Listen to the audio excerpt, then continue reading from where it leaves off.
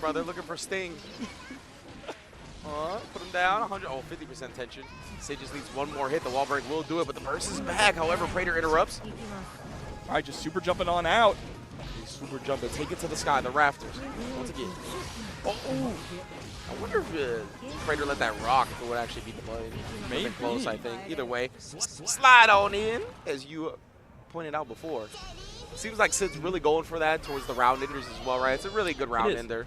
Absolutely, especially when Giovanna's being very aggressive, right? She's going to be dashing at you, and even if she cancels into like a 5K or a 6P, it's going to slide right underneath. Down noise. And just going with the empty low. Prader choosing a burst here at the anchor trade. You're lucky it just didn't beat it outright, to be honest. Yep, and through the glass like Shane McMahon here. No knockdown, though. The real glass. So Tsugeki, once again, you getting hunted down, brother. Yeah, set point now for Sid. Prader just has not been able to deal with these Dolphins at neutral at all. We need to counter poke them, throw out 6Ps preemptively if we're at a distance there. There's a nice 6P right up close. Yeah, looking like it. Sprawl will continue the pressure. Oh, just jumping on out of it, too. And yeah, Sid has been rewarded so much for going to the sky. Prader finally finds a clean anti-air and the side switch. It's good.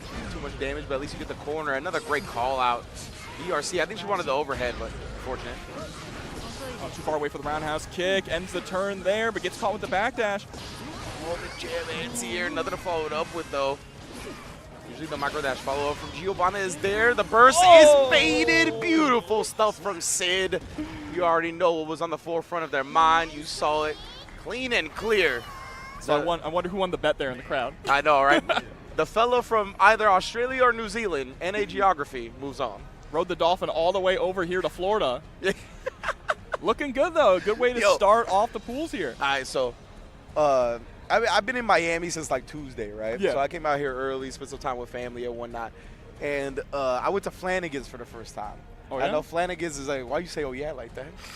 I've never been there. Oh, what? No. What? What part of Florida are you from? Tampa. Is that south or no? It's like how many Flanagans do y'all got in Tampa? I don't think we have any in Tampa. Oh, really? No. Okay. No, Tampa's on the west side. The west side. Okay, Yeah. okay. I see. So that's a long drive, bro. Apparently, Flanagan's is a South Florida special, mainly okay. South Florida special. Okay. So I went to Flanagan's and I saw dolphin on the menu. I didn't know that's how y'all got down like that down here. I didn't know we had dolphin. I was like, yo, I could order dolphin. I know we got alligator. There's a place by me. I'm down to try some alligator. Yeah, there's a place by me that makes alligator omelets. Yeah. Oh. Yeah, not too bad. I ate it once and got sick, so I haven't tried it again. Damn. He said not too bad, but I didn't order it again. Yeah, not again. Sorry. But yeah, man, like I was tripping out. I was just like, because I know some people think like they're too smart, you know what I mean? Like they don't want to eat an animal that's smart. So I'm like, oh man, but I didn't order that. Would I end up getting the loaded out? Either way, we're it's here like for eating guilty an gear. elephant, you know? Yeah, exactly. Yeah, I don't hear anybody that They'll does never that forget that, bro. Oh, weak. But yes, thank y'all once again for joining us here. CEO Gaming here on Funky P. You know what it is. This is, I don't know, like the 11th, 12th year CEO or something like that. It might be longer than that at this point. Oh, I know. It's been a long time here, starting in a small venue over in Orlando, growing bigger and bigger, eventually moving over here to Daytona. And, of course, it's our last year in Daytona. Make sure to stay tuned to figure out where we are going to be going next. I'm not sure when that's going to be announced. Probably before Tekken or after Tekken. 100%. One or the other. You already know. It's going to be finals day, either before or after the last game. That pop is going to be crazy in the arena. Like I already thought about it even before this event. I was like, whatever he says, whatever the next venue is getting a huge pop. It's going to be good. It's going to be good. Just like this next match that should be coming up. I believe up next we're going to be having Clover Dragon versus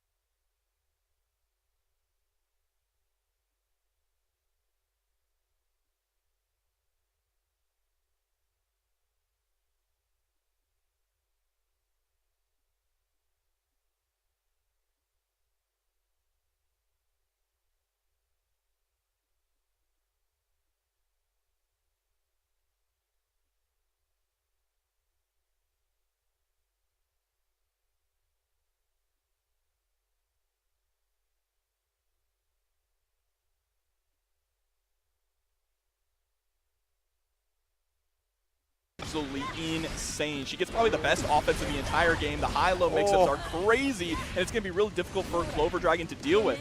Indeed, you already saw the overhead rear its ugly head in that sequence. But now, Bizar Dragon, except Bizar Dragon, combine their names. Clover Dragon is looking to bait out the burst multiple times, but Bizar Jelly was pretty disciplined about it. Finally finds it. Has 100% tension as well. Can really force some mix-up with a super if they want. Yeah, but not going for it. Instead, going to lose the positioning and about to lose the round there, too. Dying with a full stick of butter. That hurts. That hurts. Yeah, when she's in Jealousy Rage, like, the super is really broken. Like, it's so good. Huge guard break, like, puts you in blocks for long enough for her to run up and get a mix-up off of without RCing or anything like that. Here we go, pick up the 5B, nothing afterwards, just uses it for the setup, but we're challenging back. Nice press there from Jelly. Making it work without the Jealousy Rage, that's important. You get some damage done with that, that's huge. It's going to make the install mean that much more. Absolutely, and we still have a ton of meter on deck. This is absolutely doable here for Jelly. We just have to find some room, get into Jealous Rage, and then run that offense. And that was the opportunity, but we didn't take it. Yeah, and Bizarre looking to interrupt that sequence right there. Got clipped by the hair car. Now gets crossed up with it, Bizarre Jelly. Another 100 tension death. That hurts. It was tough in that position, though. That is tough. That is tough. Yeah, being put in that left-right. Of course, Abba does have the ability. She doesn't really have a DP, but she's got that armor move, right, that builds up her bar. And that's actually pretty good for just kind of negating some of Milia's mix-ups. Yeah, the Donzai equivalent. Let me see. I want to see. Really just abusing the overhead right now, which is a great move in Jealousy Rage. But I want to see some Donzai as well. Yeah, get that guard crush here. Yeah. Starting to go for more lows now as well. Oh, there it is. Speaking of the devil, but we ran out of Jealous Rage. That's unfortunate. But yeah, specifically, I want to see a great anti-air right there. I think that was with the 2S.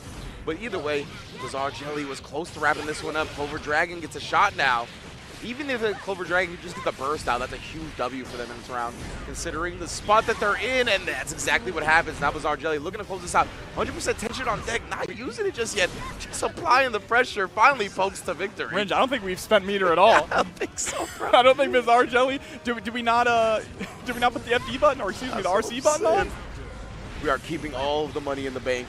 They don't know what's about to happen. Armageddon might be outside tomorrow. Gotta cash in, though. Yeah, apparently. Oh, now we're starting to get mixed up here into the throw, set up the disc, fastball to the other side. This time you got no meter to spend and about to have no life. Hair car through the wall.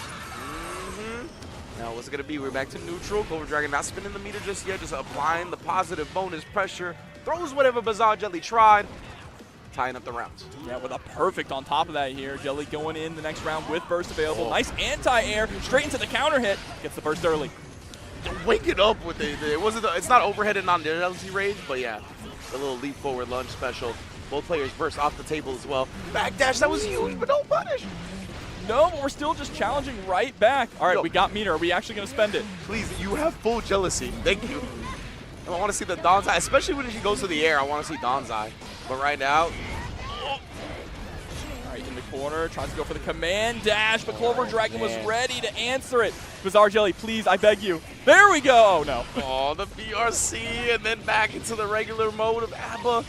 Clover Dragon going to seal the second game right there. But yeah, man, there's been moments where Bizarre Jelly has like full jealousy, 50, 100% tension.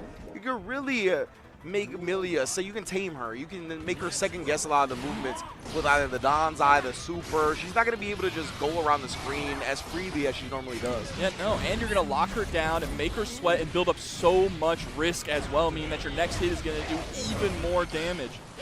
Mondo damage. Yes, definitely. Right now, Clover Dragon's done a great job, really, though. Oh, that's not the super I was talking about. Or not a good spot to use it at the very least. Yeah, and not going for any wall break there. I actually like that, trying to keep Clover Dragon locked down. But we've been really solid with these anti-airs. Every time that Clover Dragon tries to come into the sky, Bizarre Jelly is ready for it. And there we go, RC to extend the combo, gets the kill, and takes a round. Yo, Atlas moves are funny. That was the key between the legs. Not even looking at you. That was a wild freeze frame. The yeehaw? Yeah, legit. Yeehaw the key. What in the world?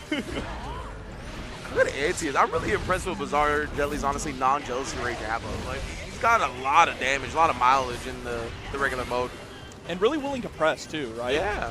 Pressing in good spots, just like that. The anti-airs have been so on point. Yeah, about to get installed out of it. Yeah, as soon as that block string ended right there. Swing for the fences right there. Good backup from Clover Dragon for the whip punish. Oh, but there's the burst. Clover Dragon trying to take him, but runs right into the legs. That was good. I can't front. All right, so Bizar Jelly getting the point there, and really the adjustment was starting to spend meter, right? Spending meter to extend combos, spending meter there in neutral. It tends to be important in fighting games. Yeah, absolutely. Here we go, trying to go for another mix-up. It's the no mix-up there. Nice backdash into the 2P. Just putting the key on him. Nice interrupt right there, and the confirm as well. Counter hit confirm, that was nice. Uh-oh, this is the win condition. Full Jealous Rage, 50 meter. Oh, 100 meter with the positive bonus. Lord. Yeah, this is your time right now. Put out the super. Yes, there you go. Lock her down in the corner for at least a little bit, but again, didn't make the right gambit afterwards. Clover Dragon continuing to take to the skies. Bizar Jelly not really looking for the air throws. We still see the ground throws, though. Yeah, fastball into the corner to mix you up. And now we're going to go coast to coast.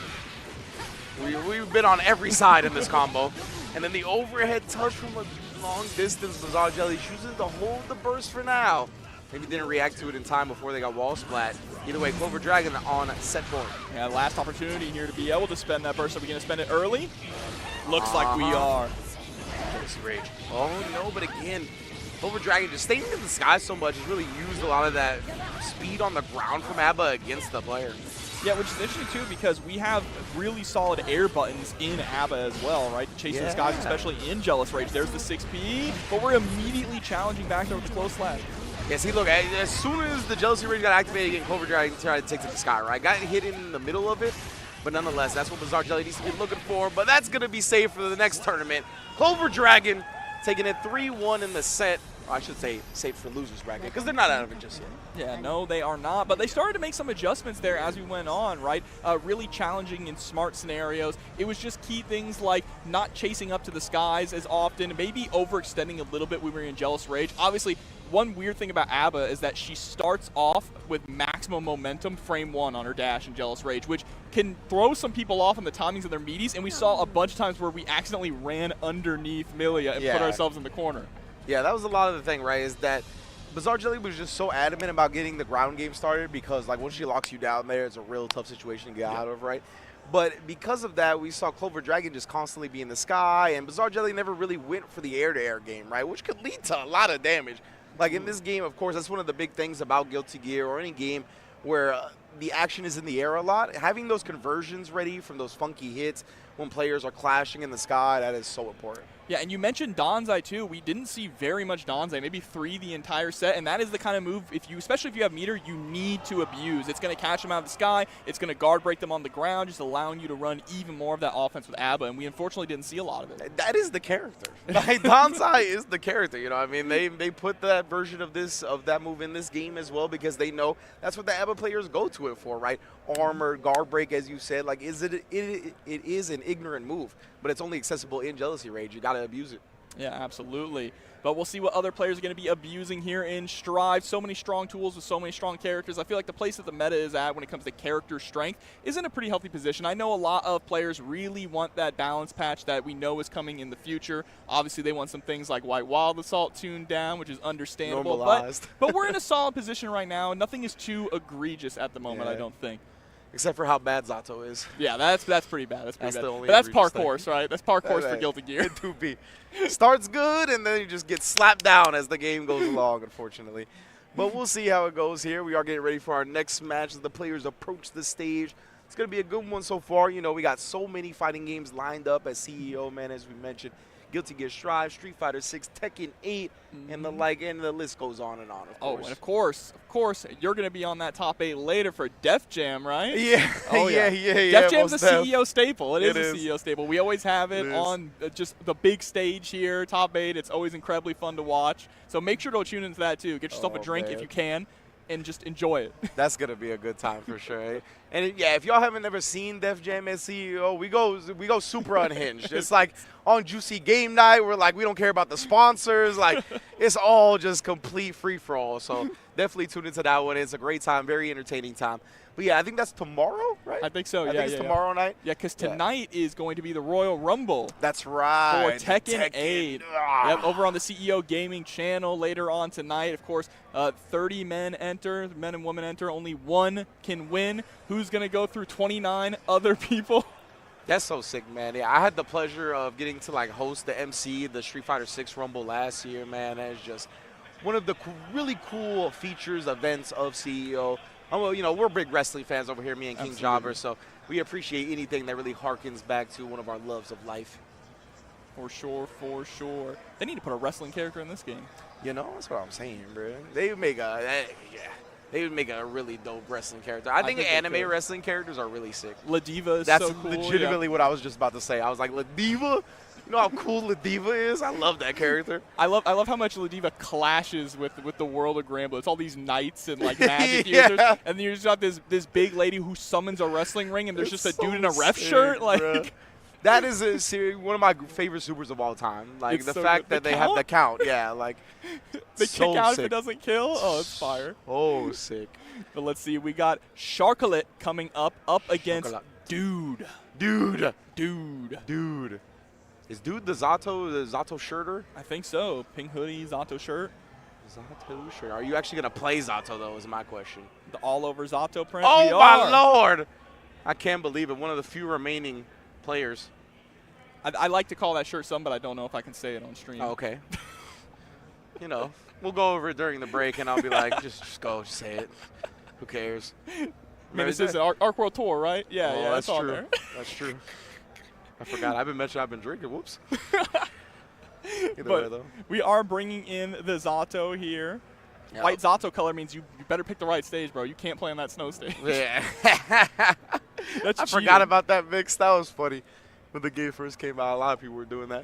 But going to be going against Bridget here. Of course, Bridget is like the mascot of Guilty Gear at this point. So popular, incredibly popular character. Blew up the sales in Japan. Facts, yeah. And a good character, too. 100%. I think a really cool and a character that allows for a lot of creative expression as well, right? Absolutely. That's what this game is all about, of course. But Bridget, I think, really exemplifies that in a lot of cool ways. And I think she's really good against Zato. Like, has a lot of long-range normals to snipe the Eddie, has the yo-yo as well to throw it out. Very tough to chase down. But if Zato can get a nice little starter from her kind of moving around the screen chaotically, then, you know, her life will melt pretty easily. Absolutely, but we're going to have to see if we can get that knockdown. That's going to be the big factor of it. Immediately tries to go for the far slash. All right, starting off strong. Yeah. Keeping Charlot Oh, on their toes. Just straight up, the classic Zato stuff in Strive. You have to wonder, too, like, a lot of players have not fought Zato in a long time since this character is unseen, so you got to kind of reorient yourself. Like, what the hell? The drill locked down into dust? I haven't seen that since, what was it, 2021 when this game launched? Yeah, it's been quite a while, but there we go. Kickstart my heart into the RC. Gonna get the wall break here. Dude, sitting on 100 meter. Dude. Yeah, dude. Oh, here we go again with the 100 meter. Gonna use the Amorphous. We're gonna see them spin there real quick. Yeah, and since they took to the sky, no need to spin the extra 50% tension. Very well done. Oh, but I like the flies that we're going for here. Unfortunately, getting caught by those long-range normals, like you mentioned. Whoa. Deflect shield. That was dash up deflect shield. That is not a strat I see often, but either way, it worked, but not for long. Charlot. She's doing a good job already putting a round on the board. Absolutely here. Still has burst available as well in case things get hairy. Oh. All right, yeah, that was only the first hit. I think they have to be crouching for both hits to connect, if I recall correctly. But Yes. And now already out of Eddie gauge. I mean, that's one of the big things about Zato is how long it takes Eddie to come back in this version. You really have to be proficient at unsummoning. Yeah, it hurts, brother. Gone are the days of command grab taking the time up for Eddie to refill completely. Oh, but look at this pressure. Eddie's gone now. What's our no Eddie pressure look like? I like the JD. Yeah, that was really cool. Put the extra block stun on them from blocking it in the air. But here we go. Starship flying right in and out to swap sides. Do we go for the wall break? We absolutely do. 6H to break it. Yeah, no player has 50% tension yet, but Charlot goes with a long distance normal. That's what we talked about. Bridget, range queen in this bitch. I love that she has such solid range and the ability to just mix you up as good as a character like Milia can, right? Yeah. In certain matchups, like you mentioned with those long-range normals, she will just play a zoner game, almost like she's Axel, just sitting back with the 5H and the 5S. Yeah, I think it's so good, too, like, especially against Eddie. Like, the fact that she can kind of snipe Eddie from long distances like that, but there you go, dude. Having the good reads on when Charlot's going to jump. We saw the jump D in the last round. Now we see the air throw here. All right, again, trying to snipe out with that 5H. Gets to the other side, though. There's the burst from Dude, pushing her into the corner. Oh, and then just waiting for the burst. Good awareness from Dude, but yeah, I was going to say, that's not going to combo. Either way, puts the Zato pressure on her. Yep, got to watch out for any mix-up. Ooh. All right, didn't get the micro dash for the command grab, but, you know, That acts as a little bit of a setup, right? You see the whip command throw, you're like, it's my time! And you forget that oppose is going to pop. All right, dashing right on in for the close slash. Ooh, guard crush to set up. Nice jump out there, though, from Dude. Immediately trying to set up Eddie himself. Oh, no one summon right there. It's been so much meter so quickly with all the cancels. Now we all the way into the corner. RC just goes with the mid right there into the command grab. Rock the baby, tries to go for it one more time, but it was a little too early on it. Whoa, the frog just turned around. Yeah, if you cancel, like at that point, the frog will turn around. That's definitely some cool stuff right there. You can tell Dude's been playing Zato for a long time. Gotta be at this point. Nobody picks up this character nowadays. I mean, doing a really good job with the lockdown. I want to see more of those 5Ds. I don't think Charlot has blocked a single 5D yet in the corner. Oh yeah, Charlot. You can tell now she's trying to keep herself on the ground. Doesn't want to get hit by the air throw or the jump D. Able to push out of the corner here too. There's the YRC, like that a lot. You have little Eddie ready to go. There's the 5D again, but no meter to follow up. That was a really good challenge by Charlot. She traded with the Eddie and got it off the table. Ooh, the air throw on the air dash. The Roger, the Azuna drop with a teddy bear. And then going for as much corner carry as we can possibly get here. Spending our resources. Son. I was like, when is this combo going to end? Going to end when we get the hard knockdown, and then we get the counter hit on the safe jump. Charlot taking game number 1. Man, that was actually a pretty long game number 1 for Strive, right? Zato was so good at slowing down the pace of the match. 100%. I was going to say the same thing. I was like, we're still in game 1? Yeah, I thought that was the second game for sure. Oh, we do have 2-0. On the little thing. I don't know, actually. Oh, do we? I can't remember. Did we get mixed up? I don't know. Because they said 2-0 on the rematch. But I still don't remember if that was the first or second game. But yeah, Charlot is in the lead at the very least, whether it be 1-0 or 2-0.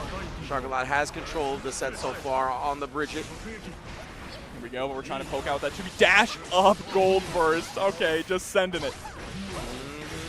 Oh, nice job following through with the yo-yos. Actually chased down the air. And the wild assault to continue the pressure. My goodness, Zato being bleeding too.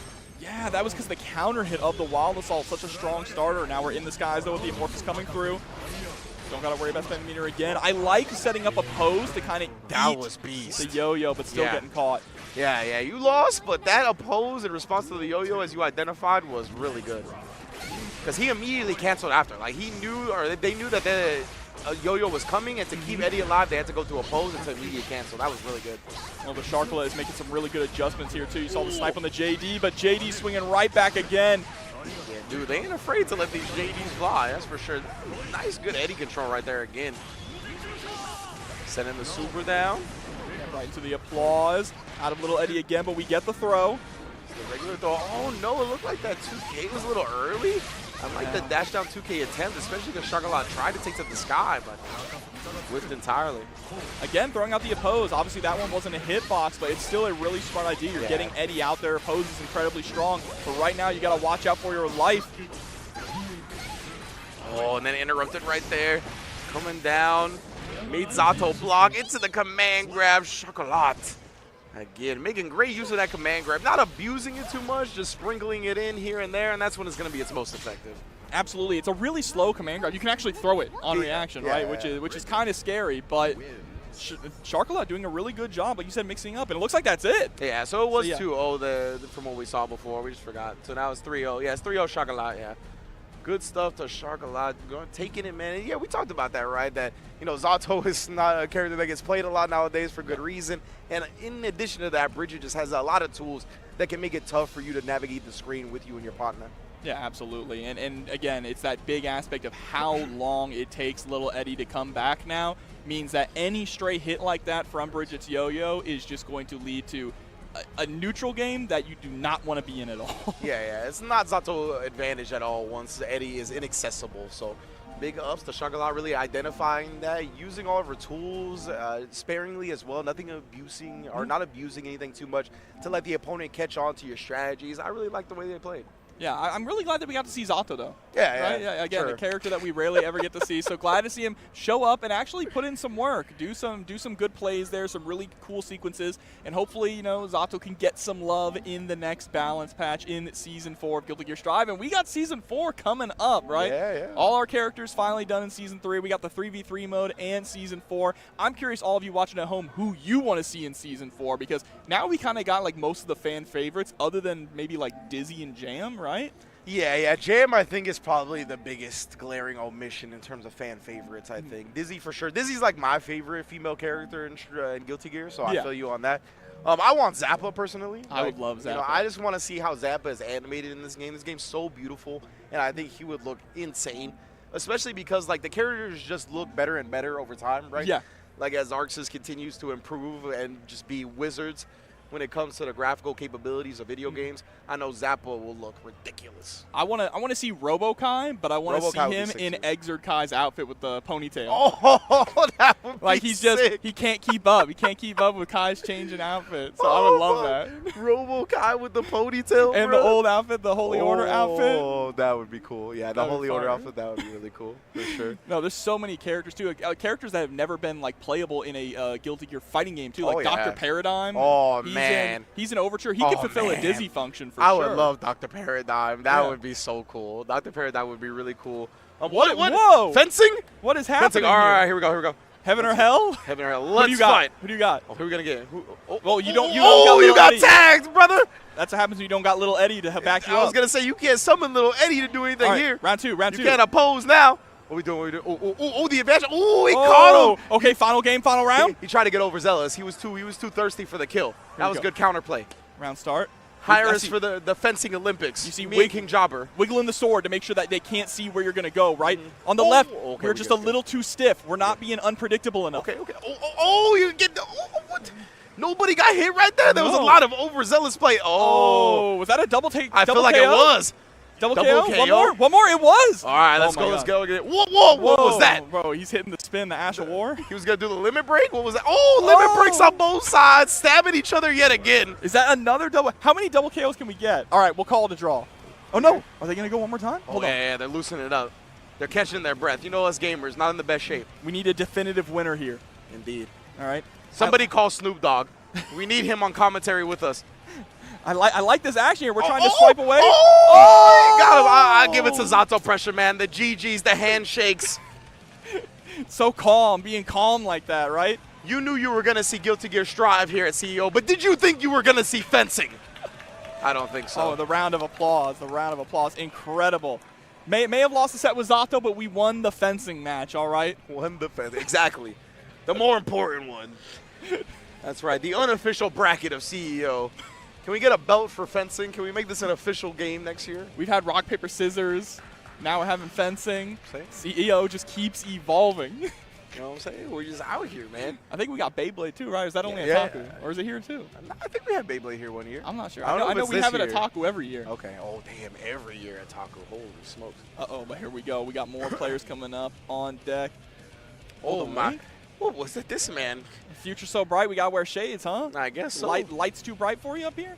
This dude, he reminds me of somebody. Like it feels like the outfit is like a cosplay. Or like he's harkening back to somebody that I just can't think of right now. Like a Steve Jobs type. Oh, kind of. I was thinking if we had the chain and the fanny pack, that's the Rock. Oh, right? there you go. Yeah. But I definitely see the Steve Jobs. Yeah, like it has like the black turtleneck type looking thing, but Steve never wore the glasses like that from my knowledge.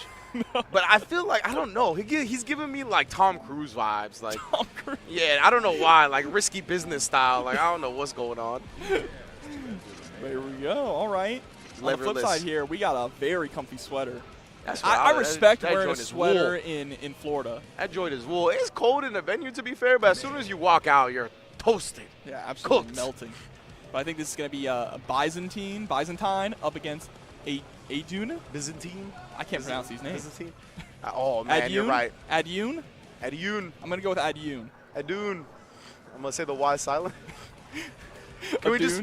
My Dune. Can we call them Bunk? They got Bunk in front of their name. Bunk Dune. Byzantine. Isn't Byzantine like a place or like what is it? I've heard that word before. It sounds like a medication. It does. Sounds like an allergy medication. Yeah, the Byzantine Empire is something at one point, right? I feel like I'm about to get canceled for like looking this up. They'd be like, you don't want to know what this empire is. It's also referred to as the Eastern Roman Empire. That's crazy. Defeater, so that would mean they were defeated by, right? They were defeated by the Ottoman Empire, apparently. Defeater of the Ottoman Empire? No, I think they were defeated by the Ottoman Empire. Oh, okay. I think. We'll see if they're going to be defeated here by May. It's going to be Sin versus May to kick this off. Oh, yeah, just running up and throwing. Taking a page out of Sin's dad's book. Again, throwing up the Dolphin.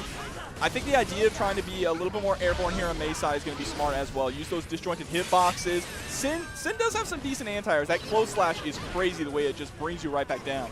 Yeah, we see he has some beyond decent corner carry. That was a wild combo to get this wall break. Oh, no! No burst, you're dead.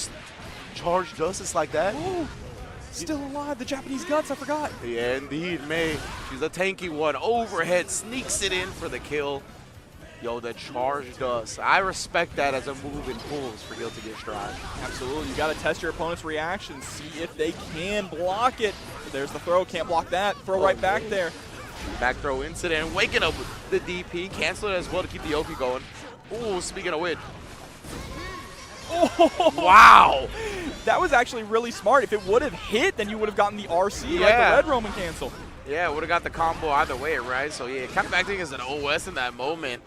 Really good stuff from Byzantine, though. DP again as May tries to push her advantage. That was a quick game one. Yeah, and obviously, I think Sin probably has the second best DP in the game right after Leo, right? The ability there to follow it up, the double hits, it's just so strong. See how quick Byzantine really prepared to be pressing with Sin. Just as I say that, though, the FD gets thrown. Great job identifying that from Adun. We were going to have such a hard time pronouncing this. Yeah, Bunk. Going with Bunk, I'm sorry. Bunk Adun. Adun. Sounds French. Yeah, we do. Where's Damascus? Oh, and then the Dolphin hop off. Oh no, my Lord. This man got hit in the family jewels by that anchor. He did the splits. Oh my goodness. Not the Super Android 13 on Goku. Yeah, legit. Oh my. The lineage stops with Sin after that one. Tell you what, there's going to be no more Keyskakes. And now we're starting to approach a little bit more cautiously there. Finds the room for the Sun Dipper. Fully charged 5D isn't going to hit this time. Fool me once, right? Yeah, exactly. Good stuff from Bunk. Being able to adjust. Comboing into the DP that time. Get some breathing room. And I like the cautious approach here. You have those really long-range normals to poke out May. Use them to your advantage to get in. Just swanging. Like a Paul Wall record right now.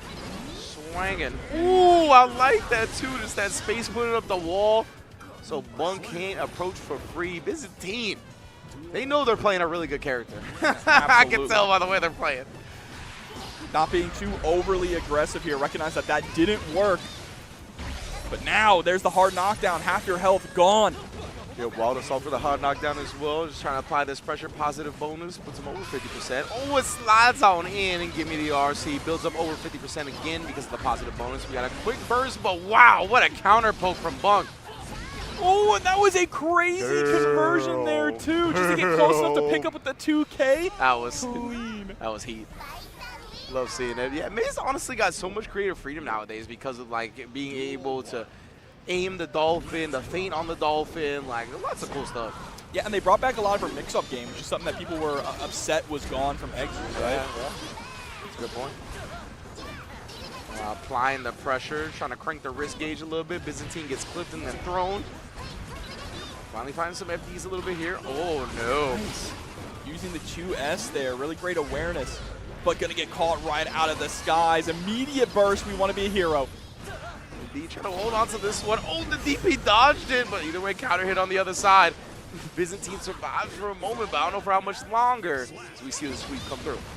Yeah, and you see that Adun is starting to really build up way more momentum here in the match.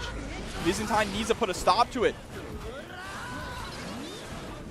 Oh, again, the anchor just coming down. Byzantine looked like they didn't have the DP ready. He's had it in the past, but this time not going to it so much. I thought he was going to bust it out of here because of all the overwhelming pressure, but Bunk sneaks in an overhead, another wall break. All right, overhead's going to connect here into the RC. We want to get the wall break if we can. No, instead we're going to reset the pressure. Make sure we can lock May down and tried to go for a gold burst. I respect it, but it's not going to work out, and we're going to the next game.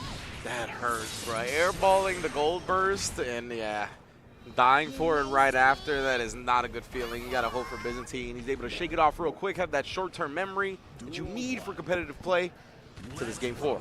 Yeah, we're in Daytona, not Vegas. We're seeing so many gambles here with these gold bursts.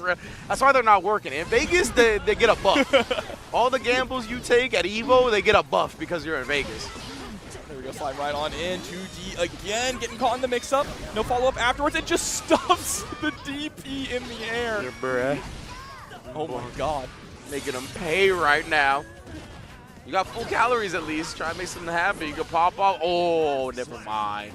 Set point. Sometimes the long-reaching normals, when the opponent knows they got the 6P on deck, could definitely work out against you. Oh! Revenge! The return of the favor. Bunk, what a time to do it as well on set point. Oh my goodness, it's gonna be real tough not to be tilted from that one. Yeah, trying to wild assault right in there. Byzantine burst for their life.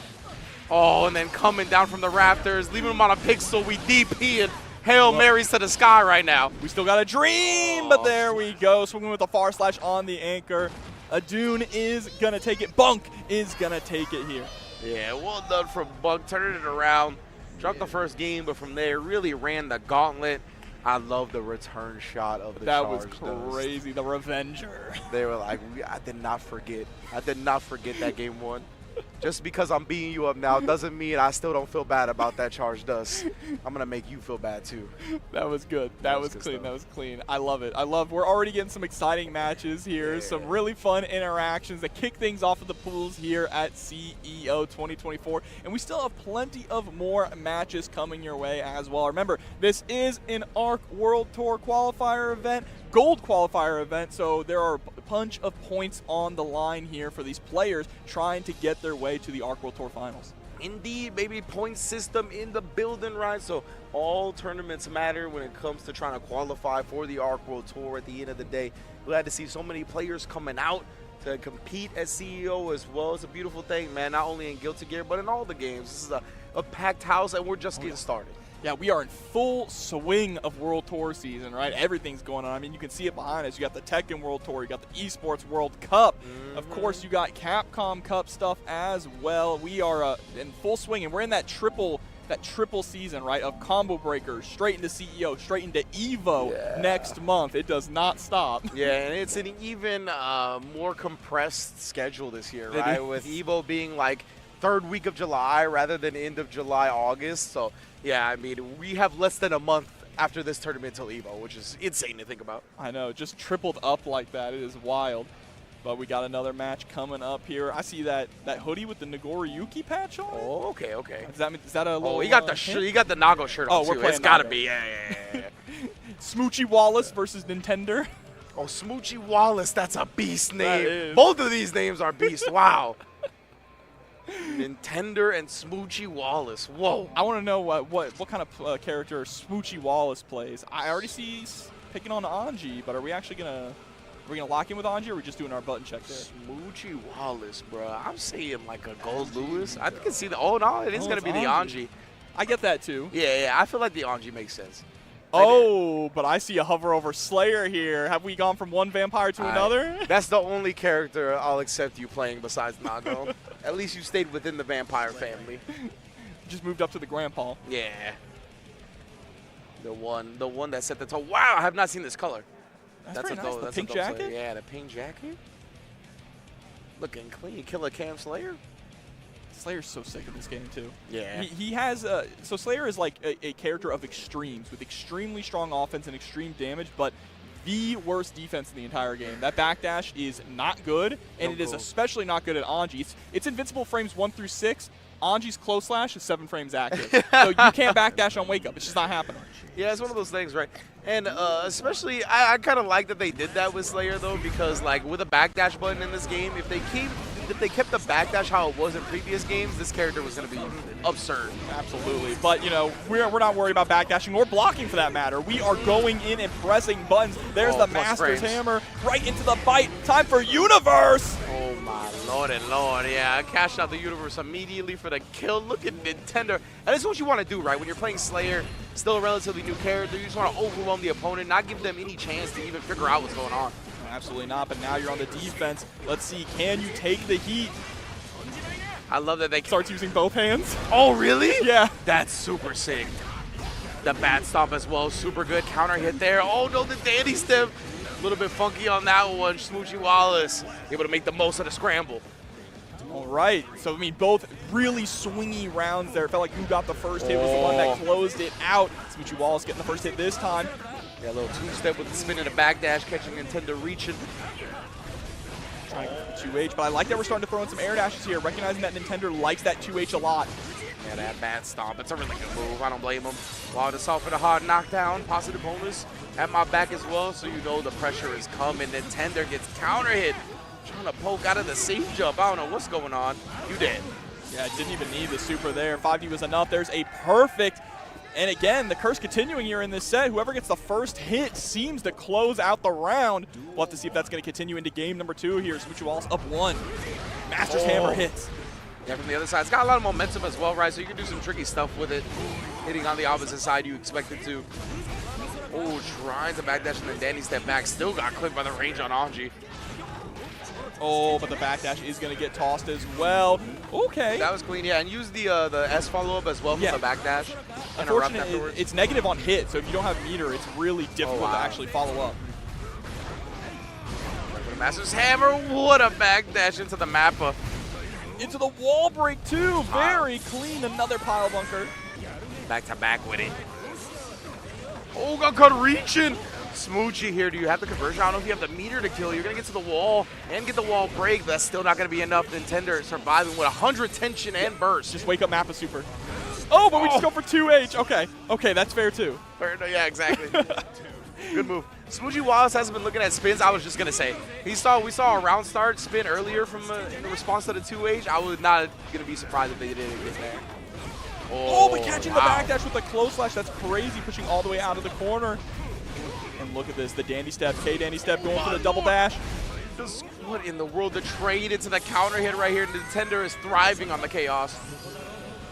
Oh, he caught from the slowdown. That was wild, seeing that slow down like that. Mappa. What? He tried to go to the other side and then do Kara bite. That was kind of nasty. That was kind of nasty. It didn't connect, but what a move. Visually, just very hard to follow. Yeah, it feels like it doesn't matter how fast you RC it, you're going to end up on the other side. Yeah, I was like, whoa. Oh, but trying to go for the anti-air 5P, not going to work. Spends the burst instead to try and take control. It's late. Overhead follow-up from the dandy step. Let's see here, bad stop. Oh, just jumps out of that. Not going to be bullied in the corner.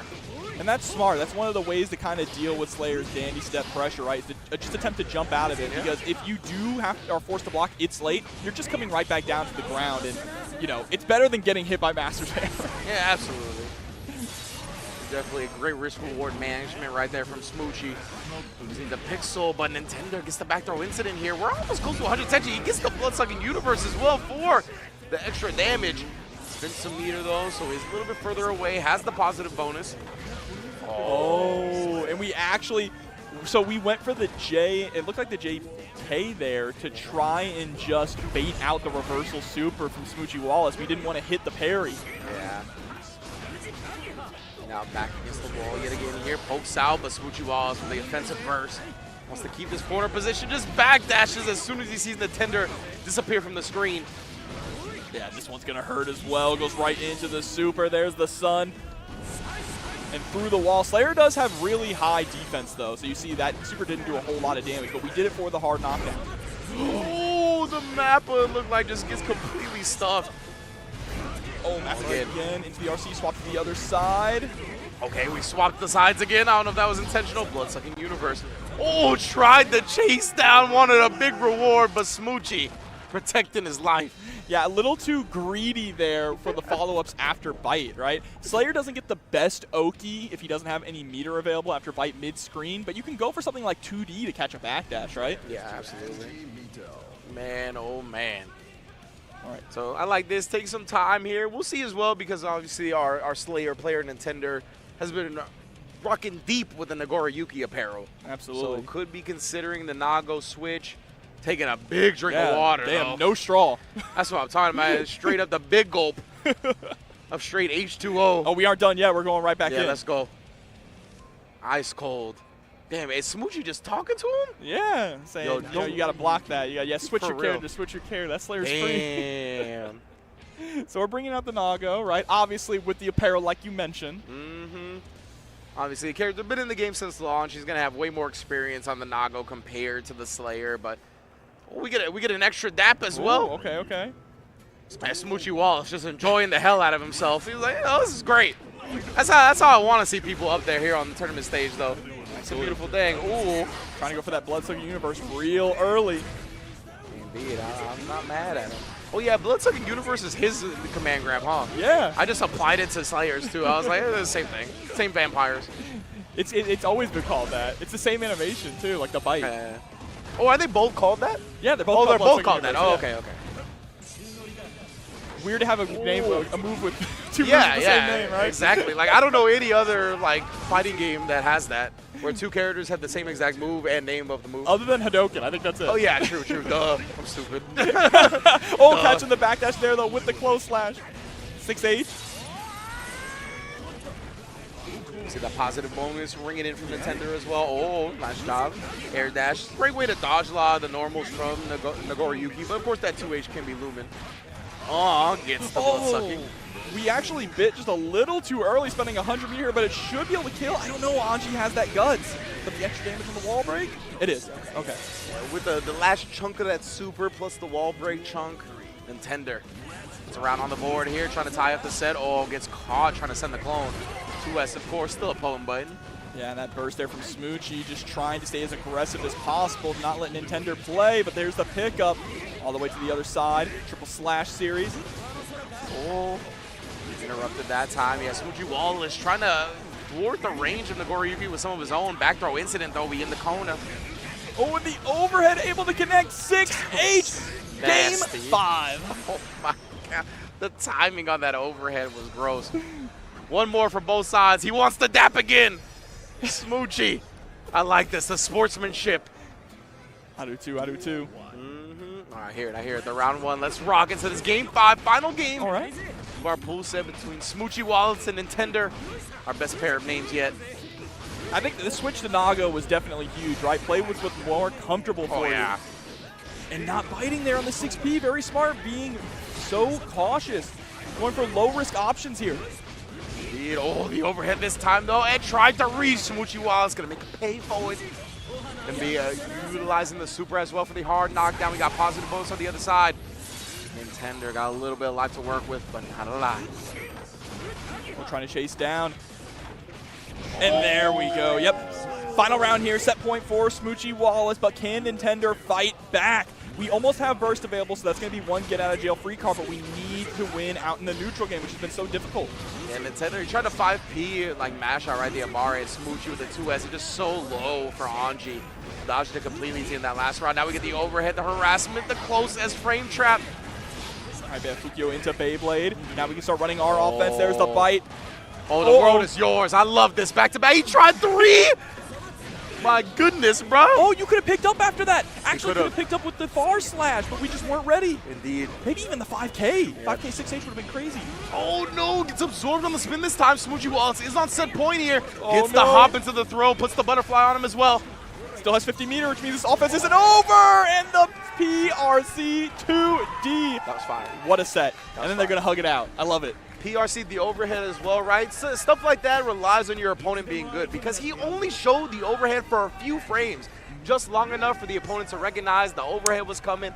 PRC into the low, catching you standing. That is one of the best ways to end rounds, especially when it's going to end the set. For sure, too. And we saw a lot of the Nagiha, right? Low, which is so good because you get meterless follow-ups with it. So you condition your opponent. And when you're fighting Anji, the first thing you think when you see 50 meters, you go, oh, now he's going to do the overhead. Exactly. So, yeah, like you said, playing on that awareness, playing on that level, it is layers of stuff going on there here at CEO. And we still have more matches coming your way. But I believe it is going to be after a quick ad break, right? Oh, okay.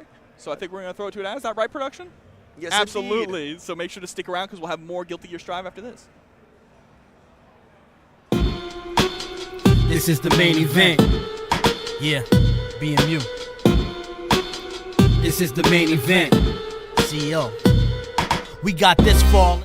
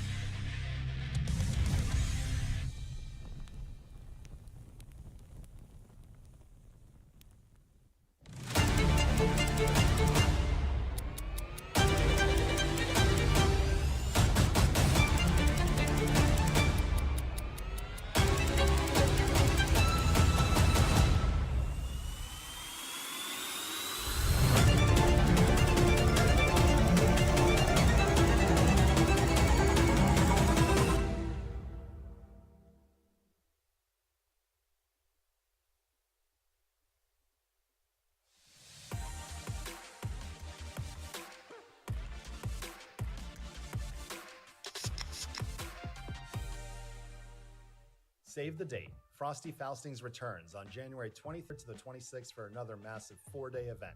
20+ main game tournaments, another 30 hosted by Vortex Gallery, karaoke by TNS, and the final platinum level event on the Arc World Tour for Guilty Gear Strive, Grand Blue, and Uni 2. Check out Frosty Faustings in 2025. Makers of the Thin End Press, Magenta, and much more. Paradise Arcade Shop has everything you need when it comes to all your fighting game and arcade parts needs. Check out ParadiseArcadeShop.com today. Diesel Legacy! 2 versus 2 action!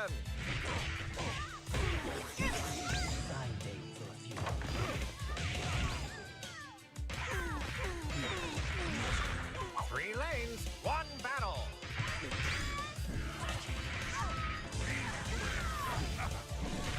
No surrender!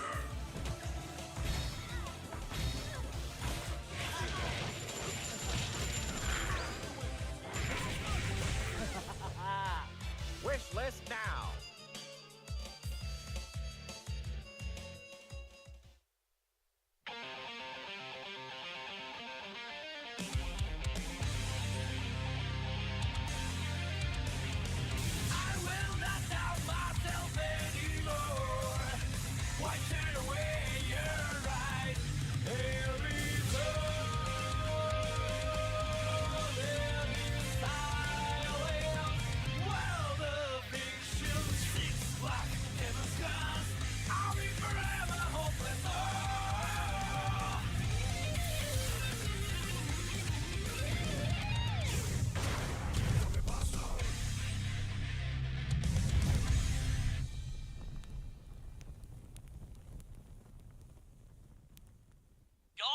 Outdone yourselves. This is the prettiest thing I've ever seen. But for me, it was Tuesday. I'm him, Bison. I wrote the song in like 2 days. New levels of power, been inspired from a new place. Think I'm holding my breath, how I keep the blue face. So ahead of my time, I do new in a new way. I'm so advanced with rhymes, if this was school, I skip like 2 grades. Hater soft as Duncan Hines, op sweet as a souffle.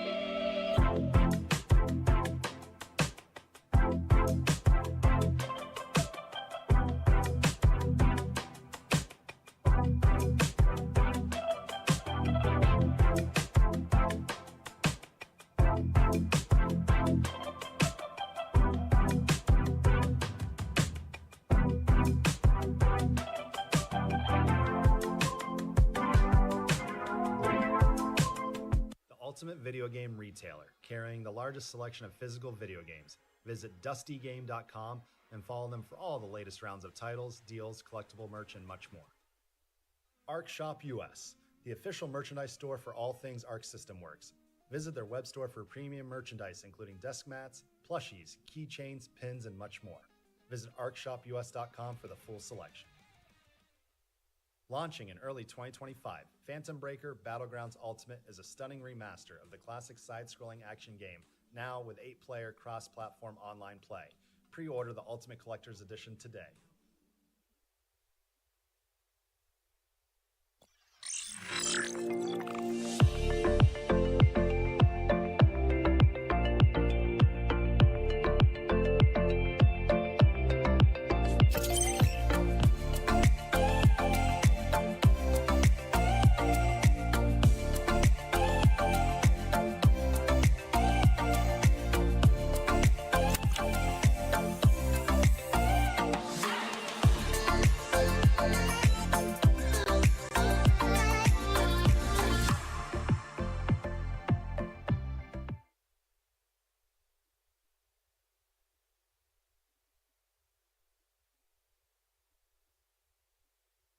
The King of Fighters 15, many warriors enter the fray to find the answer they've long been searching for.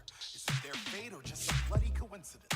All shall be made clear as 3 hearts beat as one, and a new phase begins. Can't contain it, got my heart racing, these flames in me raging, even in my soul.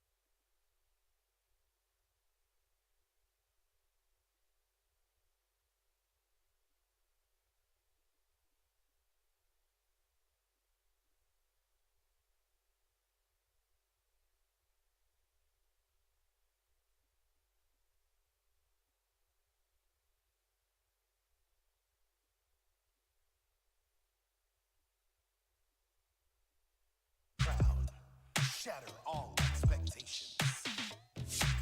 Will there be a new champion? The throne is yours.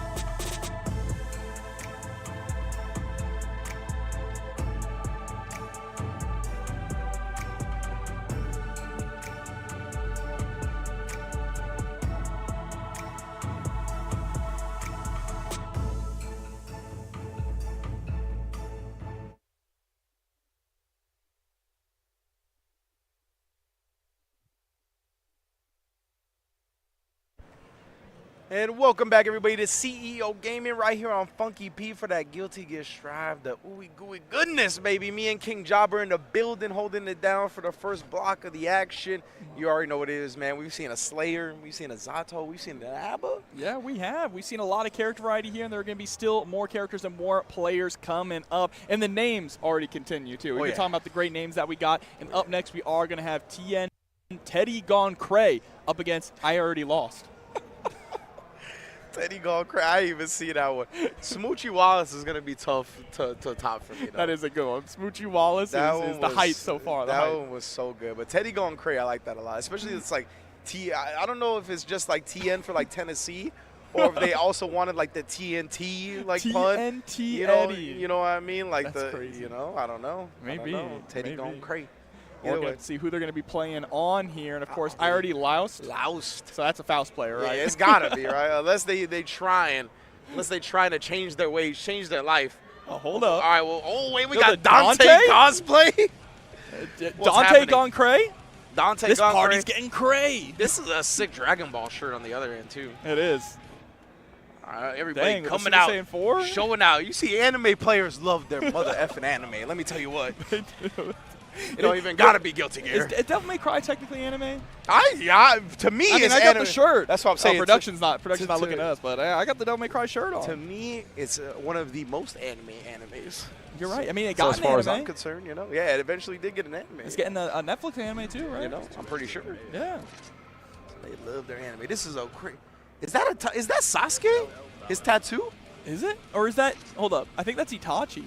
Oh, is it Itachi? I see like a crow. I can't tell. It is definitely one of the. Is that when Itachi dies? When he I feel like when he does when he taps Sasuke's forehead. That's kind of fire, actually. It looks like it's done really well. Because I just see like it looks like blood's coming out of that poor man's mouth. Yeah, that actually looks really well done. Like more so than most tattoos I see. Bro, I got a friend with the Itachi on the post. Oh, word! With the it's true. Yeah, with the moon in the background. Yeah. It's fire. Oh, that sounds sick. Damn. Okay. All right. Players coming to play today. Repping the anime. And when it is going to be Faust up against Elfeld. Oh, damn. Goth Mommy Elfeld, too. She got the black makeup on. That's fire. Against my man, Loust. Out of Puerto Rico. He said, I came from Puerto Rico to lose with Faust. Repping the Nage color. True. Pink Faust. Pink Faust. Nage in the building.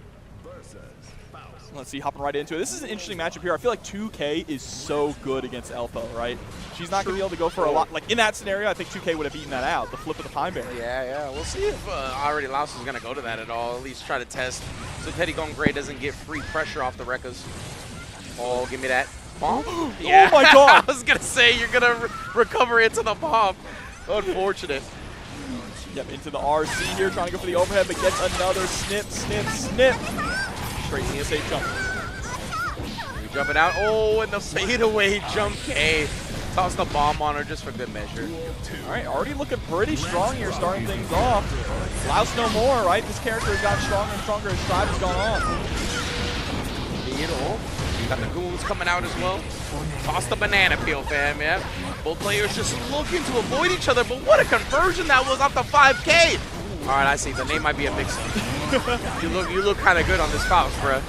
Oh, here comes another mix-up. It's going to be empty jump, snip. Put the afro on her. Oh, damn. Play the beats in his head.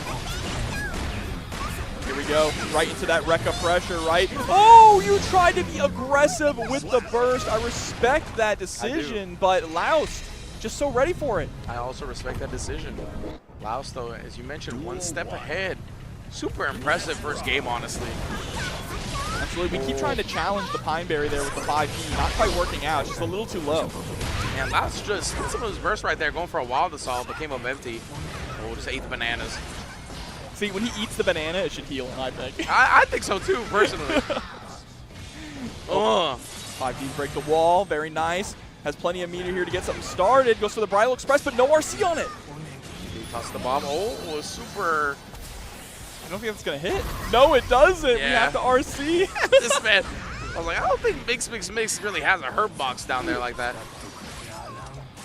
No, but we have been getting so many command grabs here, range constantly. There's a safe jump again. That's going to be... No, we stuck way too early. Indeed, right. So the mix ended up breaking the wall. Couldn't get an optimal in there, but it's okay. Coming down with a jump 2K. Already loused.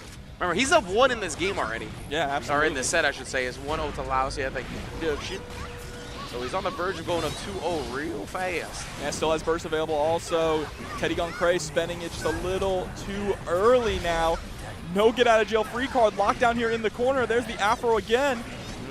Afros and command grabs. Ooh, climbed up the stairs. Oh, the bomb. That was such good awareness. I thought that was about to combo into the bomb, Dude, too, me for too. the wall break. I was about to be like, if this actually combos into the bomb as well, I'm going to lose it. I love the way that whenever Laos is in the corner and has to block the Elfel Rekka mix-ups, we immediately either burst or spend our YRC, but we also get sniped out of the sky by that 6H. Yeah, now he doesn't have either of those resources here. He should get over the 50% tension after this wall break, even the damage. Oh, he actually didn't build a meter. My bad.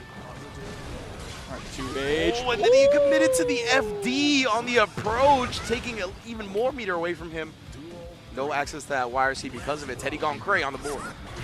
Absolutely, and I love one for Bridal Express there just to blow through the item toss, right? That is one really solid tool that Alpha has to close the gap. Oh, the snipe. Nice 6P. Oh, my goodness. Send out the love bomb, hop across the screen for that guard break. We got another one. Send it, forcing Alpha into the skies, but no, you get the pickup.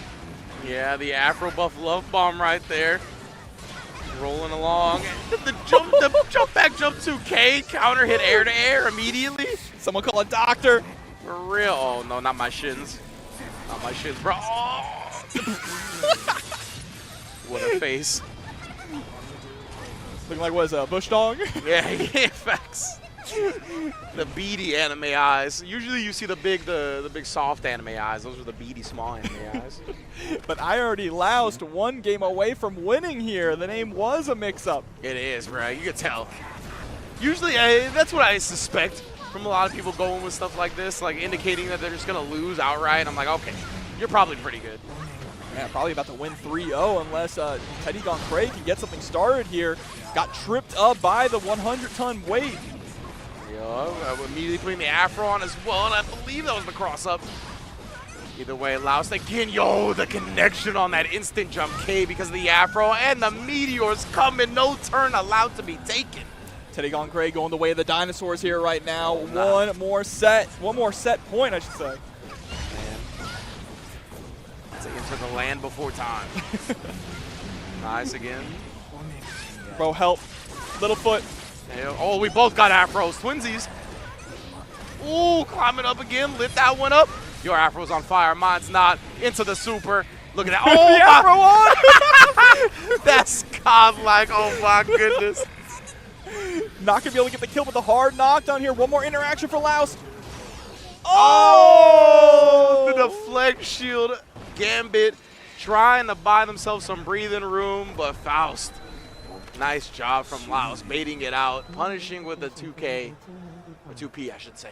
That was a good Faust set there. I mean, playing it to perfection, mixing up between strike, throw, getting a ton of the Afro setups as well. And really, a lot of it was built on just the mix between like empty dash command grab, right? ID empty dash, I should say, into command grab or into strike throw. Yeah, definitely. Big ups. The nice job controlling the screen, calling out in certain aspects as well. Like we saw the deflect shield at the end. We saw a lot of good reads from Already Laos in terms of the offensive sequences. Yes. But yeah, man, that's good stuff right there. We got a Faust on stream now as well. Lots of good character variety today for sure. We're trying to work through the whole roster just in this pool Legit, alone, bro, right? legit, yeah, in our first pool just to kick off the tournament. See a lot of characters that I think, even some underrepresented ones that we don't get to see as much as maybe we would like the Giovanna, right? We saw the Giovanna very first match of today. So yeah, man, it's been like everybody. It's cool. Yeah, we haven't seen a Public Enemy #1 yet, though, of this patch, Gold Lewis. That's true. Haven't seen any Gold Lewis yet, but we are, of course, in Florida, and there are a lot of strong Gold Lewis players here in Florida, the likes of Red I Am Not, of course.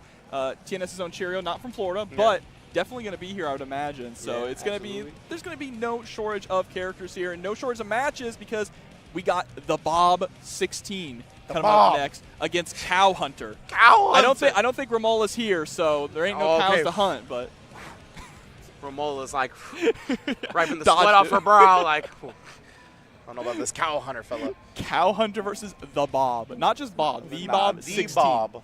The Bob 16. The 16th Bob. Is that like the, what is in Fallout? Is it the Garys? Oh, Fallout yeah. That's sick. Man, yo, I watch it. I'm a big Fallout fan. I've been fiending ever since that show. Bro, it's been so good. I've been fiending. Doing another New Vegas playthrough? That's a legit. Me too. Legit about to fire that bad boy up.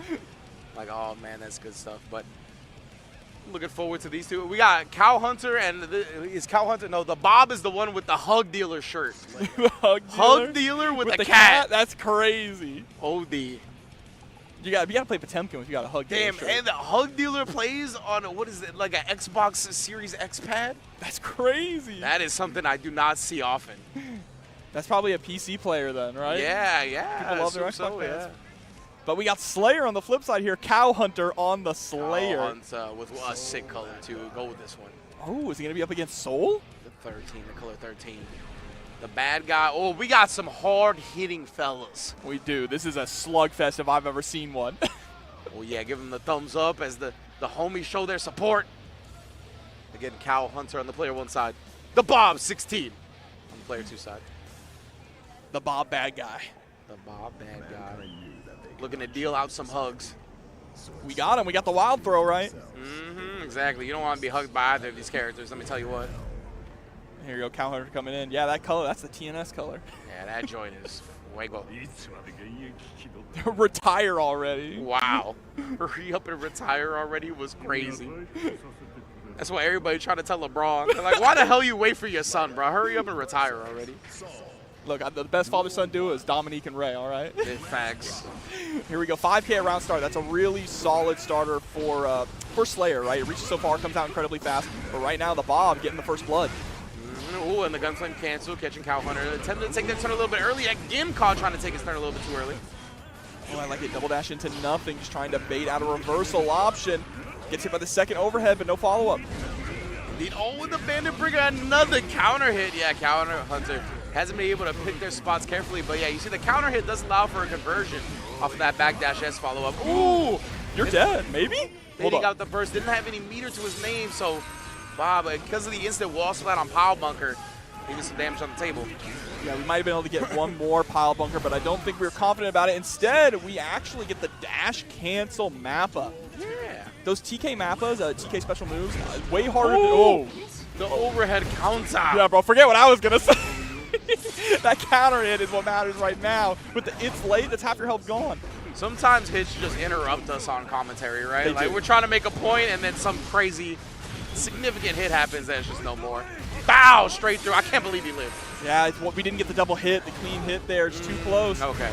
Oh my god, but we just went for the Pile Bunker. We sent it, which makes sense, right? If they block the Pile Bunker, you get the fast RC into a guaranteed 50-50 with Dandy Step.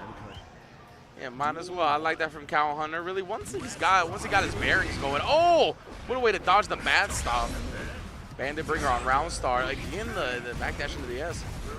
Oh yeah, that's what we talked about before. The Dandy step forward can go through the opponent, and then the Master's Hammer. Master's Hammer. Uh-oh, here we go, behind the back. Straight into super. No. Oh, damn. I want to see the 100 tension super, but I do too. There's so many reasons to use tension in this game that you're not gonna see it often. Not unless you get that wall break to the positive bonus, right? Yeah, true. RC again. Oh, to the other side, caught the bomb. Yeah, and Gunflame is going to be really good. Anytime that you burst against Slayer with Soul, you want to throw out Gunflame just to prevent him from from Mappa hunching right back in on you. Oh, and again, applying this pressure in the corner here. Cow Hunter trying to pick these spots carefully on the FD. Gets hit low, though, and the Bob had the meter to convert, and the Volcanic Viper puts him in the grave. The clean hit. Oh, yeah. Give me that damage. Then we relaying the full round inning animations, Rock. Not something I see often. I'm way too impatient for that. Me too. All right, 2K 2D pressing out, dash to the other side for the meaty close slash. For the Bob. Nice with the 2D. I love that we're throwing that out a little bit more. Cow Hunter has already shown that he likes to go for the Mappa hunch in to close the distance. Precisely. I really like that as an answer as well. And then the Volcanic Viper actually beating the Master's Hammer right there. Oh, and I love it right there. Not going to let Cow Hunter do whatever they want for free. Yeah, but we're getting those free hugs there with that wild throw through the wall. Oh, no, bro. Might need to start charging for these. I'm going to charge Soul for hugging me. Bob tying up the set just like that. With incredible adjustments, right? Not only utilizing the 2D and the gun flame as kind of a preemptive tool to stuff any approach there from Cow Hunter, but also the 5K, the moment that you see him go for the dandy step, throwing out that 5K, because we've constantly been going through the cross-through dandy step, right? If we want to bait out that 5K, we're going to have to go for K dandy a little bit more. Yes, sir. See if that's what we're going to see as we continue on the set. Oh, wow, the Salt continue trying to move. Reaching up to the heavens, bro, with that stretch, but that is a massive drop, and you're going to lose so much life for it. What in the world was that side switch combo? That was so strange with the power bunker hitting, but you landing behind. Tick throw set up, Bob. Trying to close out this round. Yeah, backdash and punish the S follow-up this time. Yeah, didn't spend any meter either. That's a situation where you got to spend your meter, right? It's completely unsafe. Yeah, immediate RC is necessary in that moment. Here we go. You can see Cow Hunter kind of slowing down a little bit too. Not as aggressive at round start, but is going to get a massive punish here. Fully charged 5D. We spend the burst. Which was smart too, that slow. Oh, never mind. that slowdown at the round start was good though, because Bob tried the 2D and the Mabba Hunch was just after it. While before, if he maintained that aggression, it probably would have got counter hit. Yeah, absolutely. Oh, the 5K again with the dash cancel out of the corner, but that's fine. We get to run some offense is what I would say, but we got the hand of doom. I love the way Souls believe in that 5K, bro. Like, I'm gonna recover in time from my previous whip move to do the 5K, I promise. 100 meter here though on the Bob side. We just need one touch. What are we gonna say? We're gonna see a Night Raid for the first time. Oh, the mix up there! Yeah, with the banner revolver, but we were able to survive it, and then trying to go for the Hail Mary DP when you got 50 meter. Oh. And that's one of those moves that you cannot RC on whiff like that. So, you know, unfortunate for the Bob, but still very close set so far. Oh. Damn, baits out the DP again, drops the combo though. Yeah, these DPs are not working out. Bad stomp. Oh my, I can't believe it's so good again. We're almost at 100 meter. Oh no, never mind. We spend it. Understandable though. Gets the pile bunker there. Cock the arm like Henry Cavill. For real. Did mad damage. I love how he puffs out the smoke too. Yeah. That was a nice chunk, as pile bunker is one to do, of course. That's why we play this character. For pile bunker. It's all about the hits. We get another one at round start this time. Oh my goodness, counter hit. Puts him in the grave again just for the Oki. Oh, prevents him from jumping out for free. Bad stomp after that. That was such a tricky spacing. Looked like the second hit whiff, or maybe he canceled it. Oh, and trying to bait out the DP again. Just sending the pile bunker for a perfect.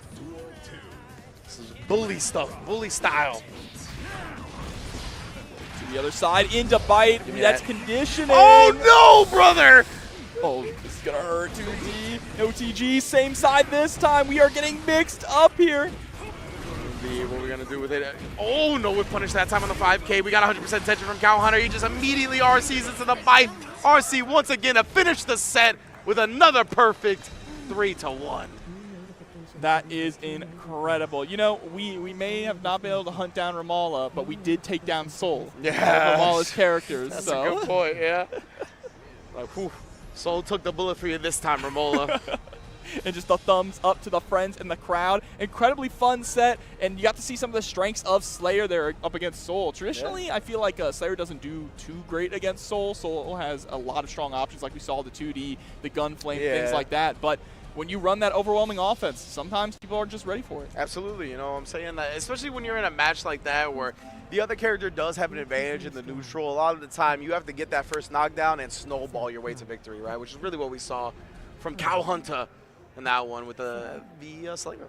Absolutely. And even more matches coming up here. Up next, Waluigi. Waluigi. Yeah, okay, Waluigi, it's just it's the double O that threw me off. Waluigi up against Nate King Cole. Not to be confused with Nat King Cole, all right? This is his cousin. I got so like enamored with Waluigi that I didn't even see Nate King Cole, bro. Nate King Cole goes hard, actually. But you know who he plays, right? Because it's Nate Kai. Oh, you know what I'm saying? It's Nate King Cole, but the I is a Y instead. Y'all see in a second. So I have to imagine he plays Kai. I have to. There should be a Kai Kisuke coming up right now.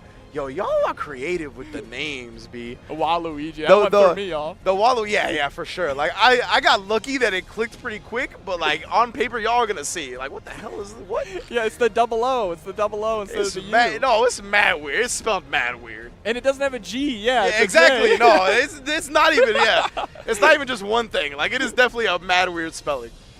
No, but yeah, it's been a really fun first block to kick off CEO here. There's still, of course, going to be plenty of more Guilty Gear Strive coming up here on the Funky P channel, so make sure not to go anywhere once we wrap up this block. I think we only got a few matches left. Yes, sir. Yes, sir.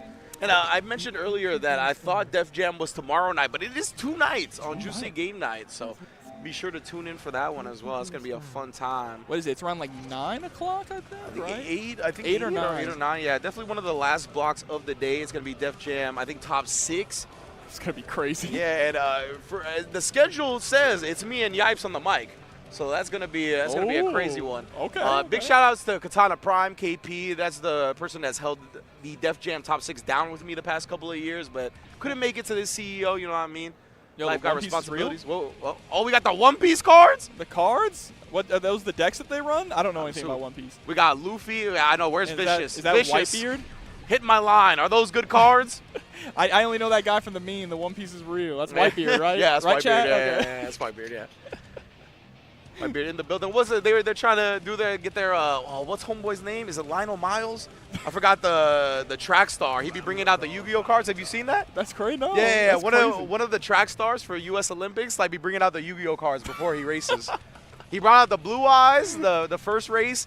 He brought out the Exodia head the second race, and then he brought out the 2 arms and like put his head in between the 2 arms. Like, yeah, nah, this He's dude. the forbidden one. Yeah, this dude is a legit big Yu-Gi-Oh fan. I don't know if I got his name right, but I think something along those lines. But yeah, man, here we go. Ram Lethal, Bridget. We got One Piece repping. I'm telling you, these anime players love their anime. They do. Be Guilty Gear and beyond. They love their One Piece trading card games too. Yeah, that's facts. And Nat King Cole. Nat King Cole? We're going to say King. I'm sorry. And he didn't even play Kai. That's crazy. Come on, bro. False advertising here, but right now just trying to survive this storm. Mixed. Gets caught by the explosion. Bridget don't care, though. I respect it. Ooh, interesting trade there, but gets the mortal counter on the 5H. Try to use the rocks to bring her close. Windshield Viper RC. You know how it go.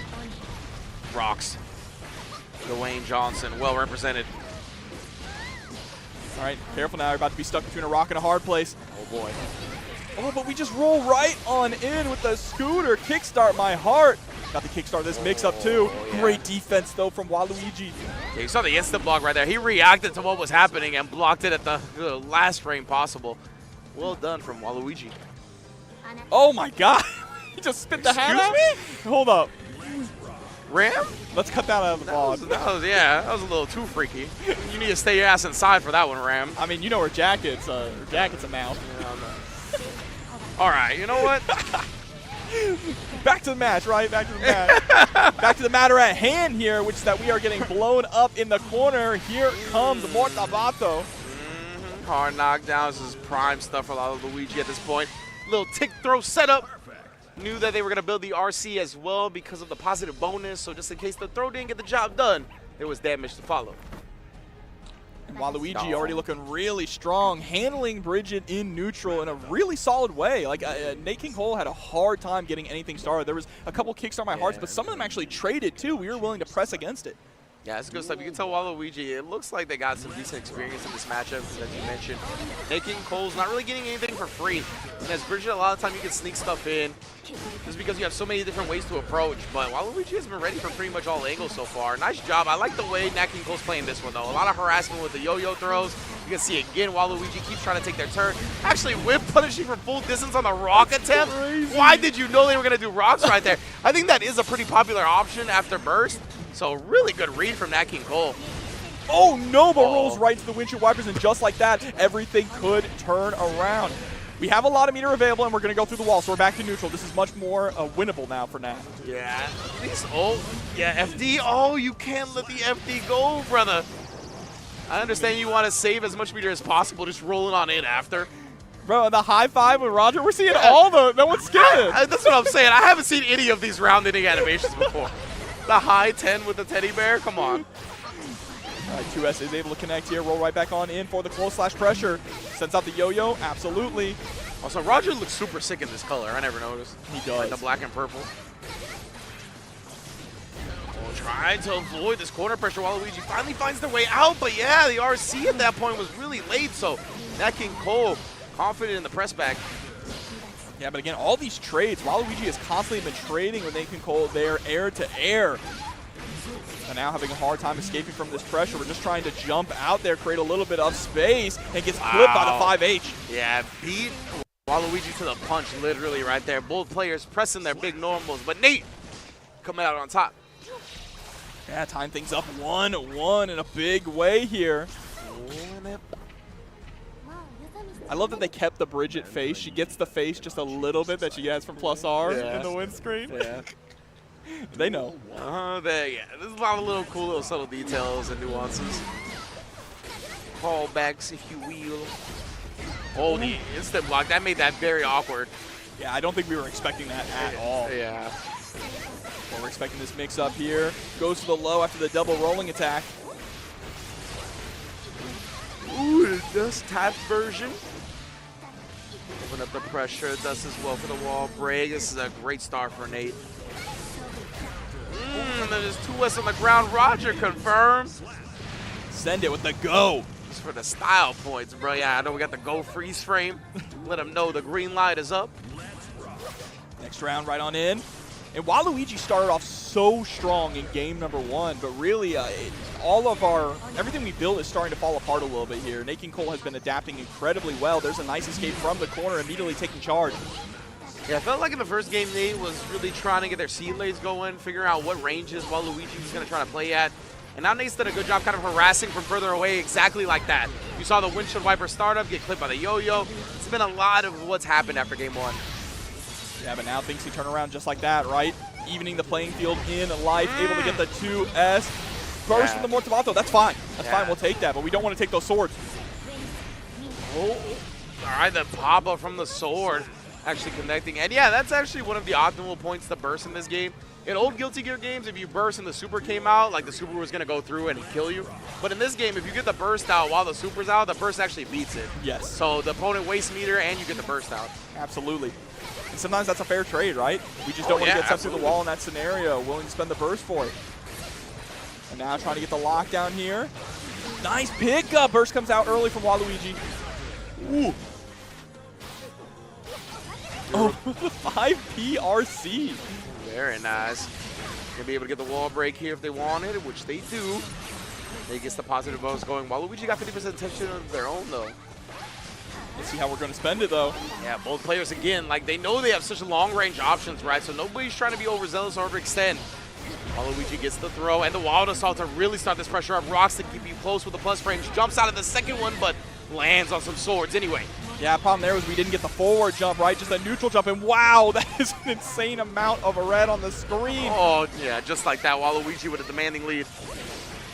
But just have to find that one touch, right? YRC comes out, no more meter here to save Waluigi. But ooh, we didn't confirm there, we weren't ready, but it's not going to matter. Catching the backdash with the far slash into the 5H. Yeah, I'm a little surprised Nate didn't try like DPRC in that instance, because Waluigi was really head down, like I'm going to keep pressuring you until you stop me. So it looks like we're taking a bit of a breather here, thinking about it. Yeah, I like it. Go back to character select, reevaluate, even if you're going to stick with Bridget. Yeah, because that last round was very suffocating, right? It was overwhelming. It was tough to kind of get some breathing room, have a moment to make a clear decision. It was just all like in your face. So I really respect going to the character select screen to kind of make that moment happen, whether the opponent likes it or not. Absolutely, and find the right music too, right? You know? You see the headphones in, looking at your phone, that's what that is. That's mad important. Uh-oh, and the color change, we're powering up. Ooh, I always like this too. I love that. When people change colors, then they immediately start playing better. Yeah. Like the color change, the costume change, anything like that, I'm a big fan of. Shouts to Blue Jacket MJ Johnny. Okay, yeah. One of those. And he was like, I can't be matching anymore. I'm tired of this purple on purple nonsense. We're not repping the same gang. Oh, but again here, Waluigi Nice jab. All right, first comes on out. Now locked down in the corner, getting clipped. Interesting. I wonder what we're trying to do there, where we're getting clipped multiple times by the low sword. Yeah. Holding up or what it may be. Waluigi, yeah, immediate RC on that one. Goes for the air chase. Has another RC at the ready. Set point. Just like that. Waluigi turning things around again here. We were just talking about how, you know, they looked so strong in game number 1, but Nate King Cole was doing a good job adapting. That adaptation has happened right back. Oh, and again, and the rock follow-up. Some decent damage even for a 3-piece. And then caught, gonna be able to go into the super here as well, but instead we drop it. Trying to bait the burst, yeah. There it is that time. Oh, Azuna drop with the Roger.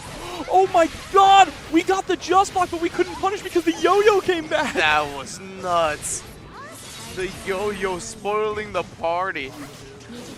Saving Nat King Cole's life here, but the JS might be about to end it. What timing on that Azuna drop, honestly, to have the yo-yo come back like that. Oh, double beam dream, that's mad damage. Still alive, though. Just barely. Bridget got some goods. Pixel left, yeah. Shutting down the burst, not even giving an option. Great awareness. And a great set, too. You know, Ringe, I feel like I say it every time I'm at a major and I watch some of these pools matches. The average level of your normal fighting game player has gone up so much over the past few years. Yeah, absolutely. I couldn't agree more, man. Like, the pool play in general has just raised up in the quality for almost every game. Yeah. So it's really dope to see, man, all these players, especially with a game like Strive, who's got some years under its belt now, right? A lot of players are getting their experience, really getting their seed legs and getting comfortable with the game. So you love seeing it, man. From start to finish, Strive is going to be a dope tournament, pretty much wherever you see it. And I feel like a lot of that, you know, just the average level of players leveling up is from all the great content creators that we've gotten to growing over the past years in the FGC, who are making such great content, teaching players how to play these characters, how to play these games, optimal strategies, that it's all laid out there for you if you want to learn, right? Absolutely. I firmly believe in the, I don't know how to put this, but the phrase of, like, the more you learn, the more you want to learn. Absolutely. Right? You know what I mean? Like, as soon as something gets popped open and something clicks in your head, I know in my experience, I want to keep digging. You know what I mean? So I think that's really what a lot of the content creators are doing. The Diaphones, the Lord Knights, the Sage Jams, and the like, right? Really putting their work in to make sure that that light bulb clicks for these players when it might otherwise would have taken them a little bit longer. Yeah. And now once that happens, the snowball just gets rolling. Absolutely. I mean, when you got those lab monsters out there turning into content creators, it makes it so easy for the likes of me, who I hate the lab. I'm terrible. I just like, tell me what to do, all right, and I'll do it. I'll tell you on that. I'm an ex-copy monster myself, so I'm not trying to find out anything. Just show me what I have to do, and then I'll do it in match. Well, it looks like we only got one more match left in this block, and we're going to have Skell from Venezuela up against Turtle and Beyond. Turtle and Beyond. What? These are good names, man. Turtle and Beyond. We're spoiled. We're spoiled with this block, honestly. It's been a good block. I'm trying to think. I'm like, does this represent their play style? Like, are they going to be some, like, really lame? Axel? Some just, oh, yeah, there you go. Or Happy Chaos? Well, you can't really turtle anymore with Happy Chaos. True, right? True, yeah. And, thank God. Yeah, for real. Good change. We'll have to see who Skell is going to be playing as well. We're just looking for our players before we get them up here. But remember, afterwards, we're still going to have plenty of Guilty Gear Strive. There's plenty of great games going on the other streams as well. So make sure to check it out. Get that multi-Twitch up. Watch everything you possibly can. And make sure to tune in tonight to see Ringe on top 8 or top 6 for Def Jam, and also to check out the Tekken 8 Royal Rumble. Yeah, Tekken 8 Royal Rumble going down tonight. Going to be a dope one for sure. 30 participants in the building for that. If you're unfamiliar, it is legitimately like a wrestling Royal Rumble where 2 competitors start. As one loses, we bring out another competitor until the whole 30 is finished, finito. We got Def Jam top 6 tonight. We got Marvel 3 tonight as well. I know we got exhibitions going on for that. Yeah, the $1,000 money match. Yeah, we got Item versus Justin Wong in Marvel 3 tonight with some dollary dues on the line. Like, it's going to be a good one, man. You already know CEO, one of the legendary tournaments of the fighting game community for many, many reasons, and it's not stopping anytime soon. Absolutely not. And these matches aren't stopping either. Jumping right into our next one. Both of our players are on the stage now. And we talked about it multiple times already, but we've gotten insane character variety here in these pools, right? I think maybe the character we saw pop up most was Bridget, I want to say? Yeah, I think so. I think Bridget is definitely the one that I feel like we've seen most frequent so far in this pool. We haven't seen any Leo either. You know, we talked about Gold yeah. Lewis, no Gold Lewis, no Leo. Definitely two of the top dogs. Absolutely, but we got to see Sin, right? That's true, yeah. We That's get to see definitely one some of the Sin other top action, dogs, yeah. Zato action like we saw, Faust. Faust. Yeah, that was. Hey, that Faust was good. That was a really I fun already loused. So that dude was serious. Yeah, coming through and winning. Mm-hmm. No louse no more, right? Shouts to Kizzy. That's right. That's right. Where's Apology Man when we need him? He's out there working on 2x KO. He was like, I'm not gonna do this to myself anymore. Not about this life. I'm not gonna. But he did really well at like the last Strive tournament he entered. I forgot what it was. But yeah, no, working on 2x KO, that's huge, right? Oh, yeah. He can tell the dev team, you know, this character, they're a little weak, my main. yeah, exactly. All right, no, he's gonna be working from within regarding the downplay. Oh boy. Oh, but we. Okay, we're going right into the home here. Soul versus Jacko. This dude, Apology Man, gonna pull a Wonder Chef. I remember when Wonder Chef worked on MKX and then won like the first tournament with Quan Chi. And Quan Chi was, oh my goodness. That was wild. Oh, but we're going right into it here too. With the deep blue Soul, putting Turtle and Beyond into the corner. Help. Oh, we're turtling right now. Help. Not by our own choice though. For real, the FD is looking good, honestly. But, I mean, they bought some space for a little while. Turtle and Beyond once again getting suffocated, overwhelmed right here in the corner. RC, oh my goodness, just stared into her soul for a second.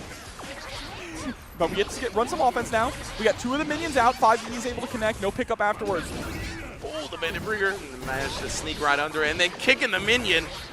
Why does she treat her goons like this? That's cold-blooded, bro. It's all right, they're union. Damn. Oh, not able to get the pickup though after catching the backdash. Oh, again. Oh, the Gunflame actually nullified it and then jabbed that one. And the backdash 2S whip punish was sick. What's happening? Elysium Driver coming through is going to get blocked, so /5H to make sure that you can get the wall bounce. Really smart there, able to take the first round. That was really good clutch out, round-ending stuff from Skell. And I like that we're willing to just kind of sit back and deal with the minion spam, right? Yeah. Until Turtle and Beyond decides to move in, then we start brawling. Soul does have difficulty getting in on characters who have good keep-out tools. Ooh, baby, breathe the hell out of that minion. Oh, burst out, wants to keep this corner here. Actually mistimed that for us a little bit. Patience here, yeah. Sending them all, I love that. That was great timing on that second minion to catch when he was going to take down the first one. Oh, and the 5D is going to hit. There we go with the wall splat. Wallace to get the knockdown. Turtle and Beyond looking really good this round. Yeah, she's really bounced back effectively. However, Skell still not quietly going into the night just yet. Well, all we need is that one big counter hit, right? Got to be careful, though, whipping a lot of stuff. And there we go. Ronaldo Soccer getting caught in the dome. Skell, it's been a little interesting in this close quarters minion situation because Turtle has been going for a lot of deflect, and Skell, to be fair, has been kind of holstering the button up close. Great night raid to go under everything. But really smart to burst there, too, to make sure you don't get hit by the clean hit DP. Yeah. Saving yourself a ton of health and a ton of grief. Oh, the minion again, the night raid under the minion and the projectile. Picking his spot perfectly. Skell.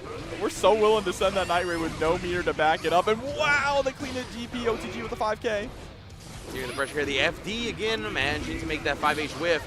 Trade knockdown though. Skell will take that, especially with the wild throw follow-up. Didn't get the kill, but it's okay. 2K does the job.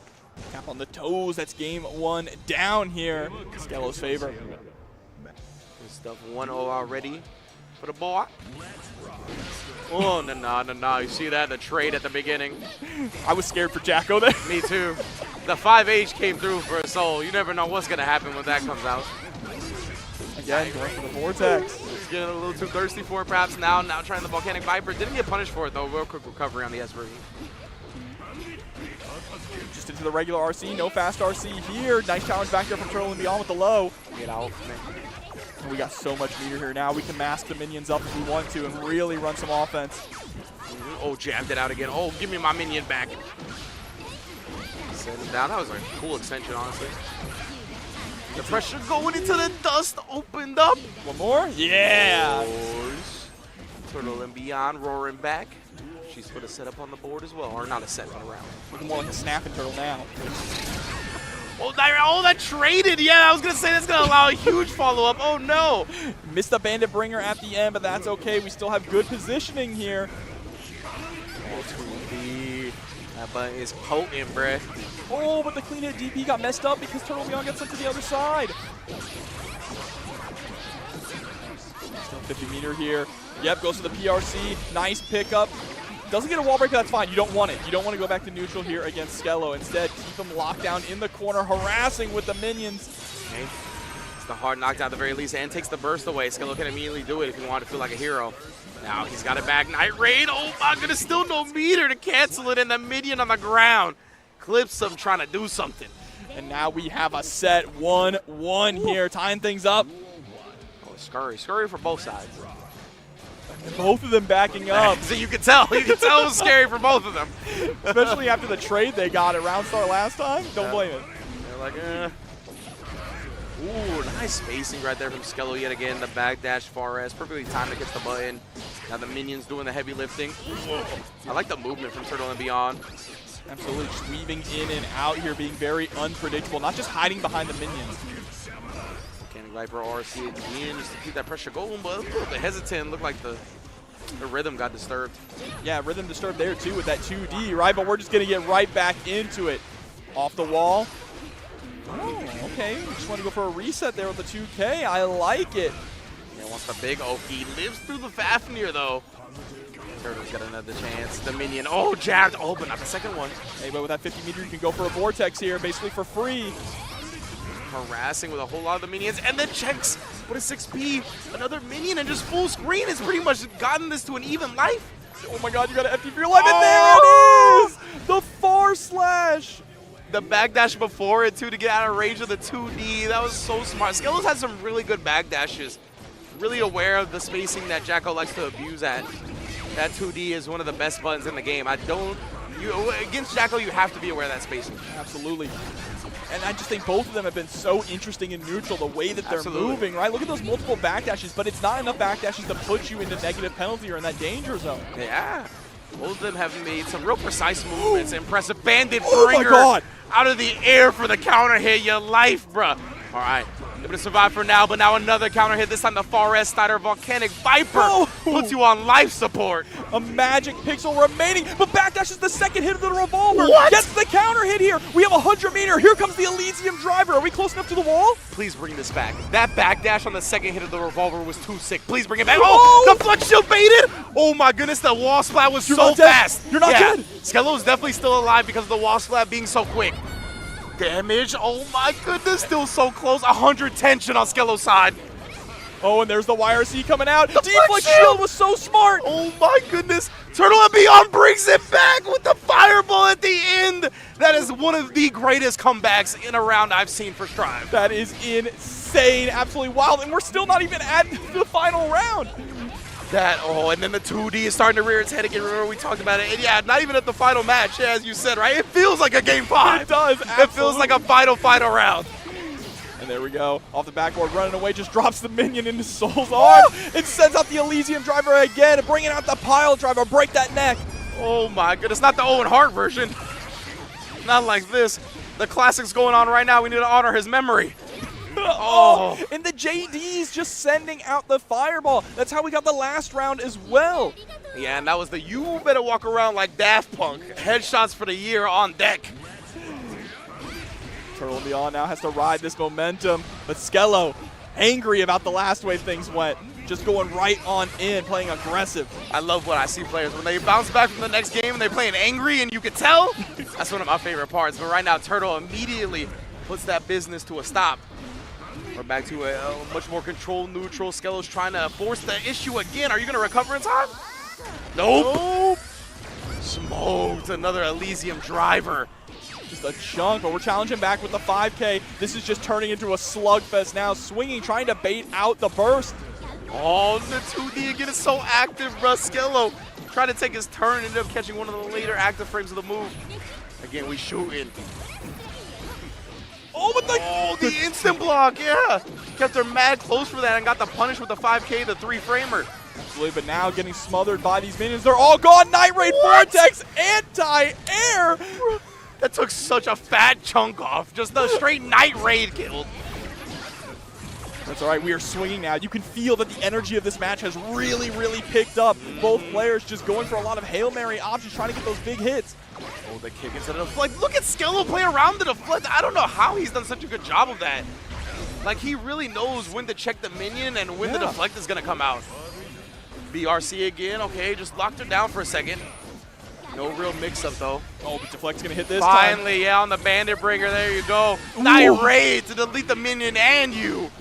Point blank gets caught by the 6S. We're going to game number 5. Woo, woo. This set has been a killer, bruh. Skell versus Turtle and Beyond. I'm so glad we're getting to game 5. Saving the best for last here, our last match of this block. That's facts. Look forward to end like this. This is the winner semis of their pool as well, so both of these players definitely looking beyond competent at this point. Very solid. All right, 2K 2D is going to get pushed out by that FD. I like the preemptive 6B as well, just in case the Fafnir comes through. Yeah, man, we saw the Fafnir, right? We were able to air dash over. And that deflect, I think, actually did beat the Nyrate, or maybe it was Jacko. I couldn't tell. It did, yeah. The deflect, okay. She was close enough to the minion that it actually deflected it. Nice. Here we go, breaking through, right onto the other side. BRC slowed down, tried the backdash, though, but they were too close. Skell just still believed in the 2K, and he's actually going to get the kill off that set point. Yeah, Burst is looking real healthy for both these players as well. Skell has an opportunity to use Wild Assault if we need it, but Turtle and Beyond does have that get out of jail free card. There it is, Wild Assault right off the bat, gets the close slash counter hit. Yeah, and then, I mean, that's still guaranteed all that damage beforehand, right? Because the burst was locked out. Turtle built the burst and then immediately put it on the table, not wanting to surrender any more damage, but Skell's finding more damage regardless. Yeah, if you get hit one more time, you might die. Here we go, Banter Revolver going to sink down. Nice punish, though. Knew he wasn't going to commit to the second option. Oh, in the back dash. Yeah, going straight into the 2D to blow up that 5K. Oh, my route. goodness. Your health bar, bro. What's happening? That joint got melted. You got jumped in. You part of a new gang now. Take that blue off. There's a hard knockdown coming through.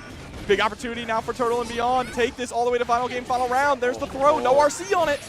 Oh, is that a cross-up? I couldn't even tell, but it clips him. BRC to slow down the backdash and force the final round. What a set. This is crazy again. Healthy burst still for both of these players. Oh, the backdash catches the breakdance, fighting to start. Wild Assault again is trying to force his will right now. Uh-oh, into the RC. We're going to go for a clean hit DP if we can. No, still tons of damage there. Fafnir getting the wall break back to neutral. Turtle and Beyond needs help. We've seen Turtle and Beyond have an amazing comeback already in this set. They're going to need another one now, and it started with that minion, and the 2D actually caught the backdash from so far. BRC slowed down, though. What a disciplined timing on that burst, waiting just a millisecond longer. Yeah, because you saw Skell absolutely tried to bait it out with that dash. He wanted the bait 100%. 5D. Oh, but this is on the verge of another comeback. I mean, we're pretty much life even at this point. Nyrate a little bit too short that time. Juggles with the minion as well into the Elysium driver. Gonna be real close. I think Soul's alive. Oh, yes, indeed. My God. Burst on the table. 50 tension on the table. The 2D. No shot! You just gotta kill at this point, and he does. Skell somehow, some way escapes with the victory. Down to the last interaction. 2D underneath the truck. The lowest of low profiles. That's what that move's done, right? For 20 years, however long Guilty Gear's been out, that 2D low profile. Yo, hop on Strive. Hop on Strive, homie. You already know how we get down with the homies on Strive. And if you didn't know, now you do.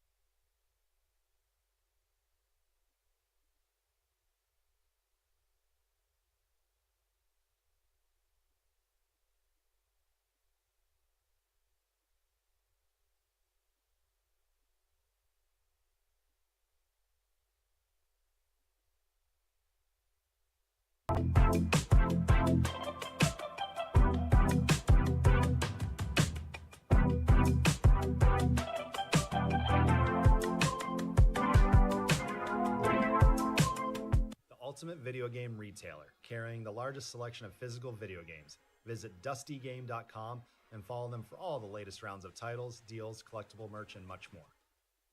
Arc Shop US, the official merchandise store for all things Arc System Works. Visit their web store for premium merchandise, including desk mats, plushies, keychains, pins, and much more. Visit arcshopus.com for the full selection. Launching in early 2025, Phantom Breaker Battlegrounds Ultimate is a stunning remaster of the classic side-scrolling action game, now with 8-player cross-platform online play. Pre-order the Ultimate Collector's Edition today.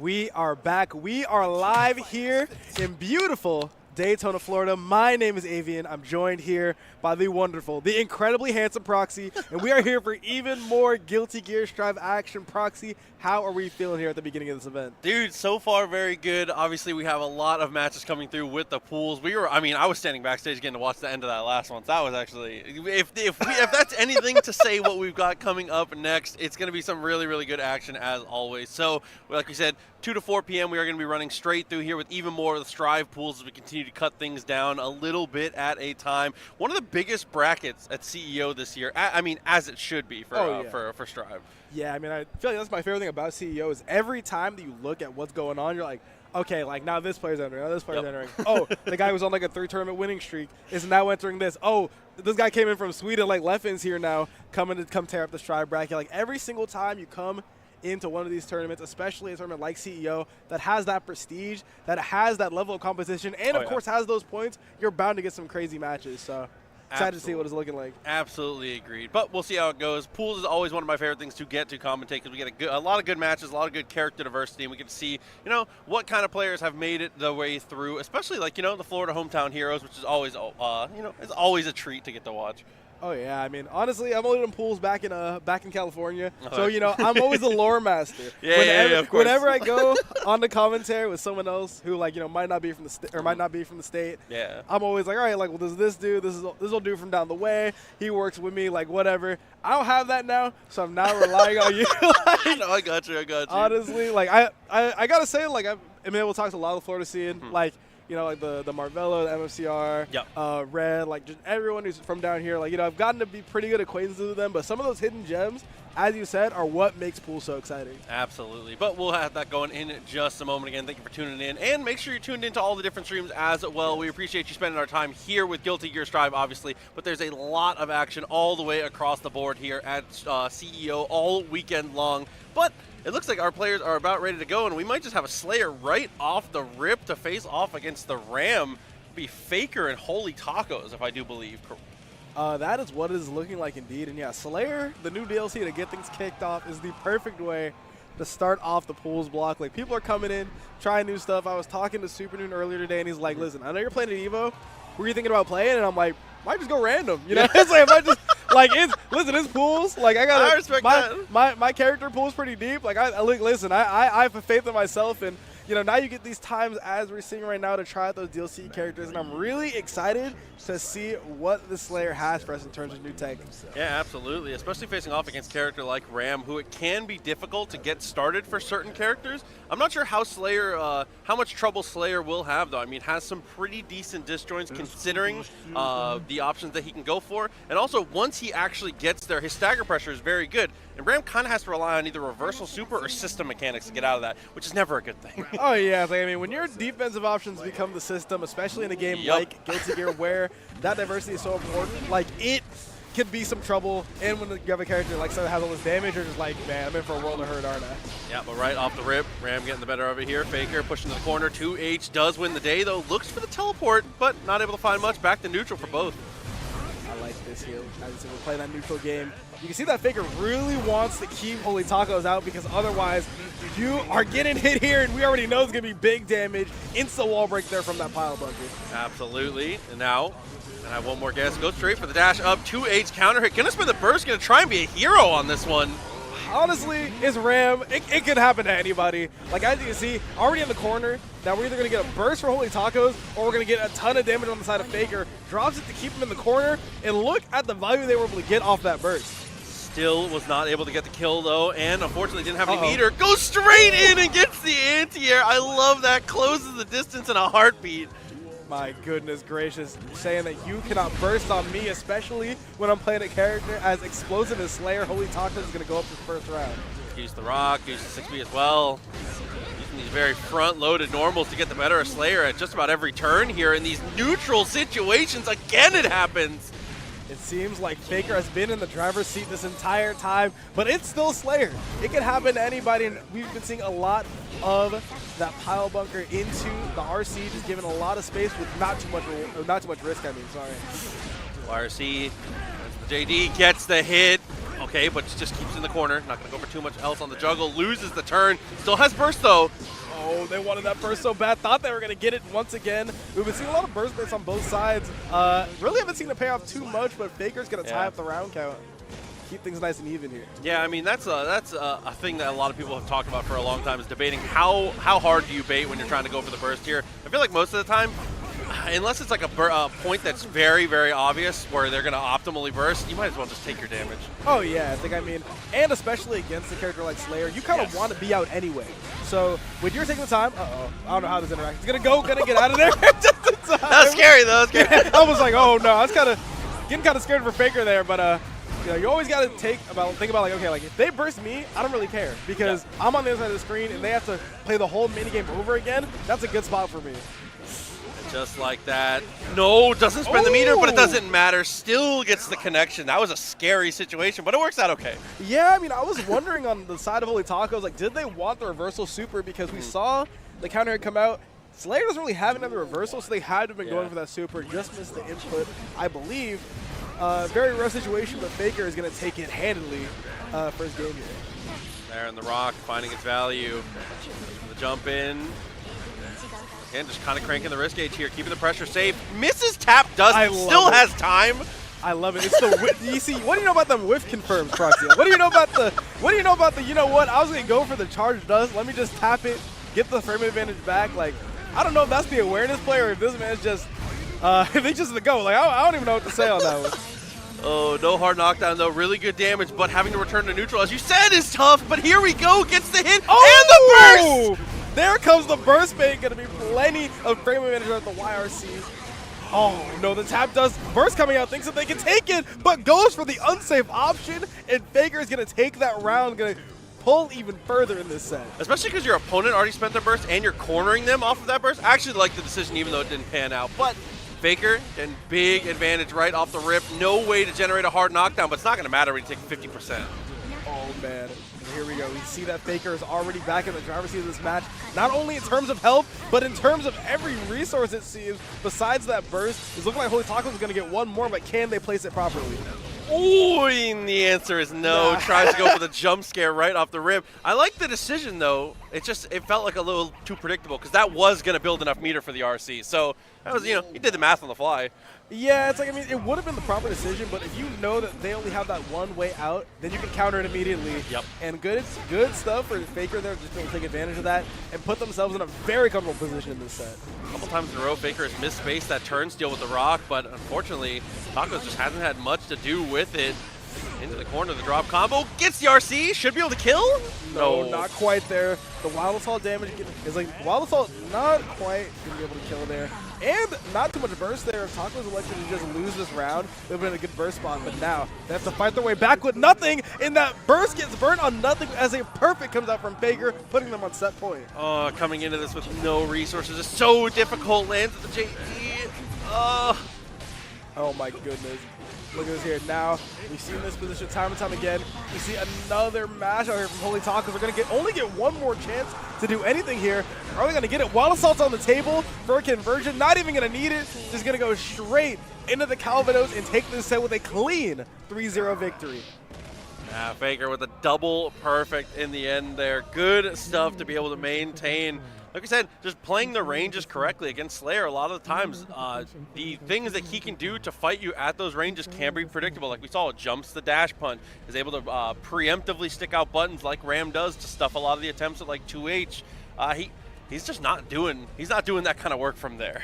Yeah, it's like you just need to make sure that your ranges are proper, especially on a character like that. Like if you ask anyone who's been playing Slayer for a while, they're going to tell you the number one thing you need to do, besides being random, is you have to be able to know your ranges. Know the range of that pile bunker. Know when your Danny step options are going to connect, when they're going to whiff. You can bait things out. And if you don't quite have that dialed in, it's really hard to get things going. Yeah, I definitely agree. He's one of those characters.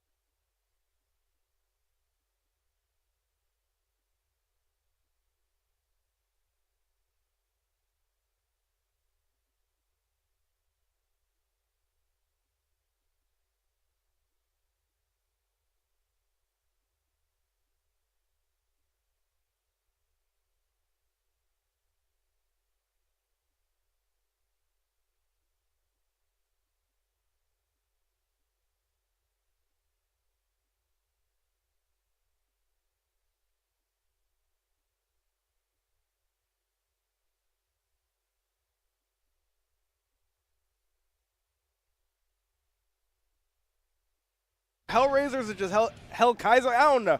Anyway, my man from the UK decided that, we could take a break from watching the Euros. We got some Guilty Gear Strive to play. Hopefully it's not coming all this way out here to play Bedman, but you know what? I'm down. We'll just wait till, I'm saying it's like, listen, if you're paying all that money to come to the US, getting that visa going, and you're coming out here to play Bedman, I'm just saying you're probably the GOAT. You got to have some stuff for sure. And I mean, against a character like Nagoriyuki, I feel like this match can it can snowball in Bedman's favor, but I feel like it tends to not.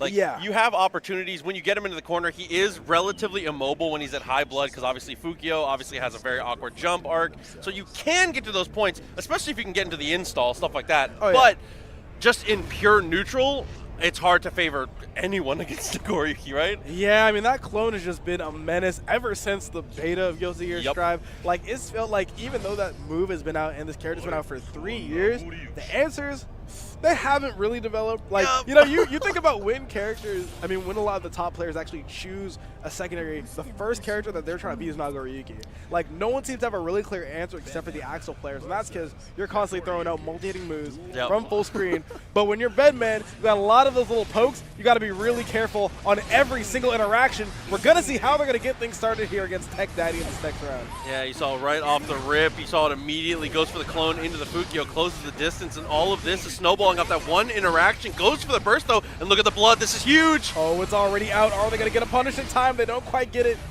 Gonna use the burst now. Just try to accumulate some sort of damage there. Not quite be enough, though. He's going to get a look. He's going to put the mask back on. Nice block. Yeah, I really like that. Just using the air, making sure that there's no sort of options that you can pull there. Oh, no. But this bite could spell trouble here for Hellkaiser. And even if you block the first incoming for that one, but one more guess potentially here. Oh, -2, but nothing to contest there for Tech Daddy. Goes for the spin raw and is just going to get thrown. Yeah. Oh, my goodness gracious. A little hasty there. Had a lot of FD left. I know it's uncomfortable to block there. Shizu right off the rip. I can't believe that they didn't believe. Tried to go for the throw there.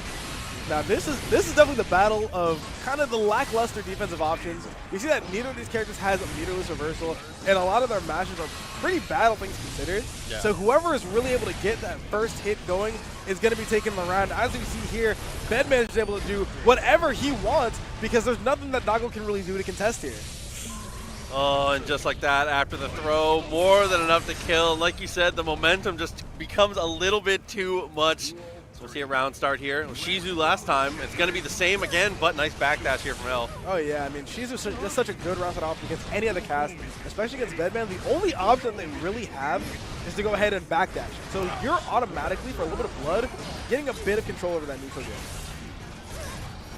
Okay, good use of the projectiles here. I mean, doing a good job of kind of weathering the storm. Ooh. Good use of PRC as well to get a defensive option out, but in the end is still blocking. That was kind of cute. I really like that usage of the meter there. And we saw the Wallace coming out. It's going to result in no more burst capability for Tech Daddy. Hellkaiser is going to get to run amok here over on our British brother. Oh, dude, a pixel of health left. Straight in with the White Wild Assault. No, man, not only the defensive options coming out, but the White Wild Assault as well. One in stock on either side. That could spell trouble, but good block out here from Hellkaiser. The 2H waits for no man, but the combo drop is going to allow for one more chance here. Catches the low, goes for the RC, and is able to pick it up afterwards. Very nice. Defense wins the day for Kaiser. Is able to take the first game there. And honestly, Kaiser had some scary moments there, I can't lie. Yes. I mean, it's Naga Ryuki, you're always going to get those scary moments, but they were able to keep their composure in place, especially against some of these options that Bedman can't contest too well. So good stuff on them for taking the first game, but Tech Daddy has showed that they are more than in this thing. That's tapped us 5K that did not combo. It's just, those are two separate hits, dog. That's a perfect.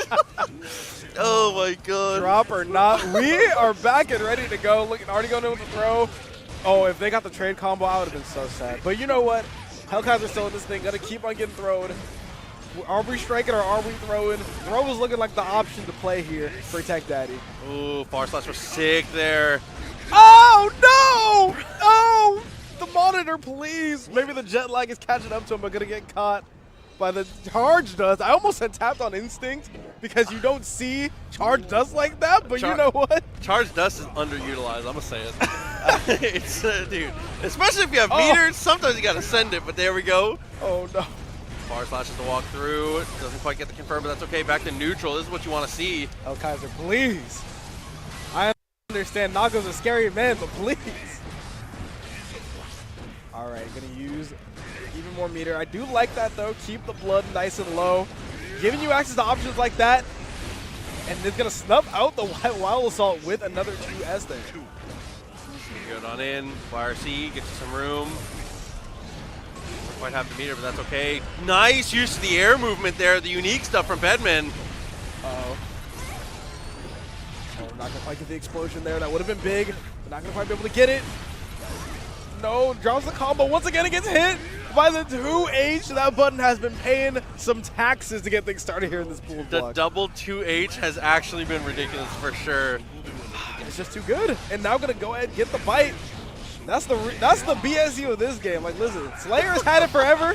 We got a new meaning to the Bloodsucking universe here in Naga Ryuki. Oh, good bait on the throw and a better bait on the burst here. Corner carry gonna come through. Blood pops as well. Wow. You're just dead? No, the drop. Oh no, that could have spelled disaster, but instead it's gonna spell victory here for Hellkaiser.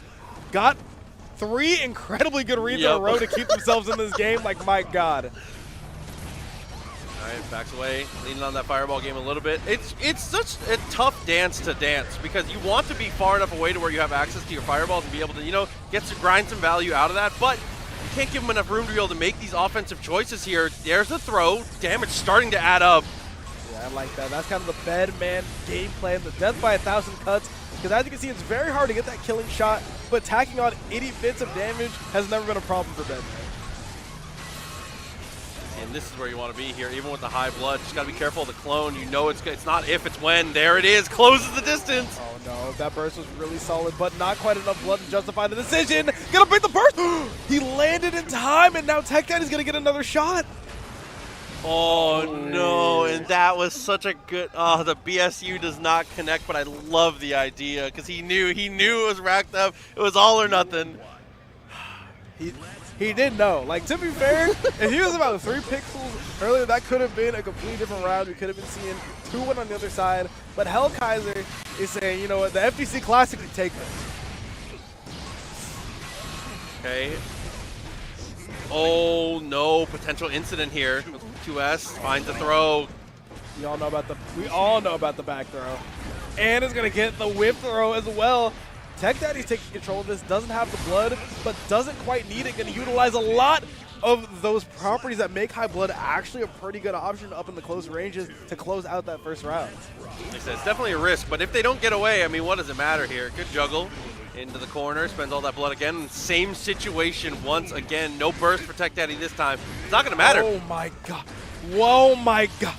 No, almost got hit there by the charge dust again, but actually going to block it this time.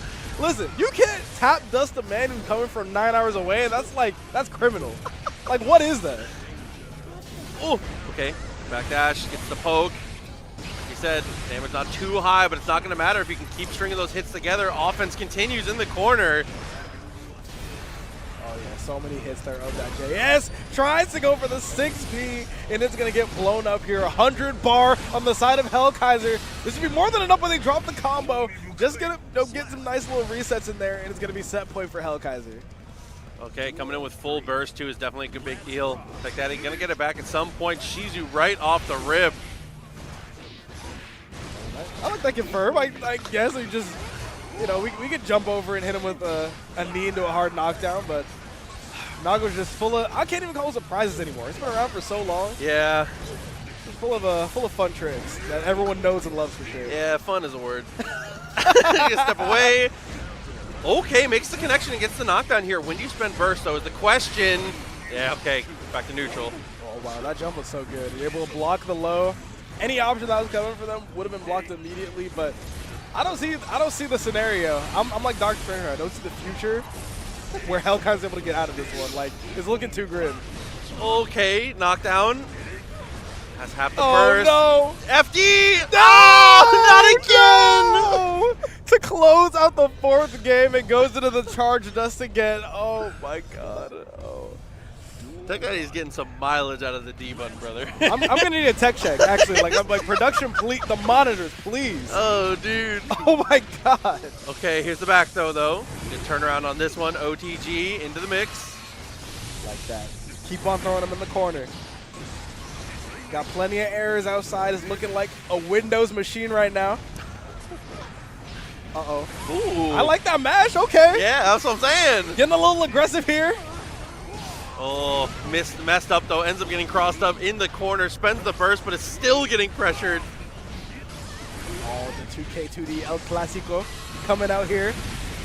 Getting the extension and going to pick up another error on top of it. Hey, honestly, Hellkaiser's have been looking really good in this game. Like, look, shutting down every single approach option that Tech Daddy wants to run. But the 2H is going to get backdash. This could spell trouble here. The BSU is going to kill. And just as I was hyping him up, giving him his flowers, the flowers wilt immediately. And it's looking like set point here for Tech Daddy. What does he get out of biting that bit? It's a bet, dog. Where's the blood? We'll think about that later. I don't know. 2-8. I was just thinking about some stuff. Yeah, it's like look at it. Like what? Like how is he satisfying his bloodlust off of some metal and some springs? I don't know. All right, though. Fukyo on in. Oh, White no. Wild Assault to close the distance. Wasn't able to go for the second Fukyo, but that's okay. Fully charged with that. Gets another fully charged one saying anything you can do, I can do better. Gonna push Tech Daddy all the way to the corner, but takes him right out of it. Was this the correct decision, do you think? I mean, we'll see. So far, not looking too good here. Can't take any chip at this point. Gonna have to FD everything. Has to avoid the clone. Oh no, that could have been a good spot there. Is it gonna combo? No, it gets hit by the 2H once again. Set ending as it starts with a nice 2H counter hit, and Tech Daddy is going to take that one in a Game 5 scenario. I mean, that's a good recognition from Tech Daddy of the situation there. I mean, Kaiser was going for that jump back into the projectiles quite often, especially in those situations in the later stages of the rounds. Just didn't have the life to be able to play ground and neutral with him because of how strong the clone is, as we kind of talked about right off the rip. So you know he has to go to the skies. It's just a well-informed 2H, man. Yeah, I mean, that 2H just covers so much what Bedman wants to do anyway. Like, that's a character that needs to be in the air. Yeah. There are some characters that really want to be in there, but that character needs to be there so they can get access to that 8-way dash. They can get access to some of those air options that they really want to disrupt timings. And if you have a button that shuts down every single approach that they want off that, you're going to be in a pretty good spot, and Tech Daddy was able to recognize that, so really good stuff from them. It hits him on the ground, too. He's really tall. He's so, the bed is so tall. Like, Dude, I mean, I don't know. It just feels like a coverall for that matchup, especially if you're at like the 2 character length range. There's just nothing that 2H can't do. Yeah, it's like how's he gonna punish you? Can punish you with 2H? No.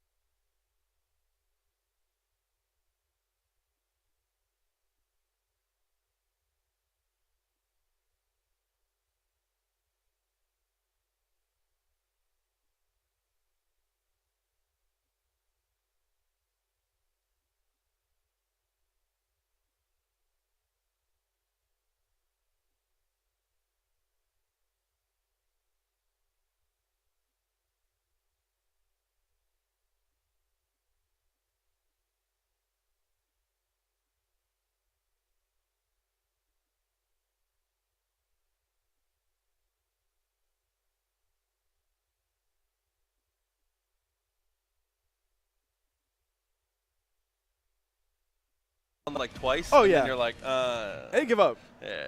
And then you're like, you know what? Like this is not worth the effort. I'm gonna just wrap it around the stick anyway. Like it's like the stages of owning a Rap 4 are very pleasant. You know, it's like it's a fun memory. That stick got me through all of my early years of college. So I'm like, you know what? Like like I can never disrespect it. But gonna go here. Don't know if we're gonna button check or not. But I see Slayer and I see Testament.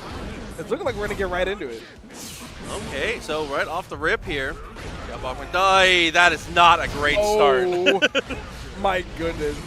These counter hits from the Slayer, they're hurting me. Like they're not hurting me in game, they're hurting me over here commentating. Like this is nuts. Oh, there was a big opportunity there too for Bachman. Once we got out of the corner, it was a great burst timing, but it puts you in a very unfortunate spot now. Should just die to the low crush, just jumps on over the 2K. Oh my god, that S follow-up is just so solid against the counter hit. We've been seeing a lot of that low crush option out of Dandy, and we've been seeing no responses. So honestly, I just keep letting it rock. And look at this, 3+ frames. And then we just get to use it to our advantage to tack on all this damage. Yep, distance close there too. Yeah, we were just being too patient in Oh these my spots, God. blocking No, everything and just getting mauled. All right, so tech tip for those at home. Now, Okay. this character just came out. If you see that on reaction, please 5P it no matter what character you're playing. Your jab will cover it, and it'll cover it well. So It's not active until he's on the way down. You can just punch him. Yeah. exactly, punch him out of the air, jab him out of the air. Do not end up like our friend Bachman out here, because this is looking ridiculous. Okay, dashed up with 5P. Try to be aggressive in that spot. Not going to work Oh, out. no. You're so drop combo. But the drop doesn't even matter. Like those 2 hits did so much anyway. Like who cares? Flip back to the same side. YRC to buy some room. Uh-oh. And the Mappa. Because why not? It's going to be 3 straight rounds here for Aegis. Look to do more of the same. Close to the distance. The Mappa jumps over with the S follow-up again. The P-button, please! Please! Yes! Oh. There we go! Especially having Testament 6P. You got some vert on that thing. That's what I'm saying. Like, you got options. Like, the options are for sure there. We are seeing the adaptation live here. Look at it. The first 3 rounds are just data. The memory banks are slowly getting filled with the counterplay. We're here. We saw the 6P. Now, I'm going to just give him the benefit of the doubt, say, you know what? This was completely to shut down the low crush follow-up. Oh, okay, loops! Ooh, okay. All right, then, Aegis. Show me a little something then. Like that, taking your damage where you can. Are you yeah, that was that was a terrifying situation. Gets the hit off the RC. Is gonna definitely be enough to kill. It's never a question with this guy. Oh my God! It's like James Chen is he gets to take a nice little rest because it's always gonna kill, man. No one's gotta ask the question. All right, goes for the BSU. Oh no! Universe counter hit on that. Should be big damage. And these loops are just so consistent, and the set is over as quickly as it begins. Aegis is gonna take that one in a sweep. Yeah, I mean that is just the Slayer way of life. That is how those rounds can absolutely go. He is Honestly, I'm glad that you got to see it here early in, just so that people can kind of have an idea of what this character can do. Those are how the hits turn out a lot of the time for this guy. Jeez, I mean, I've seen the loops all over Twitter as all of them do, but I didn't know that they were just that consistent. Like, the fact that you're able to get that much damage consistently off of hits you're going to be getting anyway on a strike throw character. I see Soul Bad Guy leering over the corner like, yeah, what about the consistent damage? What about it? But it's like just seeing that on a new character, it's a little refreshing, but that's because I'm also not in brackets. So if I he said it can't happen to me, so it's totally fine. Listen, when I'm sitting back here in my cushy setup with my water, absolutely. And I'm like, listen, I'm good at that point. But I feel you. Listen, man. For years I've been watching people get mauled by stuff, and I'm like, man, that looks like that sucks to block. Especially when you coming from Marvel, it's just like, oh my god, like, I'm like, well, wow, that looks like that is not. You're not having a good. I can tell you're not having fun with that one. That was not good. It's like, listen, your bad time gives me a good time, so keep doing what you're doing. But what I'm gonna do. All right, on to the next one. Maybe we'll get some more Slayer, man. It's been fun to get to watch it so far, and I want to say again, thank you to everybody for tuning in for CEO. We're just having a good time. Daytona, Florida has been a ball so far. Early in the day, day one too. A lot of stuff to come still. Yeah, the fact that we are just getting started with this event is outstanding. I mean, I've been in Florida for like a week at this point, but you know, it kind of feels like the vacation is just getting started because of here at CEO. I see Eno and we see another Slayer. Our boy is back again, but it's not Eminem though. We're gonna get more Slayer action here. Topher versus here in pools. Okay, right off the rip, I like the defensive choice, but yeah, had to spend the burst. Yeah, I like that. I mean, you got to burst just immediately. Especially on Eno, it feels like Slayer doesn't really have the defensive capabilities to deal with a lot of that mix-up. 100%. Oh, man. Like, look at this here. A great start here from Topher. That burst giving so much value here. And has to find their way out of this. Oh, what a jump. Yeah, definitely really good call out. Defensively, it's been perfection from Topher so far. I mean, listen, Eno's defense and Eno's game plan for decades has been just vibes-based, but this is just soul reads. Like, your entire life is getting read right now on this defense. Wow, that was a very lazy little float over into the cross up there. I love that, but going to make up all of that damage and more right off the rip. Oh, no, the map, but not able to get a conversion off of it, though. I like the YRC just to get him off you, and now you're back in the mix station. Like, you gotta love it if you're an Eno fan right now. Oh my God! Oh, actually drops. And Eno, this is a super winnable round. Has burst available as well, just to turn around if things don't quite go their way. There's the the Wild Assault. I was gonna say, you gotta bait out either the reversal super. Tried to go for the throw there, and this should be enough to kill if they have their combos down. Never seen that extension in my life, but you know what? I was gonna say that's crazy. Okay, from downtown, fixed it with the HCL. It's fine. We're there. I like that. Just like the awareness to know the distance and the damage. Like Topher's been here before. This is not their first rodeo for sure. I will also say that a round start there with has been representing pretty aggressive options. Just down back that round start was content to block whatever the opening gambit was. I like that confidence. Oh yeah, I mean you need that confidence on Slayer, and you need that confidence to go ahead get those reversal supers out. Oh, it's such a scary spot here for but it's looking like it's gonna be easy to close it out for Topher. 3 rounds once again, taking a very dominating lead in this set so far. Oh, this time try to do something aggressive here, but 6P in the end gets the hit. The Flex Shield does work out, but we Psycho Crusher through it. I love these choices. Topher, we're in the corner now. Yeah, it's like, I mean, even if you are getting hit by that, had the burst on deck, now going to go into the BSU. This is such a scary spot. If they hit the super, though, that would have actually killed. Don't know what they're saving the meter for. Maybe wanted to utilize some of that positive bonus. And the trade is going to be enough. is going to get a round on the board here. Back in this a little bit at a time here. Half the burst available for Topher, and straight in with the Psycho Crusher, and the high-low begins. This is just a mess now. Uh-oh. Gonna take him through here. Loving the Wild Assault usage here, and now plenty of life on the side of Topher, but the Hand of Doom is gonna give a bit more life here. Oh, waited so long for the burst. I think tried to go for a burst saved option there too, but doesn't quite work out. But it's not going to matter here, and it crosses up. Oh, what an adjustment here by Topher. Oh, hard knockdown here. And the wake-up throw, we've seen what Slayer is able to do on some of these knockdowns. This is going to be enough. The universe counter is going to be more than enough. My goodness gracious, 1-1 here with Yuno taking the second game. Definitely a big turnaround after Topher with 3 dominant rounds in a row. You know, the download sometimes, it's kind of stormy outside, so you know, sometimes the internet speeds are not quite what they used to be. Oh yeah, I mean, you got to worry about the ping and all that. You know, it's like you can't really connect to the server all that well. But you know what, Anie, Yuno is looking like they're back. Oh wow. It's really crazy to see how much mileage the wake-up throws are getting, especially from both players here. Wow, and goes stroke. I love that fake jump forward and then goes for the stroke to be able to beat the attempt at the anti-air. Burst does come through in the end. Oh my goodness, they went right into the hitbox of that. I was going to say that piercing forward is very brave, but you know what? Maybe Yuno knew something that we don't. Topher looks like they know even more though. Twice? Why everything is counter hitting and just ends up going for the low crush. I think that's another. And I was going to say, make it a third one, because why not? Counter hit city out here in Daytona. And they're going to keep the train alive here. I like it. These two players are not afraid. They're not afraid to press the buttons. I respect it. Okay, followed through well.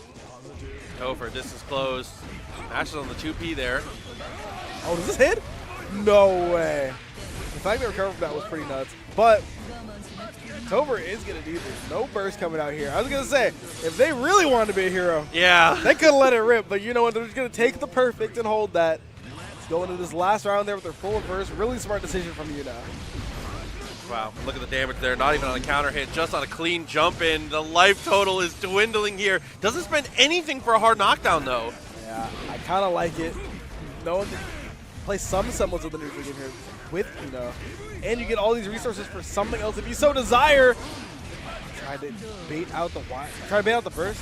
With that dandy step. Now we're going to go here. Psycho Crush here into the super.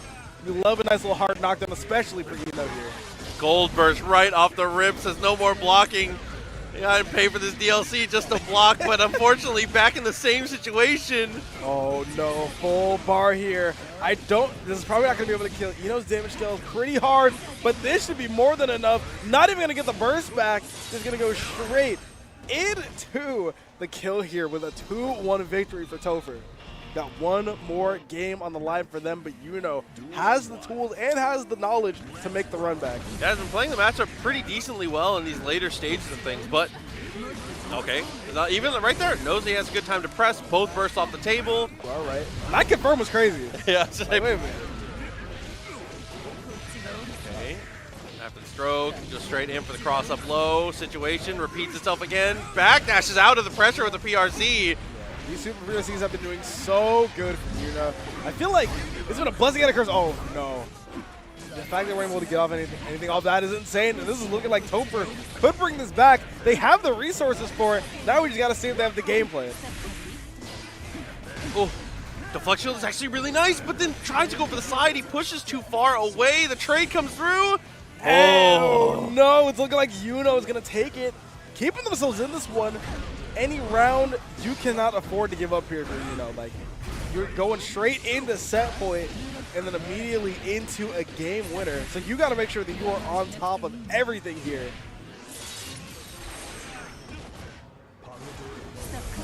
Oh, okay. The turn was over, definitely good. IB doesn't help much, but Psycho Crusher on the knockdown. What's the block here? Just tries to go for the YRC, but says get off me a bit too quickly now. Now you're out of the bar. And you're out of the burst as well. No resources. It's looking like it's Topher's round to win. This hard knockdown is going to decide a lot here. He's going to have time to hover dash on in. Goes for the double overhead. Gets the clash and wins the situation afterwards. The fact that the Gatling won that out there is so good for Topher. Now we're looking at one round apiece here in this game, but one more to take the set here for Topher. Time for the knockdown, definitely good. Walks up and gets the throw. Pressure continues here, and the counter hit in the corner. Oh my god, so much damage. Gonna send him all the way through the wall here. Look at the damage. As we said, goes for the throw, had the right idea, but didn't quite have the execution for it. And we've seen Enos do this before. Will Topher be able to close this one out? Is that 3? 5. We're playing 5. It's like when you ping for matchmaker, like at first to 7. It's like, yeah, sorry, brother. It doesn't work like it that way. But you can say that you have won here in this next round. And crazy stuff to both players, but, you know, Topher just able to close that one out. And what I would say, not quite a dominating fashion, because, you know, sometimes you're able to say that, like, you know what, they were really just outplaying him here. It feels like a lot of the times the answers were there for you know. But when you do have a lot of those micro adjustments, like, okay, I know how much damage this does, I know how to play out this exact situation, that's when you start to get those set wins. So that means that Topher really did their homework. And when you do your homework like that, you're able to coast through like that. So no, definitely agreed. Especially coming into a character that is new, Slayer. I mean, some of the new car smell has gone away. He's you know, we're aware of him now. We know what he does. A lot of the combo routes, we're pretty settled in. And if you've been grinding, obviously you've gotten enough match time into it. But especially looking at practice against a newer character is worth mentioning for sure. Yeah, it's like, I mean, you always need to make sure that you have your counterplay down, especially at tournaments like this. This tournament is huge, not only in a player perspective, but it's also huge in terms of a Arc World Tour perspective. 100 points are on the line for the winner of this tournament, so you got to make sure that you are up to date on everything that's going on in the game.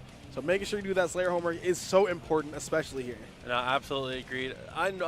Plus, I mean, CEO is just one of those events that you want to win. If only just, bro, the belt. The belt is great. If there is, I will say it, there are a lot of great tournaments. There's no better trophy to win maybe in esports. It's the belt is crazy. Bar zero for sure. The belt is crazy. It's definitely in the top tier. And so being able to be in that spot, being able to take something like that home is unreal. I think that I would not be wrong to say that CEO definitely revolutionized trophies, because I remember like one of my first FGC memories. I played fighting games ever since I could like walk, but my first FGC memories was watching the CEO belt get lifted in like 2015. And I was like, I need that. That's hard. I was like, dude, that's hard. I was like, that goes so hard. Like, there's no way that you can just walk home with this as your trophy. Like, whoever wins this tournament is a very, very lucky guy or gal. Yeah, my day job is, I'm walking in with I'm wearing the belt to my day job. Like, sorry. Clocking into my 9 to 5. Big old white belt on the horizon. Like, come on. God. But here we go into our next match, though. Still on the winner side of things. Quarters, I do believe. It's going to be Jin versus Westonite. And Westonite right off the rip, being very aggressive here with the soul, and is able to avoid the deflect shield. Oh, yeah. In order to get to this winner's quarters, you have to make sure that you are on point. Because if I'm not mistaken, this is actually to get out of pools. This should be to get out. So yeah, when you win this, you're playing. You get to the point where you're definitely out. Yep, exactly. So you're out guaranteed, and then you got to play otherwise. So again, a lot on the line here. A lot of these matches here at CEO are such high stakes. You got to be on the top of your game, just like that PRC there from Westonite as they close out this first round. Reaction time on point. No jump scares here in the afternoon. Looking good. Oh my goodness! You see, this is when we start to get some more of that higher level play. Like, everyone who comes out here is obviously incredibly good at this game to even come out to this tournament. But as you go, it seems like round by round, the skill floor gets so much higher each time. Especially in situations like this, man. Like you said, being right on the cusp of making it out of the pools here, but the super from Nagoriyuki going to be able to break the wall. Still has the hard knockdown. Still has meter to play with, too, for the mix. Oh, yeah. We don't need any mix. We're just going to go for the good old strike throw. Been in the game since my parents were playing fighting games, man. Like, listen, that's the classic. Hey, jumper, that's not going to work out. I love the 5K mash. I really do like that. We all know the meaty Fafnir. We love it, or not. Many people actually don't love it, funnily enough. Goes in the mix once again. Really good usage of the deflect shield. Knew it was coming next. Man, honestly, Jin's defense is probably one of the more exciting ones that I've seen. Really good reads, as well as having really good fundamentals and knowledge of the character. Like, so exciting to watch. Oh, okay. Actually drops out. Ends up getting the chop either way. Even on the life totals here, Blood Gauge looking a little rough for Jin, but we're going to bring the action straight to him. Yeah, it's like, listen, I'm going to make sure that you are the one who's losing out on this. Isn't able to get the 2H in time, and Westside is going to close out the first game here. Yeah, right idea, wrong timing, unfortunately, as we've said multitude of times today. The 2H not quite there. man. Yeah, it's like, especially on Bandit Bringer, like you need to be so on top of things because the hitbox for that is so deceptively disjointed that you think they got the anti-air down and then you're getting counter hit. Yeah, and even if you do have a really good anti-air there, it's much quicker than you'd think too, because like you said, while it does a deceptively good hitbox, the hitbox is earlier than you'd expect too. It's right before he starts going down. So nuts. Such a good move to, we have a lot of anti-airs and we have a lot of those reversal supers. Not only is that going to get him off you, you also got plenty of blood that is going to be going out on the side of Jin. Choosing the white Wallace out there doesn't quite work out. Revolver doesn't get much. YRC and Fukio's backwards. I respect that. Yeah, I like the Fukio back. We've been seeing a lot of that, using some of the blood to just try and maintain a better defensive position. Really uncommon use case, but it's been doing pretty well here so far in this set. Oh, these follow-throughs are getting messy in 2H. I mean, we have been talking about this button so much, and for good reason. It's the GOAT. It's just the best. Like, I don't know what else to say. It's just the best. It's just the best. Like. Ooh, bar slash knocks on the door. Comes straight through with the vortex as well. Like the combo running, but drops out. Oh no, maybe wanted the close slash or wanted some sort of option there. Not going to be able to get it, and now you're in a pretty tough spot here. PRC forward into the throw has been doing a lot of work here for both these players. Dude, he walked so far for that close slash. It's like, listen, the mix guy said 300 frames of walk up, and then press close slash. Ooh, back throw again. Just gonna look for chip at this point here. Enzo spending the burst and loses out to the Beyblade. Why did that win? What? Go Dice Game, please. Oh my god. Nah, dog, this is his vision. 1-1. 1-1 here. Jin is going to be able to take that one. We are going here. Got breadsticks on the board. Both of these players have been playing incredible Guilty Gear so far, if I would say so myself. As we see here, we've got a fourth out of the burst from Weston Knight already. Oh, he thought that was going to connect. It was actually too early. Oh my god. Here we go. Going to get the BRC forward.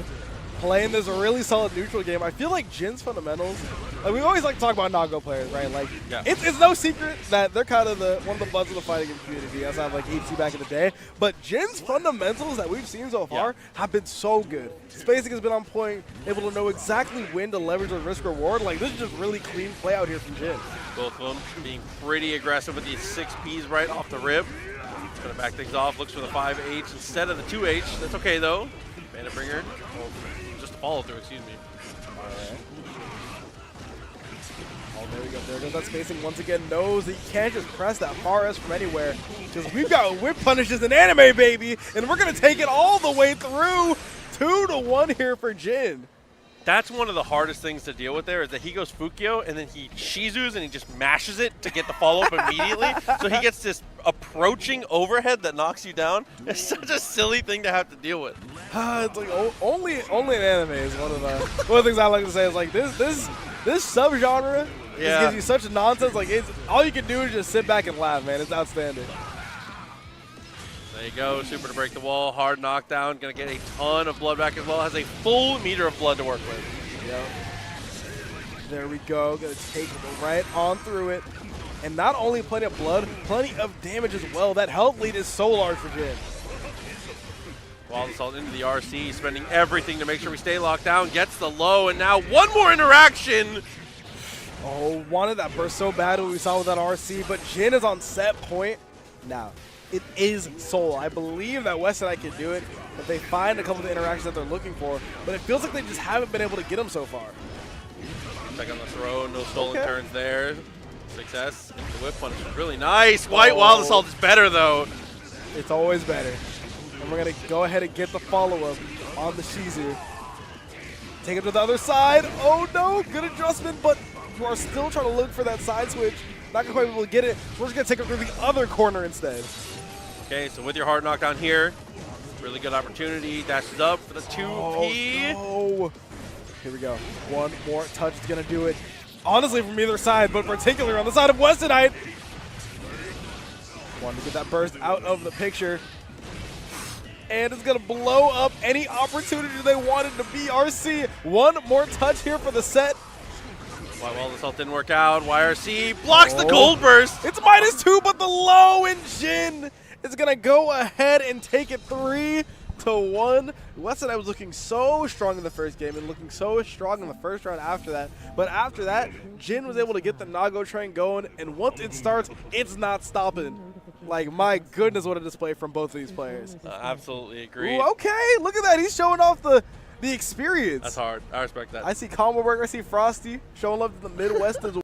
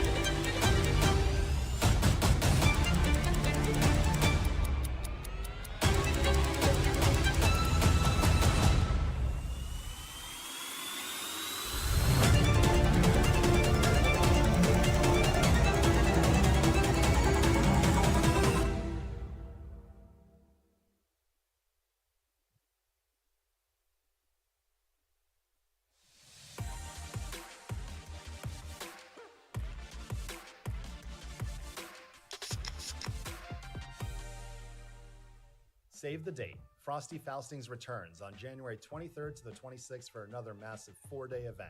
20+ main game tournaments, another 30 hosted by Vortex Gallery, karaoke by TNS, and the final platinum level event on the Arc World Tour for Guilty Gear Strive, Grand Blue, and Uni 2. Check out Frosty Faustings in 2025. Makers of the Thin Empress, Magenta, and much more. Paradise Arcade Shop has everything you need when it comes to all your fighting game and arcade parts needs. Check out paradisearcadeshop.com today. Diesel Legacy.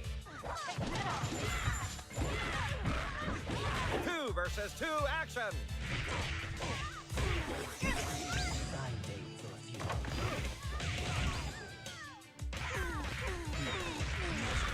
Three lanes, one battle.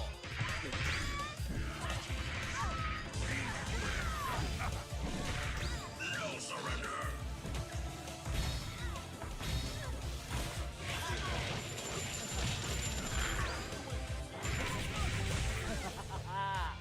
Wish list now.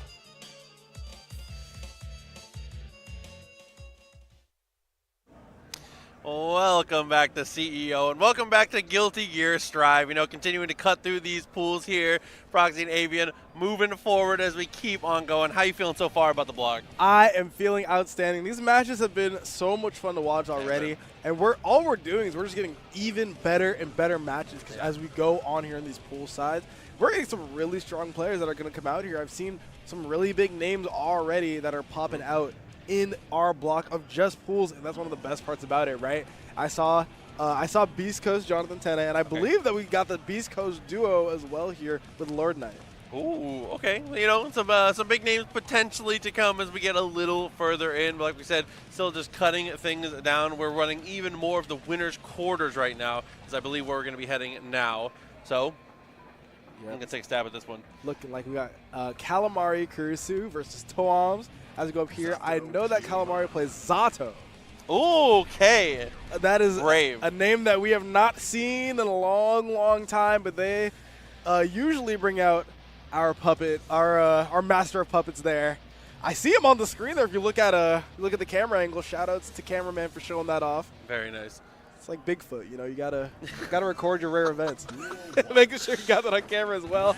Gonna go right into it with none other than Zato.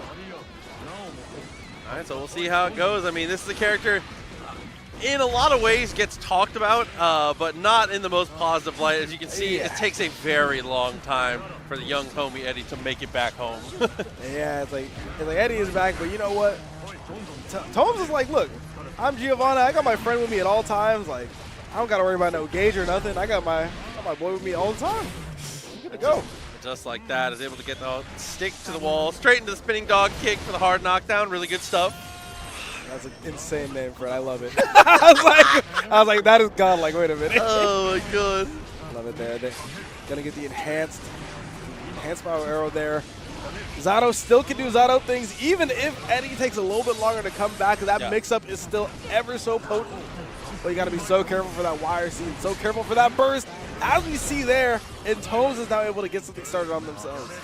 Oh, that's up and looked for the command throw there, but it's not going to work out. The whiff punish straight away from Tomes. We'll get out of that one. Yeah, first blood going over to Tomes. Slight burst disadvantage there, though. Had to eat some of that if they wanted to close out that first round.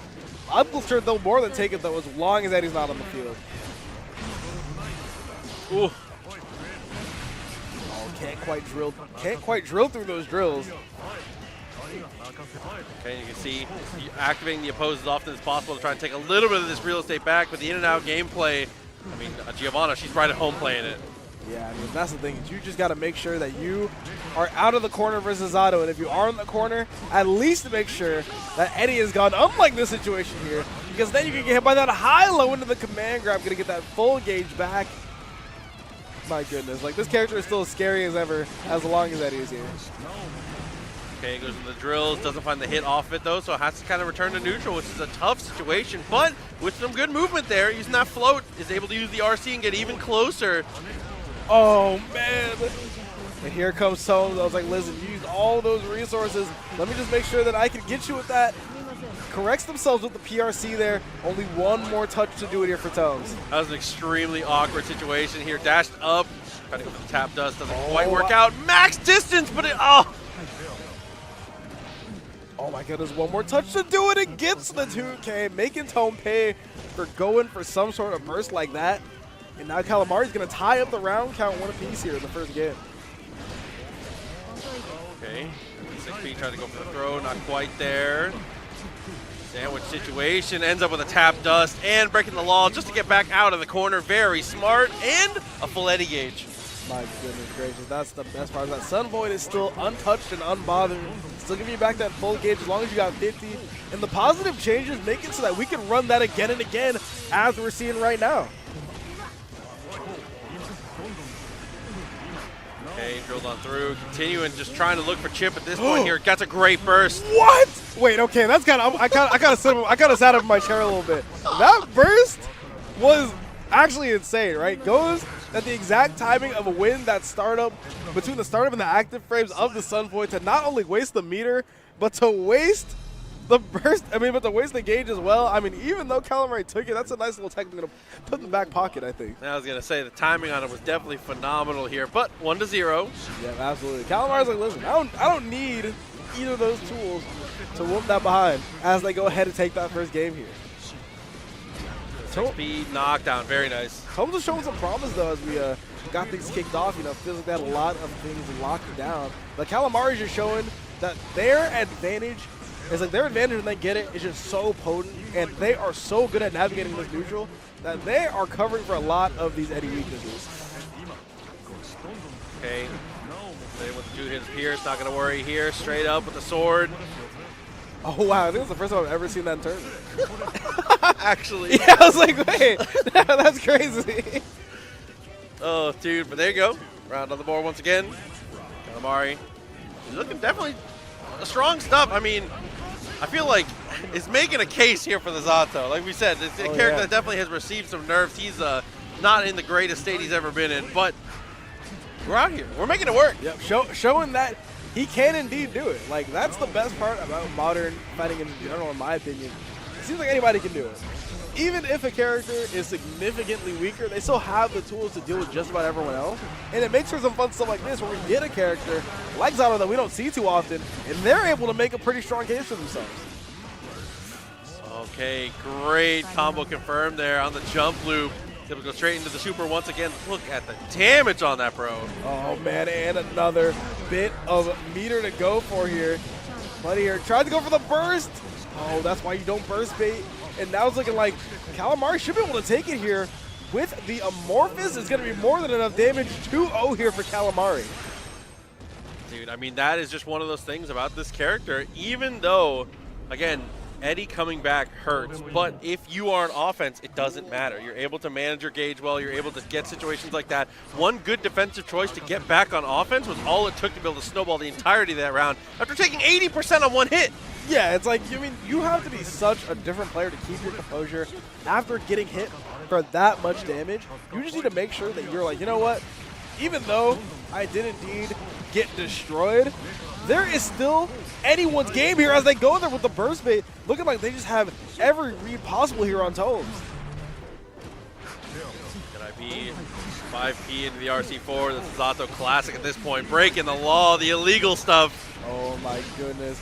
It's like, Orlando PD needs to get Daytona PD, please. We need you to come through here and arrest this man as Calamari goes ahead and gets herself on a nice little match point here. We got Gio playing defensive at 99 here. I mean, Calamari is earning a ton of respect coming out of this one, but respect might be an understatement. Like, this is just, it's like, it's almost mind control to an extent. Like, there's no way that Gio of all characters wants to play that full clearance against Zato, and yet it doesn't even matter. Like, that could spell some trouble though. Eddie Gage is back, but there aren't quite the tools to go for it. Just ends up going low, and Tomes is showing that they still got some gas left in the tank. Absolutely. Didn't forget this matchup. We still remember. Yeah, it's like listen, like I was kind of awestruck a little bit earlier, but you know what? My head's out of the clouds now. I'm ready to go. Okay, 30% of life right off the rip. Has the meter, is going to spend it for the sword right away. Same situation as before. High-low is not going to be able to deal with it. Oh, here we go. He's going to go straight into the Sun Void once again. This is looking like curtains here for Tomes unless they can find something, and that might have been it. So many resources gone. You have to be so careful here. Dude, patience from both of them to be able to chill in that situation. Oh, they know that their winner side life is on the line here. No punish there on the flip kick. Oh, no. Oh, that's just straight patience here. Yeah, having metered FD goes through and kills Eddie. This could be huge for Tomes. Goes to the deflect shield. Not utilizing the plus frame, scared of any sort of jab, and gets caught trying to backdash a 3-0 sweep for Calamari. Yeah, as soon as you spent your meter there to try and be aggressive and you aren't able to kind of extract any value afterwards, it's kind of curtains. You know, not having any meter to be able to FD against Zato in a spot like that, between just being able to use Invite Hell, which is amazing for just being able to take up space, and being able to use Drunkard to just put Eddie wherever. Oh, yeah. You're cooked. That's really hard because it's like you said, you didn't use the plus frames correctly. As soon as they block that, you have to do something to turn it on its head. Yeah, it's like, I mean, you have to utilize the fact that Zato's frame advantage is definitely not where it should be, especially when you yourself have plus frames. You need to be able to take advantage of that and know that, you know what, I'm in a spot where I already have the superior buttons to Zato. Now I need to go ahead and utilize that to try to keep the snowball rolling. Wasn't quite able to get it done, and Calamari, just what a display on the Zato. as you were saying before, if you want to stick to this character, you got to make sure that you are on top of things. And Calamari was showing that they were not only on top of things, she was above it all. Like, No, she absolutely. had her spacing down, had her neutral down, just every single aspect of the game, making sure that Eddie was there and alive. All those aspects were covered, and it resulted in a dominant victory here for Calamari. Definitely agreed. I think a lot of it, too, was just being able to, like, almost, I would say that 70% of the meter spending was just to get Eddie back. Yes. So it was a lot of just like knowing that you need to use the sword, you have to have Eddie, you're not the same character without it. So kind of managing those situations too were equally as important. So, you know, it's just a different flavor of Zato than we've seen before. I mean, this is a character also across the life of Guilty Gear. If you've played the other games, he has his ups and downs. He has his ups and downs. Looking for some of those ups, but I know that the downs are there. He's a hard character to balance, man. It's like it is true though. It's like, how do you make a character that has that kind of offensive potential good but not ridiculous? Because you look at puppets in any other fighting game, right? The puppet character is either incredibly good or incredibly bad. Think of Carl Clover. That character has been good for damn near what, like 15 years at this point. Constantly at the top of the tier list. I mean, I had a lot of gaming experiences ruined by Shadow Labyrinth. So, you know, puppets are pretty good sometimes, man. Yeah, it's like, what do you know about that S-Ken? Like, come on. Like, come on, dude. It's such a hard thing to balance. But then the thing about that type of balancing philosophy is, even if you aren't really able to make them particularly good without making them great, even if they're bad, the offensive capability will be there no matter what. 100%. And if you get a player like Calamari who's able to utilize that, then you're going to get a menace on your hands. Definitely agreed. Hopefully we get to see even more of it as the day goes on. You know, Zato, I miss him. As much as I complained about him when he was here, I miss him. I'm not going to lie. I mean, I constantly played good matchups into him. I was good. Like, I had to practice with Jonathan, like, the whole time. So I was like, you know, any Zato, I'm kind of chilling with. But, nah. But then again, it's still one of the best Zatos in the world. The moment you get touched, you're like, all right, let me just put the stick down. Yeah, you got it. Let me check some on Twitter, like something there. It's just GG's. But it's not GG's just yet. We have plenty more to keep going. We are still getting here. We have lots of winner semis to play, actually. This is to get out of pools on the winner's side, and we have a lot of names coming up here, including who I believe is a Florida legend, Jurassic Ori. Yes, and it's crazy because Legend, I agree, and she has not been playing that long. She is definitely a newer player for sure, but has came onto the scene, has been absolutely ridiculous. I believe across this game, and I believe also in Melty is actually ridiculous. Yeah. So very excited to get to see how they have progressed here in Guilty Gear. I'm not sure what she's playing these days though. I think she's still on the Leo. Still Leo? I believe so. Unless there was a change, it would still be Leo. But we'll see if that ends up being the deciding factor here. On the other side, though, Cruxell. Yeah, I love the Troll Gang. Cruxell. I respect. My goodness. If you're gonna go with if there's gonna be a bit, it needs to be the full bit. Yeah, like you gotta just go. Yeah. Not even keep it on 100. You gotta keep that on 200 at that point. Like, my God. But yeah, like Jurassic Ori, I remember them from Undernet actually. Yes. Lots of French bread experience. Absolutely. Very, very good at French bread titles. They came through to TNS9, I believe. Did they medal in that tournament? I believe so. I think so. I think that they got a medal there. I would be surprised if they didn't. It's just like such a talented player. Yes. And you can tell when that talent really shows, not only in one game, but when they're able to play a multitude of games at a high level, you're like, all right, they're here to stay in the genre for sure. Oh, and it is going to be the Leo, but on the opposite side, we're going to have the good doctor. You know what? Honestly, if you were to show me this name and tell me they played Faust, I would not bat an eye. Like, it just makes too much sense. Okay, so right off the rip, already looking pretty good here, dashing up with the 5Ks. Oh no. That's something that you just can't miss on Faust. You have to know the range on that command grab because it is your blood, it is your life force, right? Like, it's just every instance of that gameplay gets opened up by that command grab. And it was a well-informed guess, too, because they'd gone for the dash 5K a couple times in a row. Ori was committed to the block. Oh, my. This round is over. All of that snowballed off of that the bad command throw. Everything came from that. That is just like, I feel like that's that's definitely like the cliff notes of this matchup is you really aren't allowed to mess up once against this character, because even though people do complain about Leo damage 4 being one of the top tiers, it doesn't matter if you don't have much health to play with. No, definitely agreed. Slips on the banana peel, but that does actually push the bomb a little further. Those silly little victories for Faust. We'll take what we can get. Nah, that was almost the craziest clip I've seen. Nah, if they went for the combo off of the late hit on the bomb, I would have been like, all right, you're just the best.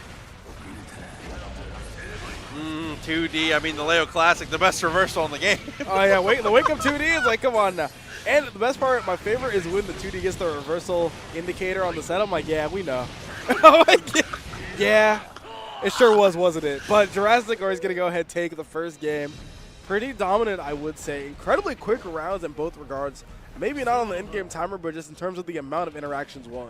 No, 100% agreed. But we're going to head back to character select, actually, and we're going to consider the Slayer now. All right, then. Maybe might see the vision. And, of course, Jurassic Ori going with the courtesy song pick. Going for the ups and downs. You can't have Slayer on the screen and not have ups and downs rocking. Like, that song's just too gas. Too gas. We'll see if this does any better here. I don't think that the Faust was doing poorly. It wasn't. I mean, it's just that Leo is just such a snowbally character. You need to be able to make sure that you are doing so well. Like, you know, regardless of circumstance, they were kind of doing their thing. 100% agreed. But, I mean, with the 2D back and forth here, winning out on the trades. If anything, these trades are going more in your favor now just by the virtue of having Slayer normals. But yeah, the risk reward is inherently being better.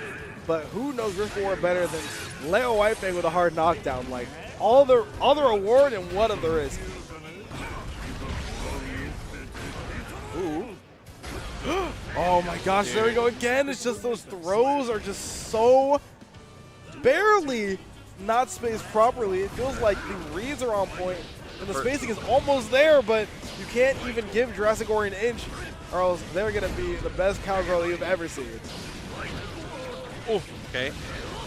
Decent finds the low. Nice backdash, but we slide in response, actually. 6P is winning the day right now from Leo. Ooh, okay, tricky little mix-up there. That is not going to kill. They thought that it was going to. What was that? Goes for the JD to bait out the burst and the air throw. Was that on the follow-up? Wait a minute. It was, absolutely. Jesus. Listen, we've been talking about people not answering the follow-up correctly today.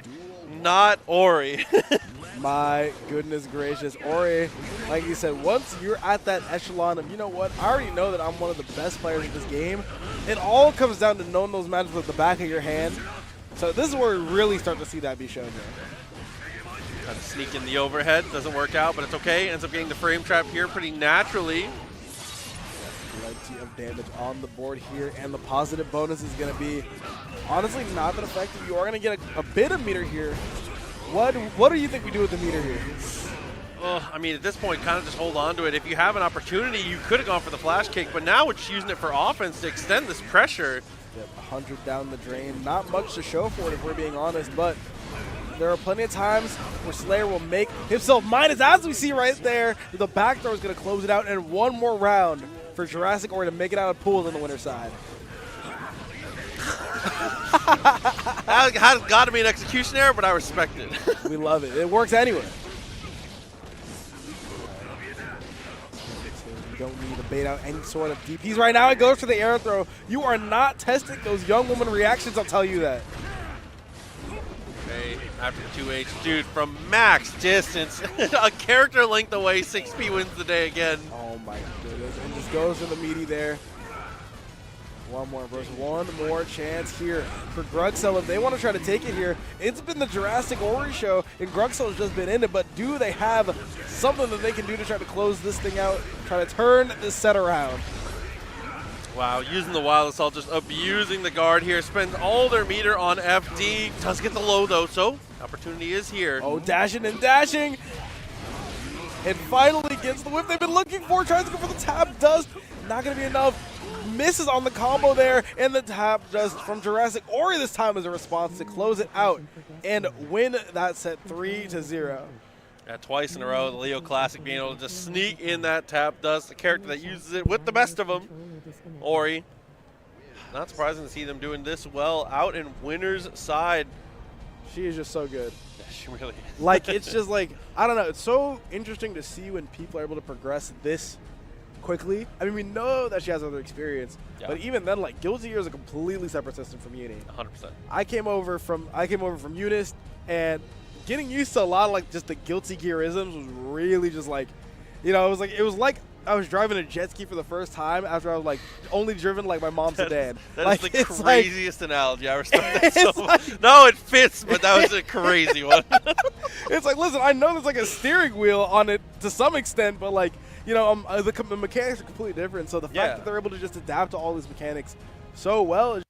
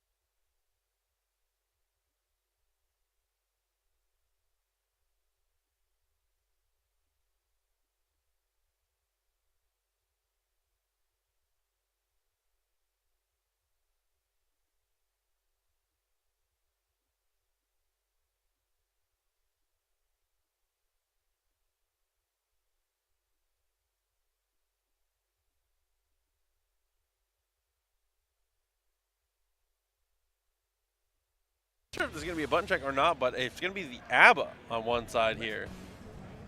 Yeah, I mean, honestly, it could be either one, but it's looking like it's going to be Lord Knight. Like I said, we've been seeing the ABBA working on stream. Might want to go into that instead of playing the mirror, which I, as you said, already do respect quite a bit. Yeah. So, Like mirror is not very fun. Gonna go for the unstance there, into the restance. Really, really smart. Managing the gauge very well already. That move is such a huge problem. He's such a huge problem. It's like, I mean, ABBA is just such a crazy character. I just think about when we were getting things started, Lord, I'm going to go ahead and take this first round. When we were getting started with this character, and people were putting her so low on the tier list, and I understood it. You know, it took Skeletal Minion almost a decade for people to be convinced that ABBA wasn't any good in Plus R. But the fact that her tools are just so much better in this game in the normal stance, we should have known this character was going to be a meta from day one. Yeah, absolutely. But right off the rip, trying to go for the JD and Dusty Trust, but doesn't quite work out in the corner there. Gets the stance again. Is going to go for the RC to try and extend it. Going to get one mix off this. Yeah. Oh, I like that. Just uninstall. Keep holding on to whatever gauge you have left. All right, going to go into the air throw there. One more mix-up should do it here for Darling. Oh, but if that 2S has anything to say about it, then that's not going to quite be the case. Push back out full screen, but I don't think you're too worried about it here. Goes for the manual install. Yeah, just going to utilize those plus frames. And as you can see there by that blue beat, that was gapless. That is such My God. That's super. That's super. I think that is the thing in the game currently that when I'm playing tilts me the most. Yeah. Probably. That's probably the thing that tilts me the most. I mean, it's just like, why? Like, it's like if I am not woke in the moment 100% of the time, like I'm just gonna hold mix. Like, why do I need to do that? Full screen. He's gonna run me down. It's like the Terminator chasing the car, dog. You know what I'm talking about. Oh my God, whatever. This is closed though. Good damage off of this one to Tommy into the RC. No, not much. Get some time to think about what was going on there, but it's not going to matter, especially when the Waffles. Why did he end up on that side? Darling is just going to go ahead and get the corner steal. Really reminiscent of just some older anime there. But you know what? Darling will take it. And as we see there, the side switch inherently by Lord Knight as well. See, I mean, just how much her normals move her forward. He blocked it. He actually got hit by a deflection and still was able to have the next normal connect. But Darling with another big opportunity here. Uh-oh. Put some mass on him.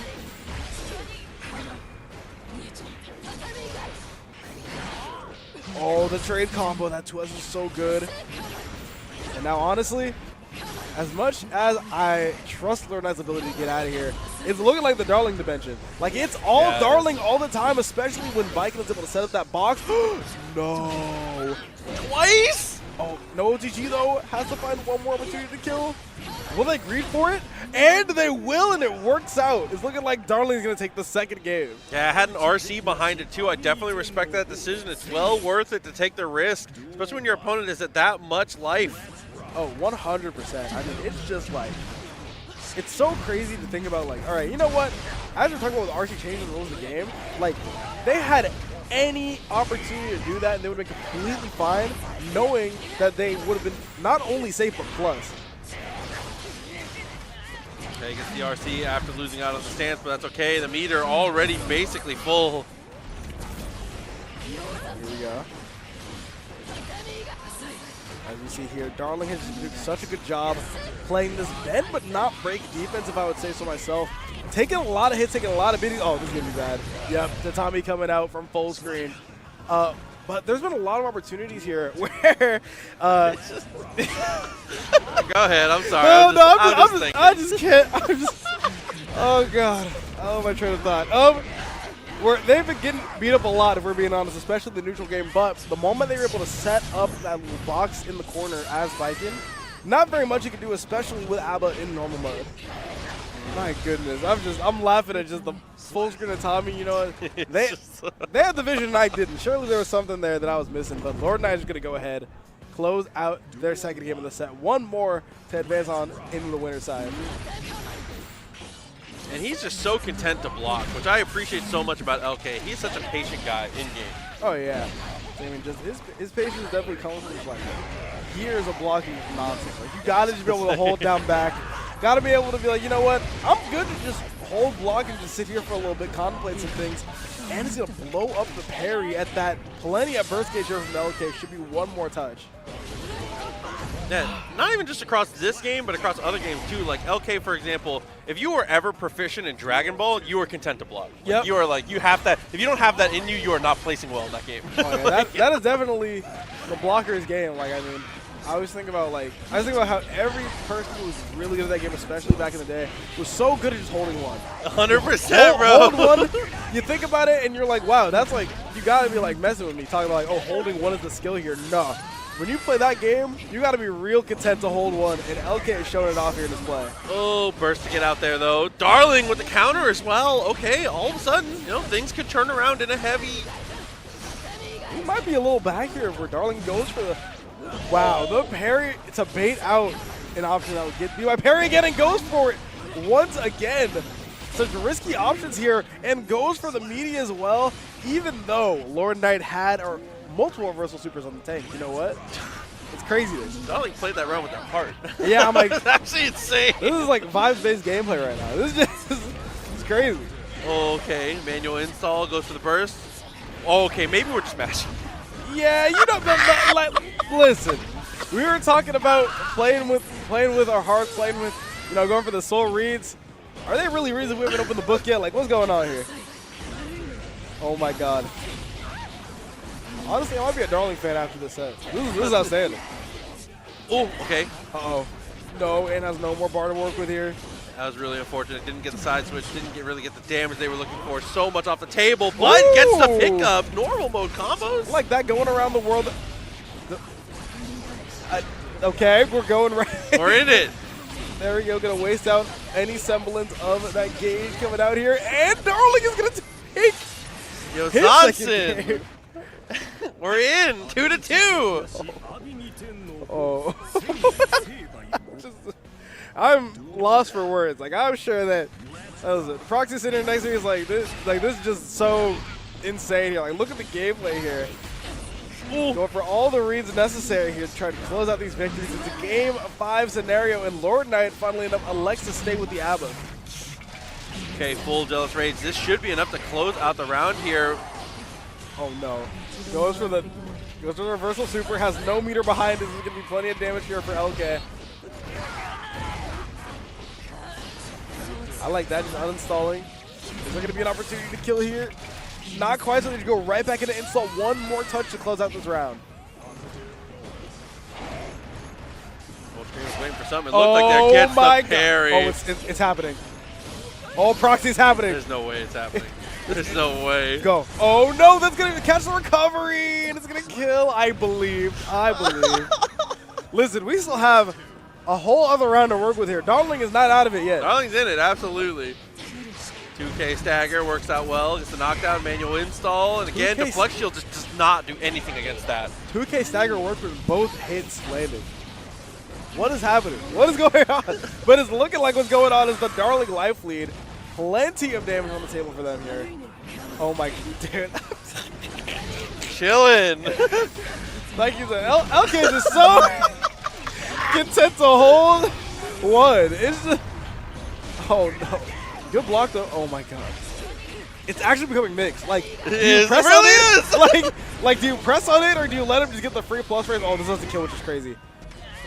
Oh, this is not killing. She's still Japanese.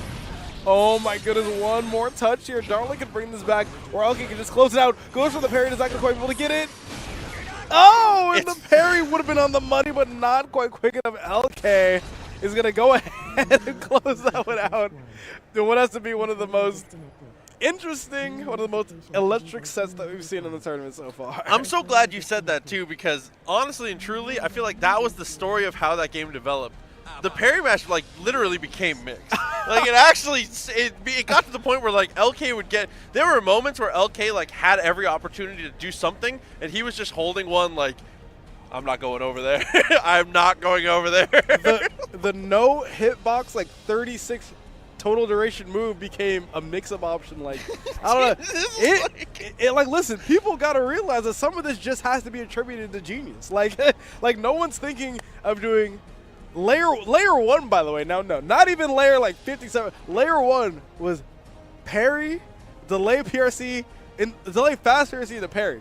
Layer 1 knew he was going to mash immediately, had the soul read going on. Then layer 2 becomes, all right, now I'm going to do high-low. Like, yes, no one's thinking like Darling. Exactly. No one's thinking like Darling. Dude, I like stuff like that. I especially like when you can kind of, especially against players who are extremely good at fighting people who have more standard offenses. Yes. Genuinely, I think that is, like, actually something that more high-level people should incorporate is, like, there's a saying that we always say is that bad players jump against Guile because they're like, he's throwing a fireball, I have to get over it. Yep. And they just get flash kicked.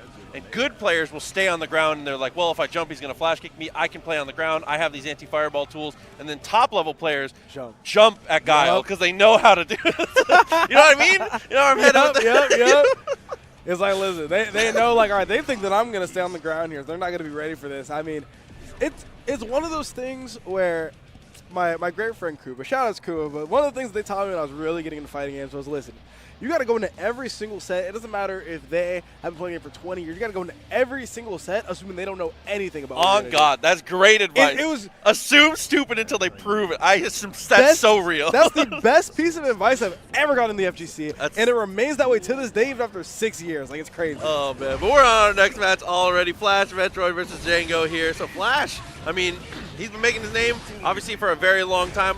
For people that don't know, I mean, Flash has been a Guilty Gear player longer than a lot of people have been in the FGC. I mean, I feel like, honestly, longer than some Guilty Gear players have, like, lived. Like, actually, which is, I don't want to say it. Like, listen, I knew where you were going with that. I just had to finish the job. Listen, I'm going to keep it real with you guys every single time, but Flash has been playing this game since Accent Core, and if we're being honest, some of y'all watching this right now were not alive when that was going on. So they've been in the game for a minute now. Absolutely. Django baits out the burst, though 2H misses out. RTL on reversal timing. Wow. There you go. It's like one of the things you get real good at when you've been playing this long is getting real good at reversal supers. Even on Wake Up, in a game like this where it is a bit more tough. Man, but experience all falls prey to Nagoriyuki is what I gotta say. This character's tools are just so incredible. Ooh, that little stall. Great backdash as well.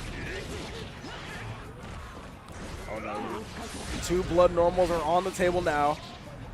Now, Django, one of the things I already really like is how they are utilizing those 2 blood normals.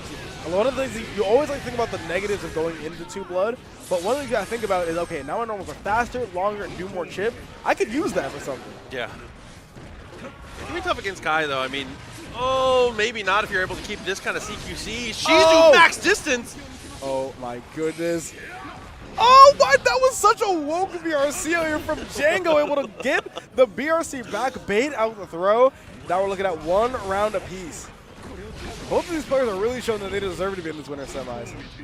And Clone, Clone's the best. It's the best fireball in the game, dude. It just closes the distance, gets on through. Look at all of this pressure, all from one bad fireball. Why is he dead? Why is he dead? He had 15% going onto that wall and came out with a Nagoriyuki windscreen. Hey, no, this is nonsense. We're gonna get right into it though. Django able to take first blood here in this set. Flash Metroid has been spending a lot of time in the streets though. You know, funnily enough, actually just won a World Warrior event, so you know, definitely nothing to scoff at.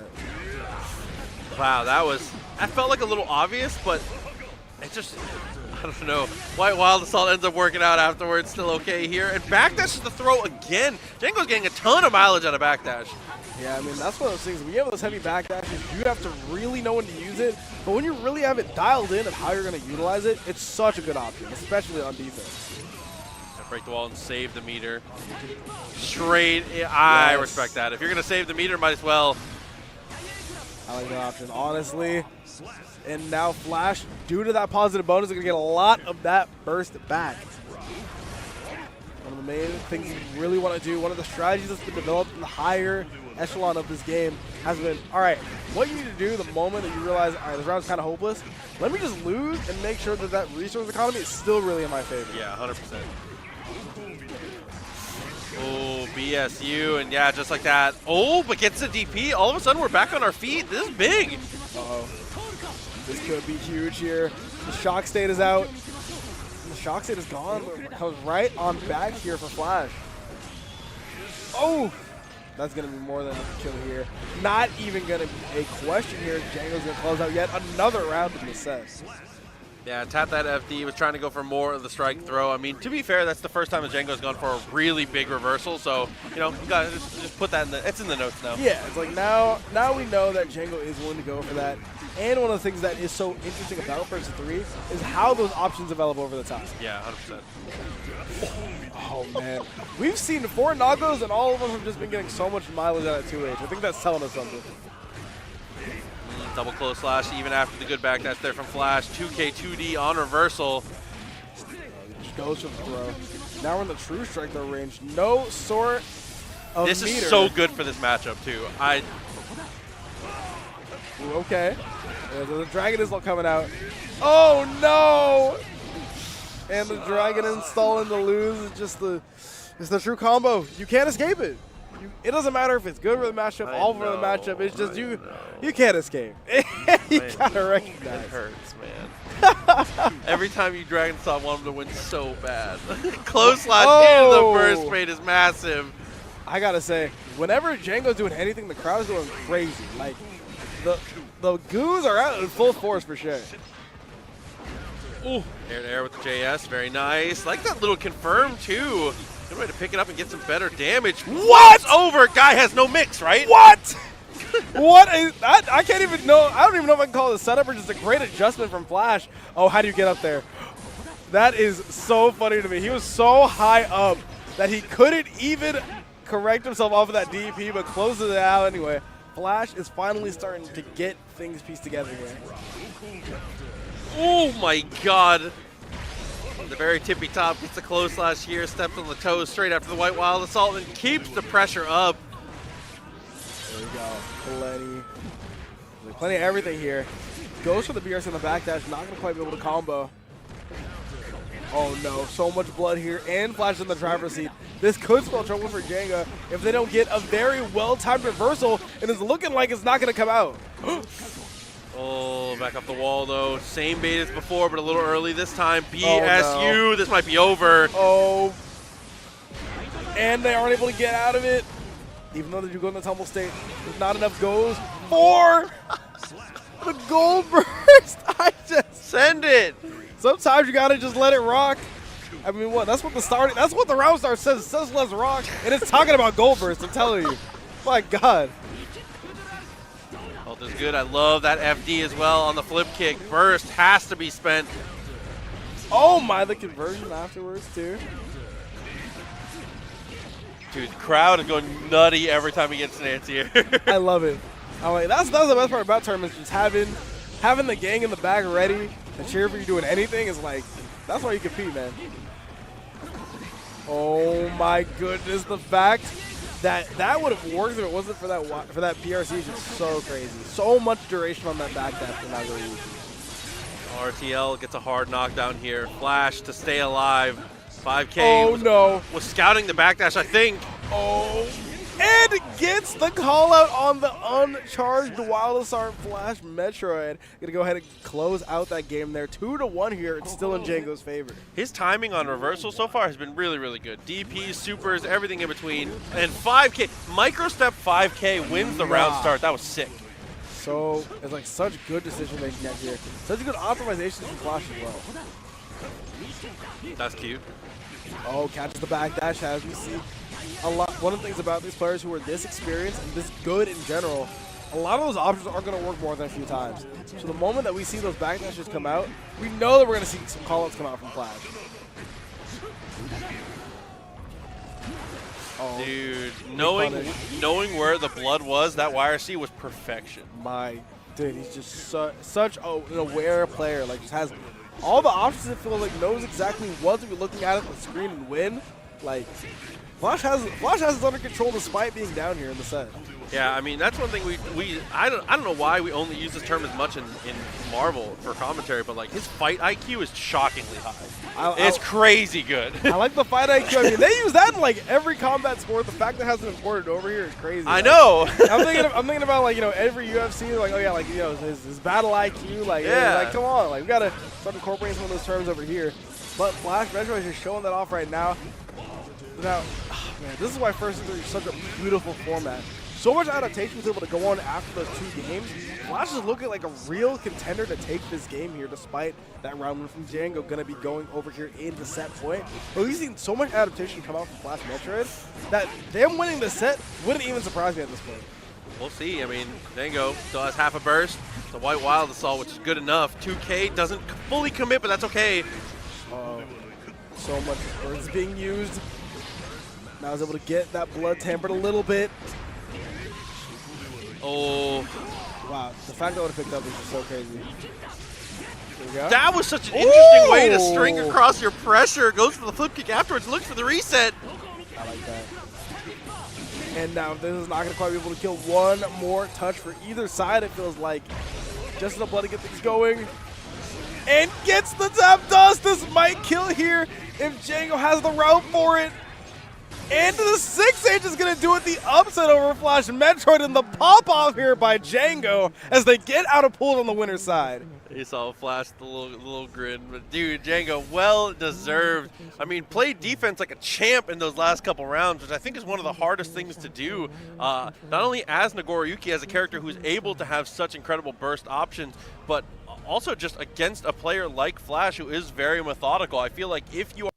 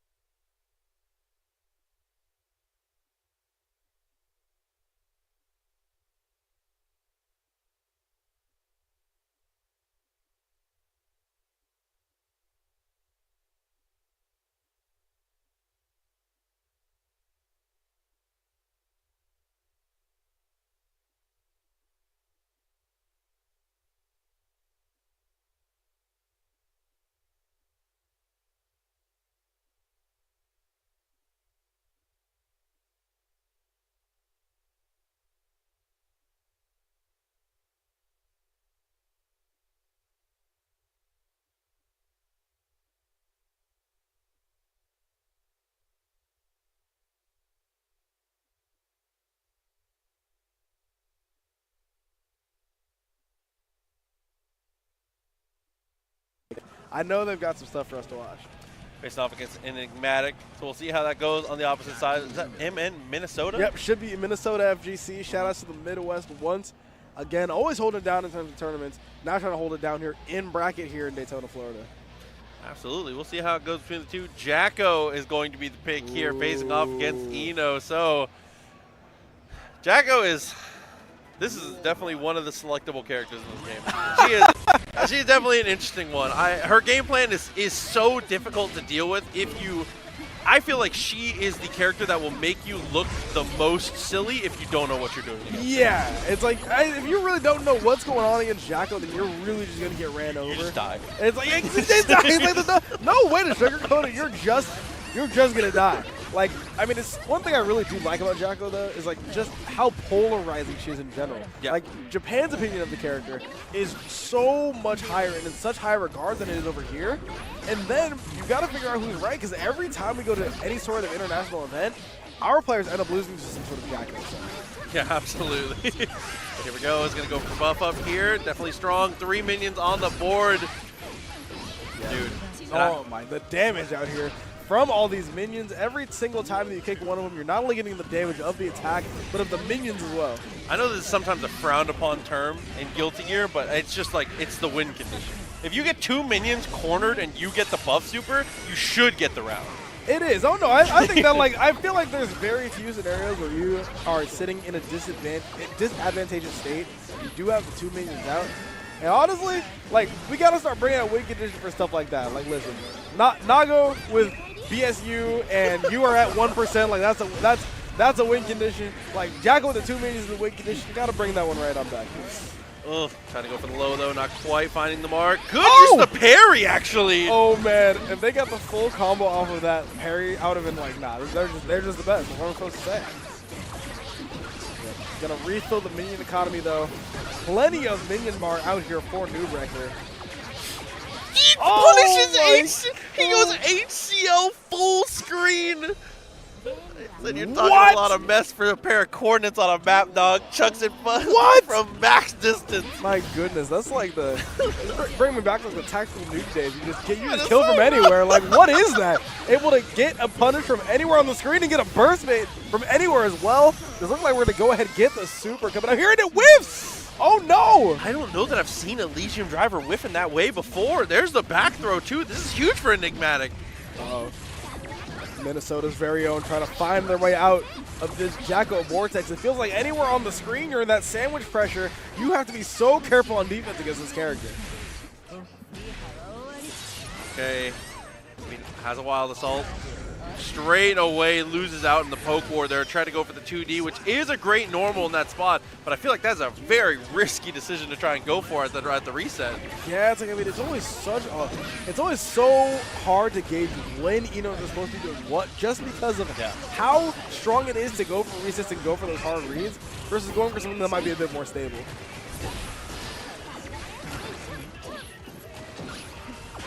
The action speaks for itself here. Look, but the minion is going to say bye, and at a very inconvenient time here. Plenty of damage out here, but Enigmatic is going to drop it, and it's looking like Noobreaker is going to get one more chance to try to get something going here in this game. Double close slash here, loses out on the minion, but uses the wild assault, which is so good in this spot here. Oh my, the combo off of the minion toss has just been so good. Great awarenesses from Noobreaker is going to tie up things. Oh wait, this might kill. Yeah, the burst coming out here. You do not want to get killed from that there. Oh, okay. No trouble though. And the throw! The burst is going to be for absolutely nothing. Enigmatic is going to go down not only in burst, but in round as well.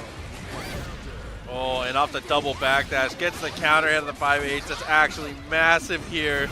For bad to worse, into the corner, still building up that meter and finds the throw. Oh no, good block on the high there. But there's still so much more where that came from, especially with the combo off the minions. Elysium Driver. Gonna be so much damage here. This not gonna quite kill. One more toucher is gonna do it for the second game here. Enigmatic has a mountain to climb, but Noobreaker can close it out right now.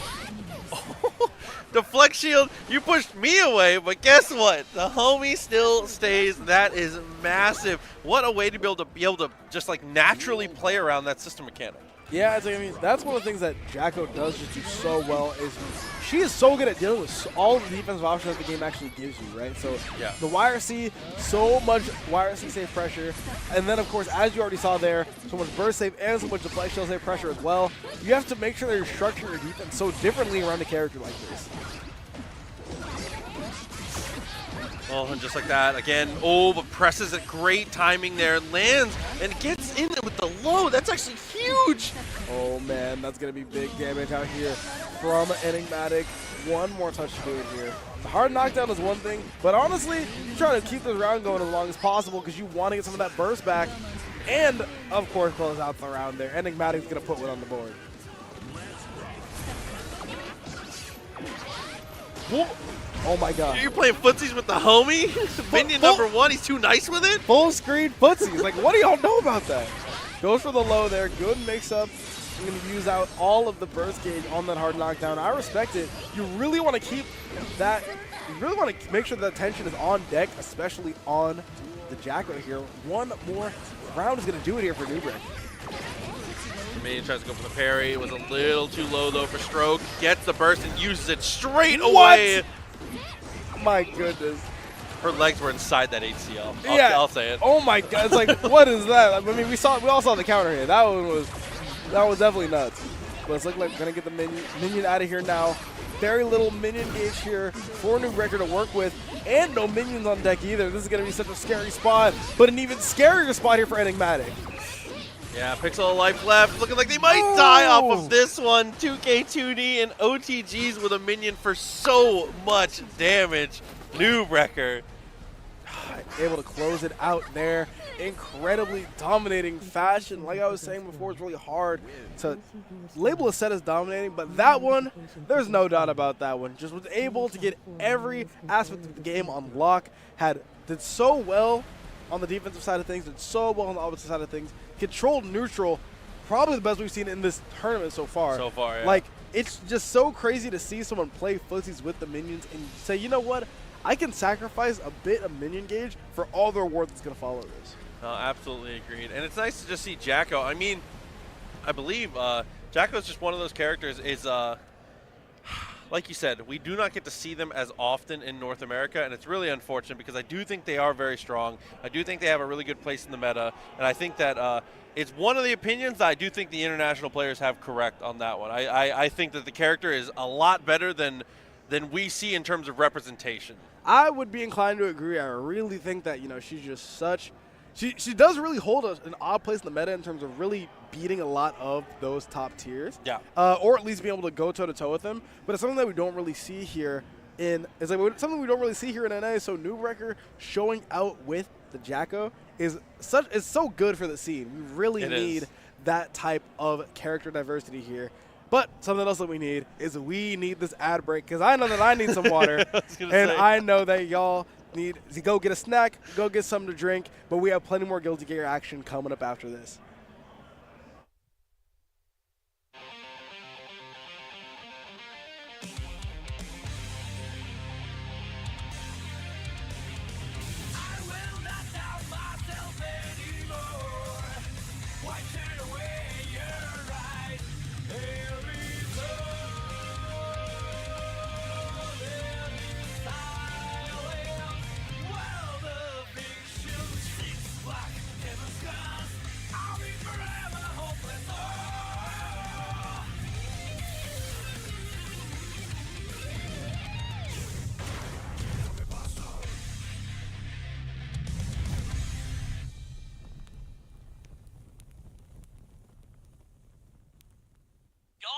Outdone yourselves. This is the prettiest thing I've ever seen. But for me, it was Tuesday. I'm him, Bison. I wrote the song in like 2 days. New levels of power, been inspired from a new place. Think I'm holding my breath, how I keep the blue face. So ahead of my time, I do new in a new way. I'm so advanced with rhymes, if this was school, I skip like 2 grades. Hater soft as Duncan Hines, op sweet as a souffle.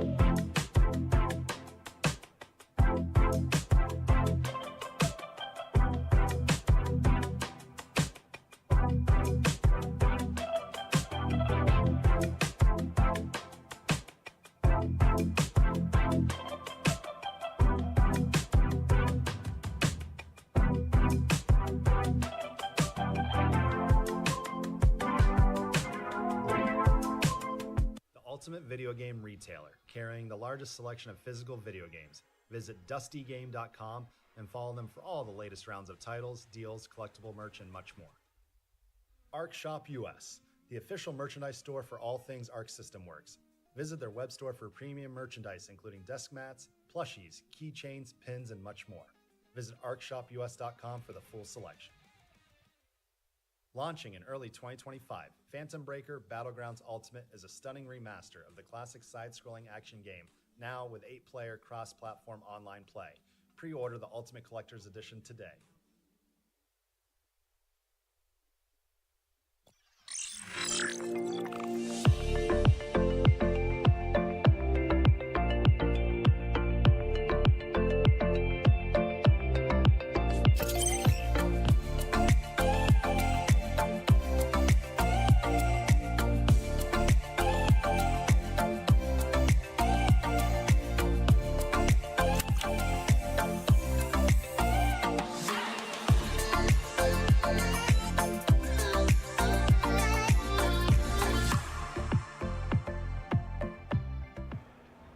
What is good there, gamers? Welcome back. We got some more Guilty Gear Strive action over here at CEO 2024. It's your boy J2, and I'm hanging out with the GOAT himself, Jobber. How you doing, I'm man? doing fantastic. Just got off of a fresh hot block here. We saw a couple of great commentators before, Avian and Proxy, of course, and now we are back on to do some more Guilty Gear Strives. Tons and tons of character variety so far here at this Arc World Tour Gold event. Players fighting on the line for 100 points up for grabs for the winner.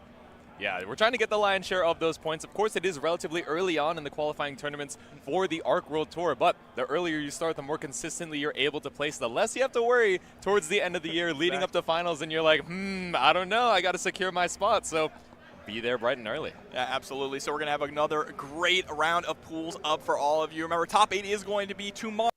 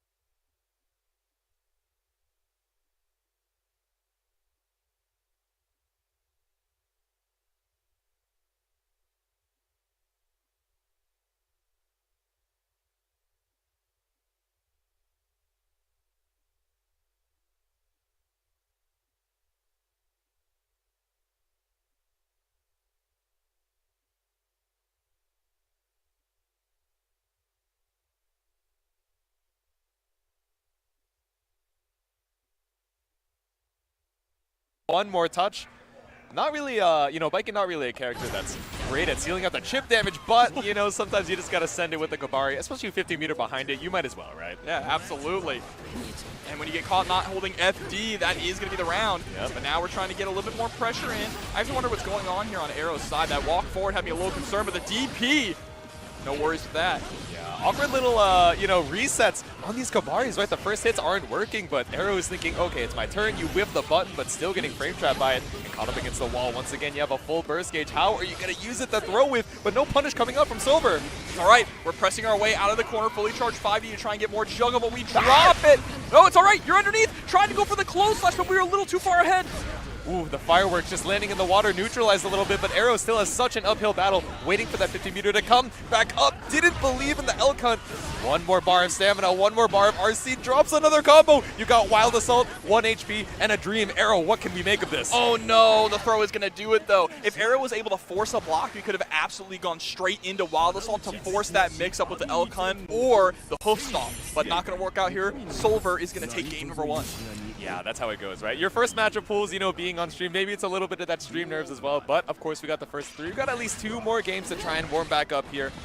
Let's see, game number 2. Once again, caught up by the IED JS. Yeah, JS is such a great tool there for Baiken. Fortunate whiff on the throw attempt. And the DP going to be blocked. Yeah, we go for the follow-up. I like the little delay before going for the follow-up just to catch Silver trying to go for the punish. Yeah, it's tricky, right? Unless you get the guaranteed punish in between the 2 hits of the DP, then you're kind of RPSing on the follow-up. Oh, no, but reaction check for reaction check. Immediately, the charge dust forces out the burst from Arrow, whipping the close slash. If it didn't work once, let's do it again. Yeah, and then we get straight into the Tyrant barrel, clean hit, get the hard knockdown, time to run this offense. This is still a completely doable round, and with this hit, you should be able to do it, but we don't confirm. Okay. Oh, don't panic, don't panic. That was a situation where you absolutely wanted to go right into Tyrant barrel, but we were still able to clean it up even after dropping a little bit of the spaghetti. Yeah, I get it. I understand it's the stream nerve. Still able to stabilize the scramble here, looking 1 round away from tying it back up and building up so much meter as we go another counter hit. I wonder if we're misinputting the parries on Wake Up, or if we think that the threat of parry is enough here for Silver. Maybe, but there's the knockdown now. Wow, we just swung right back with the close slash, no fear at all. Sniped right out of the skies, pulled to the ground. Get your head out of the clouds. Head out of the clouds, back into the blue waters. All right, the skies are looking pretty decent for Arrow right now as we tie it up 1 apiece. Yeah, that Sin close slash is a disgusting anti-air. It's so, like, the hitbox on it is surprisingly high for something that seems pretty, you know, grounded. Yeah, Speaking of grounded, the fact that it spikes you down to the ground too is so good, right? Yeah. You get multiple close slashes off that confirm. Here we go, Silver getting the overhead once again with the Ozanson, but not gonna be able to break the wall here, giving Arrow another opportunity. Yeah, I have to imagine that grounded 5D was probably just looking for the TKJD, but oh no, I have to imagine that throw should have been a little bit later. 2+ for your own good. There we go, Silver is able to seal out the scramble. One far slash is going to win out there on Baiken's side. Of course, it is a bit faster. What there? Running up with the 2K. I have to imagine we just whiffed the IAD. 6P, we're fighting out there. We are scrambling right now. It is counter hit after counter hit. Both these players, we are hitting buttons, trying to establish some kind of lead, but Silver just running away with it. The damage is proving to be too much. Now setting up 2-1 here in this set over Arrow. Yeah, I feel like these first 2 games, right, we're pretty back and forth. We're like fighting for our lives, but game number 3, it seems like Silver has the download. I'm trying to think of what happened here. I feel like Arrow swapped up the game plan a little bit too, feeling a little bit more comfortable taking to the skies, but now is going back to what works, staying on the ground. Yeah, absolutely. And Sin is just so strong on the ground that you don't really want to shout. What the hell was that pickup? Oh no, but a little bit too late on the PRC. Might have had lethal if you had the walls flat, but Elcunt has you up against the wall, man. It still worked. The 2H being able to pick up there. Yeah. I thought it almost looked like an OTG, but we must not have hit the ground fast enough. That's a GameStop trade if I've ever seen one. Arrow really trying to keep the momentum on your no confirm. No follow-up with the stamina in the bank. Maybe being a little conservative with the resource usage, but gives Silver the opportunity to scramble back. There we go, though. Gets the RC. Now, are we going to go for the wall break? No, instead we just let the 2H rock so that we can keep the pressure up, but swinging right on back. 3 slashes and a moon. Put it on a t-shirt. There we go. Hoof stomp getting caught up by the super there. Silver was just waiting after the during the block streak just to buffer it. Full stamina available, but no HP behind the back. That's the JS to put Silver on set point. And we have the right idea. Arrow tried to go for the close slash. Again, overextending a little too much. Woo, what a trade! You know, for whipping a DP, that's not the worst thing in the world, right? Here we go, pulled right back on in. Fully charged 5D. This time it is going to get blocked. Fool me once, shame on you. There's the parry. Oh, the big boot. We're just stepping on the beach, man. Sometimes you gotta keep it simple. Didn't have the meter to interrupt the hoof stomp this time with the super, but we got parry in tow. And now, when we had the download on the block strings, right now we were very confident on where to challenge. Whereas, you know, I think Game 1, Game 2, we were a little bit more shaky on waking up. Oh, okay, do I want to mash here? Are you afraid of the parry? But now that I know what block strings you're kind of autopiloting into, I'm just going to send it. And autopiloting is the key thing. You can't be doing that with Sin. He has really strong and really oppressive tools, but if you're being too obvious about what you're going for, you can easily play around them, right? Because he is a little bit on the slower side when it comes to the approach and things like that. So you have to really cycle through those options, whether it be command dashing into the throws, overhead low mix-ups. One thing we really did not see, which is one of the strongest aspects of Sin, is 5H. Yeah. 5H forcing that high-low situation. It's not the realest high-low out there, but it's still dangerous with 50 meter backing it up. Yeah, I was going to say, we saw a lot of the hoof stomp, right? You know, the overhead check, but a lot of times we were not seeing, what is it, 6K? That's the low option from Sin. So I feel like once we saw the startup of the animation, like we were so comfy with going to that stand block. And Elk Hunt, we really didn't see a lot in the block strings. A lot of times it was kind of, how can I get in neutral? But once we were actually running the pressure, you know, the threat of the lows really wasn't too much, right? So feeling super comfortable just sending that parry. But that's how it goes. Sent down into the loser's side, of course, still has that loser's run available as we head on to our next match. We got Edic versus Snorb. Yeah, sending both these players up here onto the stage. This should be an exciting one as well. And you know, one thing that we've been enjoying here so far at CEO, in Strive in particular, has been the names. There's been some wild names that we have seen here, and I'm hoping we get to see some more. I do see one coming up, a Comrade Dog. That's a good one. Comrade Dog. I feel like I got a salute. What? Have you had a favorite name that you've seen on stream today? I'm trying to remember my own. I feel like Chunin Lazy Guy was pretty good on the Grand Blue pools. I think I Already Loused was my favorite one. No, that was good. Playing Faust actually ended up winning, so you know the name was a bit of a mix-up there, but that was a good name. I was gonna say that's like a self-fulfilling prophecy, but clearly, like, you know, trying to rewrite the prophecy as we go. We got Edic on player 1, kind of reminding me of the Faust color scheme. I'm not gonna lie, the blue to white ombre. Maybe it will be the Faust, or we're just dripped out with the ombre right now. Let's see. I can see it. But we're right here. We're gonna jump into the character select, see what we got going on. Yep, making sure the controllers are all good. Jobber, I'm not gonna lie, I was on stream earlier for Grand Blue, and my controller, like, I could not find the button to connect to a PlayStation account. I felt so bad. Maverick, you know, Risky Sweep chilling up there on commentary. They're like, oh, Jitsu hanging out. Okay, he's ready to play. And then I'm sitting there, stalling 2-3 minutes just trying to connect. I'm like, guys, I'm so sorry. I don't mean to hold up your stream, but don't worry. I'll let you in on an embarrassing thing for me, too. Okay. I entered an online Guilty Gear Strive tournament TNS. They put me on stream first match. Oh, no. And because I just play, right? I just play. I forgot how to set your stage. So I started playing on a banned stage. No, like, hey, you can't play on this. And I'm like, I guess I got to pick a character who doesn't have a banned stage. And then I just lost. Because you just have it on auto? Yeah, That's and then I just lost. I just keep it on auto, bro. I just play on whatever. That's mad funny. You're like, hey guys, can we swap names? And they're like, why do you want to swap sides? I can't change it off auto, man. I forgot how to do it. But that's how it goes. And then right? you panic because you're like, oh my god, I'm on stream. What am I supposed to do? You don't want to hold it up, but these players don't want to hold this up either. They should be going straight into the action. It looks like ABBA versus Leo, but might do a quick little button check before, just to make sure everything is all good. I'm glad that we're seeing a lot more ABBA. I think this character is in a really healthy place, incredibly strong, has some obvious strengths and weaknesses, but once she is in that jealous rage, she becomes unstoppable, and it looks like we're going straight into it here. Edic on the ABBA, Snorb on the Leo White Fang. Straight into the action. I think she is definitely in a healthy state as far as, you know, being able to fight back. You tell another player, especially someone who's, you know, experienced against this ABBA Demon matchup, they're like, healthy? No, she's toxic, bro. She is an absolute monster in the Jealous Rage. And we even think about some of these normal mode normals as well, right? Intertwine so good for that low crush. JD actually surprisingly good for the air stall as well. We are once again in. All we need is one more hit to deplete Snorb's HP. Now remember, the great equalizer is going to be that flash kick, right? We got to see it just a little bit here, so I'm curious if the answer to it is going to be even more Danzai, because remember, Danzai armors through literally everything. Smart from Snorb, though, to wait for the Danzai to happen and send out the flash kick afterwards. Yeah, Mega Minus didn't want to spend the RC on it, but with 50 meter in the tank, didn't even need it for round number 1. All right, looking clean here, and still has full burst available in the tank. Snorb nearly there. He's about 25% more. So we're kind of sitting back, hanging out. Yeah, this gives you a lot of potential, right? Especially off of the parry, just going straight into the Jealous Rage after the mid-screen burst. Yeah, and we actually go for the backdash of the Danzai as well. This time it's for the overhead.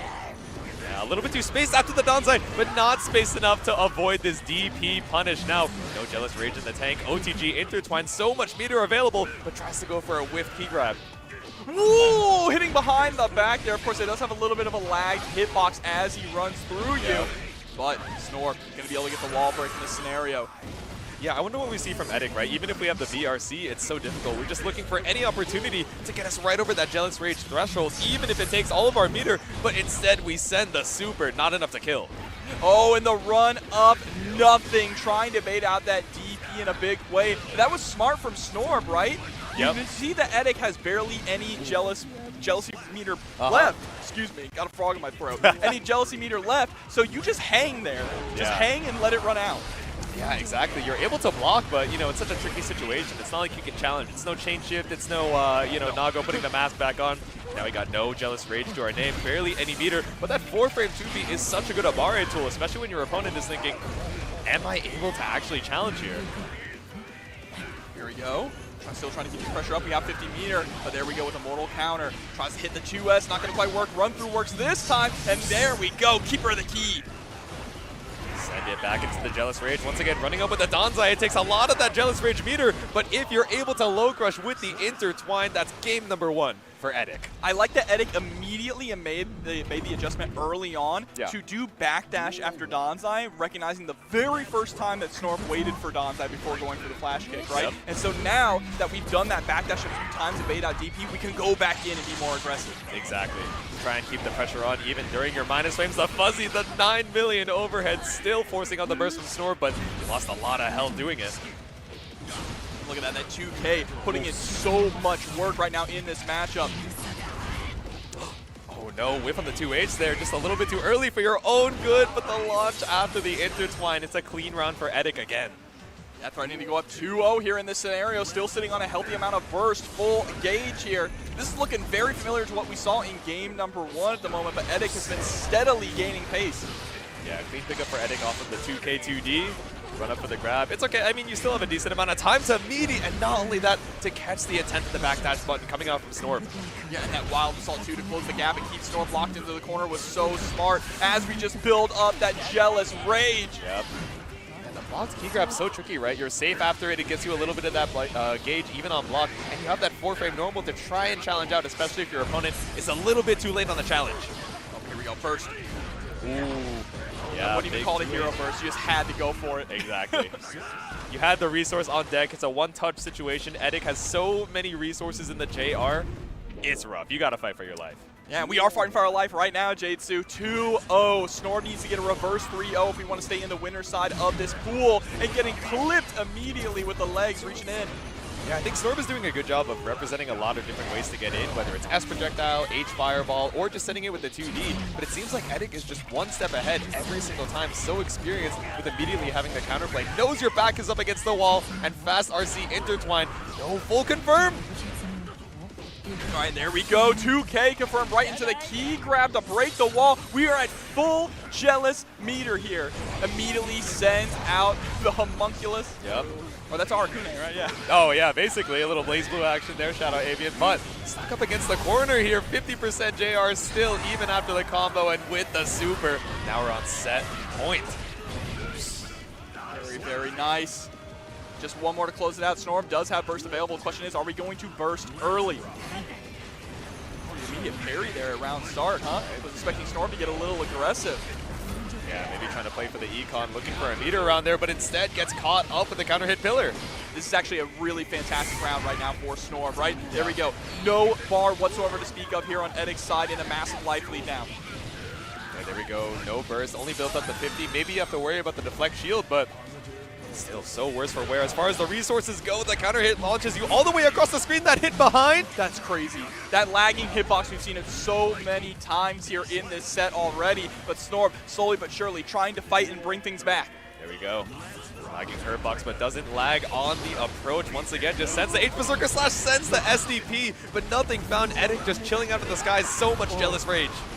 The Danzai connecting, getting killed with the jump in. Things are not looking good here for Snorb. Straight into keeper of the key. Wait, you're not actually dead here, right? No. But you are in one touch, just barely outside of throw range as well. Luckily though, yeah, Abba's only going to be able to get a 2K off of that scenario there, so you are safe. Yeah, we didn't go for the uninstall. We didn't go for the relock. Ooh, 50-meter apiece. Oh, we tried to go for the forbidden air dash there. Yeah, right. Send it. Okay, still plus enough. You would be plus enough to get a high-low, but you still don't have any jealous gauge there. Oh, and we just swing. Paracelsus coming for the assist. Going to be moving on the winner side of the bracket. Incredibly exciting set. Really strong Abbas we've seen so far today. Yeah, that's what I'm saying, right? We just had so many different responses. Yeah, you're trying to rotate your ways to get in, and your ways to, you know, try and chill on the defense. Whether, okay, let me hold down back for 1,000 years. Maybe I'm just gonna send it with the DP immediately. But we were just one step ahead on the offensive layers every time. You know, honestly, Abba and Slayer feel like a sorry for Johnny and Elfeld's strength. Johnny and Elfeld. You know, I think Johnny is still actually a pretty good character. I think the thing about Johnny is he is dangerously close to being like really good. You have to be very careful about how you adjust him, because that's what happened with Sin. Yeah. With Sin was dog water, but there were just these tiny adjustments that if you made them, you got the beast that we have now. Exactly. We saw the patch notes for Sin like ages ago, right? And we were like, okay, his backdash is a little bit better now. Cool. Good quality of life change. Oh, you don't spend the stamina when you do the Kara cancel, but you still have to have it. Okay, that's not the craziest thing in the world. All of a sudden, we're seeing DP Super from across the screen wall break you into positive bonus loops. We're like, wait. Hey, hold on, what happened here? Maybe all of you. I said day one, I said Sin's top 5 now. And then people were like, I don't know. And then guess what? CEO Taku, we see Tempest NYC come through and win with Sin. So, you know, Sin was, he's still a really strong character, but he's not as popular as you would imagine he would be. Yeah, honestly, the funny thing about it, when I have asked a couple players like, oh, okay, Sin is so strong this version. He also has a relatively simple game plan and a lot of different options to navigate even some of these potentially tricky matchups. Why don't a lot of people play him more often? And I feel like the most common response I've gotten is, he's kind of boring for me to play. I'm like, what do you mean boring? You're winning. They're like, but he's sauceless. I'm like, but they're dying. That is quite literally the same thing you hear about Leo. Yes, yeah. That is why there are only a handful of really high-level Leos. It's not that there's not good Leo players out there, it's that they've moved on to other characters because they just find Leo not to be as fun as a lot of the other characters on the cast. And that's one of the things I actually really appreciate about Guilty Gear players, about anime players, with how crazy these archetypes of characters are. People will pick a character and stick with them no matter where they are in the tier list just because they love the way that they play, right? That's what I'm saying. Like, this character loyalty, like, yes, to a certain point, if you're really trying to optimize like 110% of what you're trying to get as far as, you know, tournament winnings and placings and Arc World Tour, you know, ranking points for this gold event, maybe you might want to go for a top tier every single time. But of course, character loyalty, once again, another Biken up to the stand, another Sin up to the stand. We got Zach Watts versus Combat Dog. Yeah, right? Flashback to what, 2 matches ago? I know. A little deja vu action, but we're sending a lot more Yozansen. Maybe a little bit more defensive with the tatami mats. Oh, going straight into the RC when we get the corner carry. Just the IDJK, that's all right. Yeah, I wonder if that was supposed to be the air tatami to get the full pickup towards the corner, but oh man, Zach Watts not dwelling on it too much. Either way, it's a drop and an escape from the corner. Oh, that looked like we maybe tried to do a run-up delayed blow slash and instead got 6P'd out, but that's fine. Still gets the pickup into the Tyrant barrel. Not clean hit, so it's not going to kill. Plus the Japanese guts on Viking. Exactly. Staying alive. Nice. I love the use of the elk hunt. Just spend the 50 to try and checkmate you. Sees the startup of the parry and goes, all right, you're dead. Now let's see if we can close out game number 1. Gets caught by the tatami this time. Yeah, interesting use of delay IAD forward on round start, right? I wonder what we're trying to catch from Comrade Dog. Maybe a 2H, maybe a far slash as well. But instead, Comrade Dog has been very content with just holding onto this airspace and waiting for you to run in. No, but another drop on the RC confirm. Yeah, not quite sure exactly what we're going for in some of these scenarios, but it's okay. Has the life lead here, still has the opportunity to bring this back, and still has an entire set to clean things up a little bit. There we go, Calamari up close, tries to go for the trade, but the 2D wins out and gets caught pressing on the hoof stomp. Oh man, you really need the second hit of that Calamari to get that knockdown. All right, RTL, ride the lightning. Yep, going straight through the wall with that corner carry, hard knockdown, which means Zach Watts is going to get a nice mix-up here. Yeah, I wonder what we were looking there for Comrade Dog. Maybe thinking, okay, I have 50 meter, I have parry, surely they're scared. Let me try and take my turn or at least try to jump out, but still, Zach Watts just holding on to the meat. He takes game number 1. Yep, turning up the wattage here as we jump into game number 2. Let's see if Comrade Dog can bite back. Let's see, trying to go for the spacing 5-8. Says, all right, let me catch any attempt to try and counter poke. But once again, the elk hunt, just barely out of range to punish the parry. Ooh, a nice challenge, though, to the command dash. Woo! Right to the behind the back goes Onsen. Yep. 5D. Oh, just delayed a little too long before pressing a button to maintain that pressure. Yeah. Oh, no. All I see is the walk back coming out from Zach Watts. No preemptive buttons here. What's the punish going to be, though? Far slash and the peak driver left so much on the table. Yeah, we had all that meter as well, too. No RC! Zach! You got to finish. You're giving Comrade Dog another opportunity here. And Okay. there we go. RC's this time for the quick close slash closing out the round. There we go. I understand it's a stream nerf shenanigans, but when you have that many resources on deck and Comrade Dog has been fighting back with a lot of these setups, you can't give them the opportunity to breathe. Minus frames into the parry, but Zach Watts was already dialing in the backdash. Trying to chase down, not going to work, but the far slash is going to hit its mark. Ooh. Oh, caught on the meaty tatami, not even the high-low, right? Just went straight into the close slash. Oh, but there we go, challenging right on back. Going for the follow-up. Nice pickup there with the DP. Yeah, that's one of the nasty parts about Sid now is that he gets those really solid pickups and solid corner carry off of just like 5K 2D or 2K 2D pickups with DP. Yep, you have to get so much corner carry. Route yourself into the corner once again. The gut punch with the 5D. No drops on this confirmed. Zach Watts tightens it up for a game number 2. Trying to make this a quick 3-0 speed run this bracket here, but Comrade Dog still has an opportunity. Still, it's an uphill battle to climb. You got to make that reverse 3-0. It didn't happen last game. Let's see if Comrade Dog can make a difference. All right. Yeah, and off of a lot of these straight hits, right, we're seeing, okay, we get the far slash, we get the Calamari, but, you know, just delaying it, not believing in the hit. So got to be able to route into these clean knockdowns to force that 50-50. And now we're just having a hard time opening up Zach Watts at all, right? Yeah. Zach just being a pillar here. Trying to play it a lot slower, finally finds a knockdown. Once again, yeah, we're challenging a lot on these tatami knockdowns. You gotta believe in the meaty, bro. Really, we're out of burst, but that's okay. We have the life lead now. Zach Watts sitting on a lot of resources. But with this positive bonus, we can easily close out this round with one more solid confirm. Gets clipped by the 2S into the Tyrant Barrel. Yeah, I like the immediate confirm, not trying to do too much against the corner because Comrade Dog was so close to full burst, but still had more than enough meter to parry RC. The immediate burst out to try and hold on to this round. 50 meter apiece, but DP's right through. Into Ride the Lightning! That's gonna go all the way to the wall with the extra damage. You should be dead. No! You live? Whoa, there's no health in that health bar. Dude, Japanese Guts lives once again. You can barely even see the pixel, but we saw the 5D, the immediate punch with the 2P to put ourselves on set point. Yeah, send that one to Sage. Yeah. We all believed. Oh, and we believed in the wake-up parry, too. I love the run-up delay 2S to catch that out for Zach. Still has burst available. This is your last get out of jail free card, last opportunity. When are you going to spend it? Oh, hold on for lethal with the 6P. Still, look at this, 100 meter on Zach Watts' side. Still plenty of burst gauge. This is a tall order to make this comeback. Okay, holding on to the RC, knows that we're looking for the burst. And just DPs immediately, no fear. RTL. No! Whiffs! But oh, okay. Zach, you're giving us a heart attack over here. I'm not going to lie. You turned up the wattage and you also turned up the heart rate. Like, you know, just holding on to the meter, keeping it interesting for the crowd, but he's finally able to seal it out. I saw the drop on the RTL and my heart dropped. Mine did too. I felt it in my stomach. But still able to seal it out. I think on both sides, right?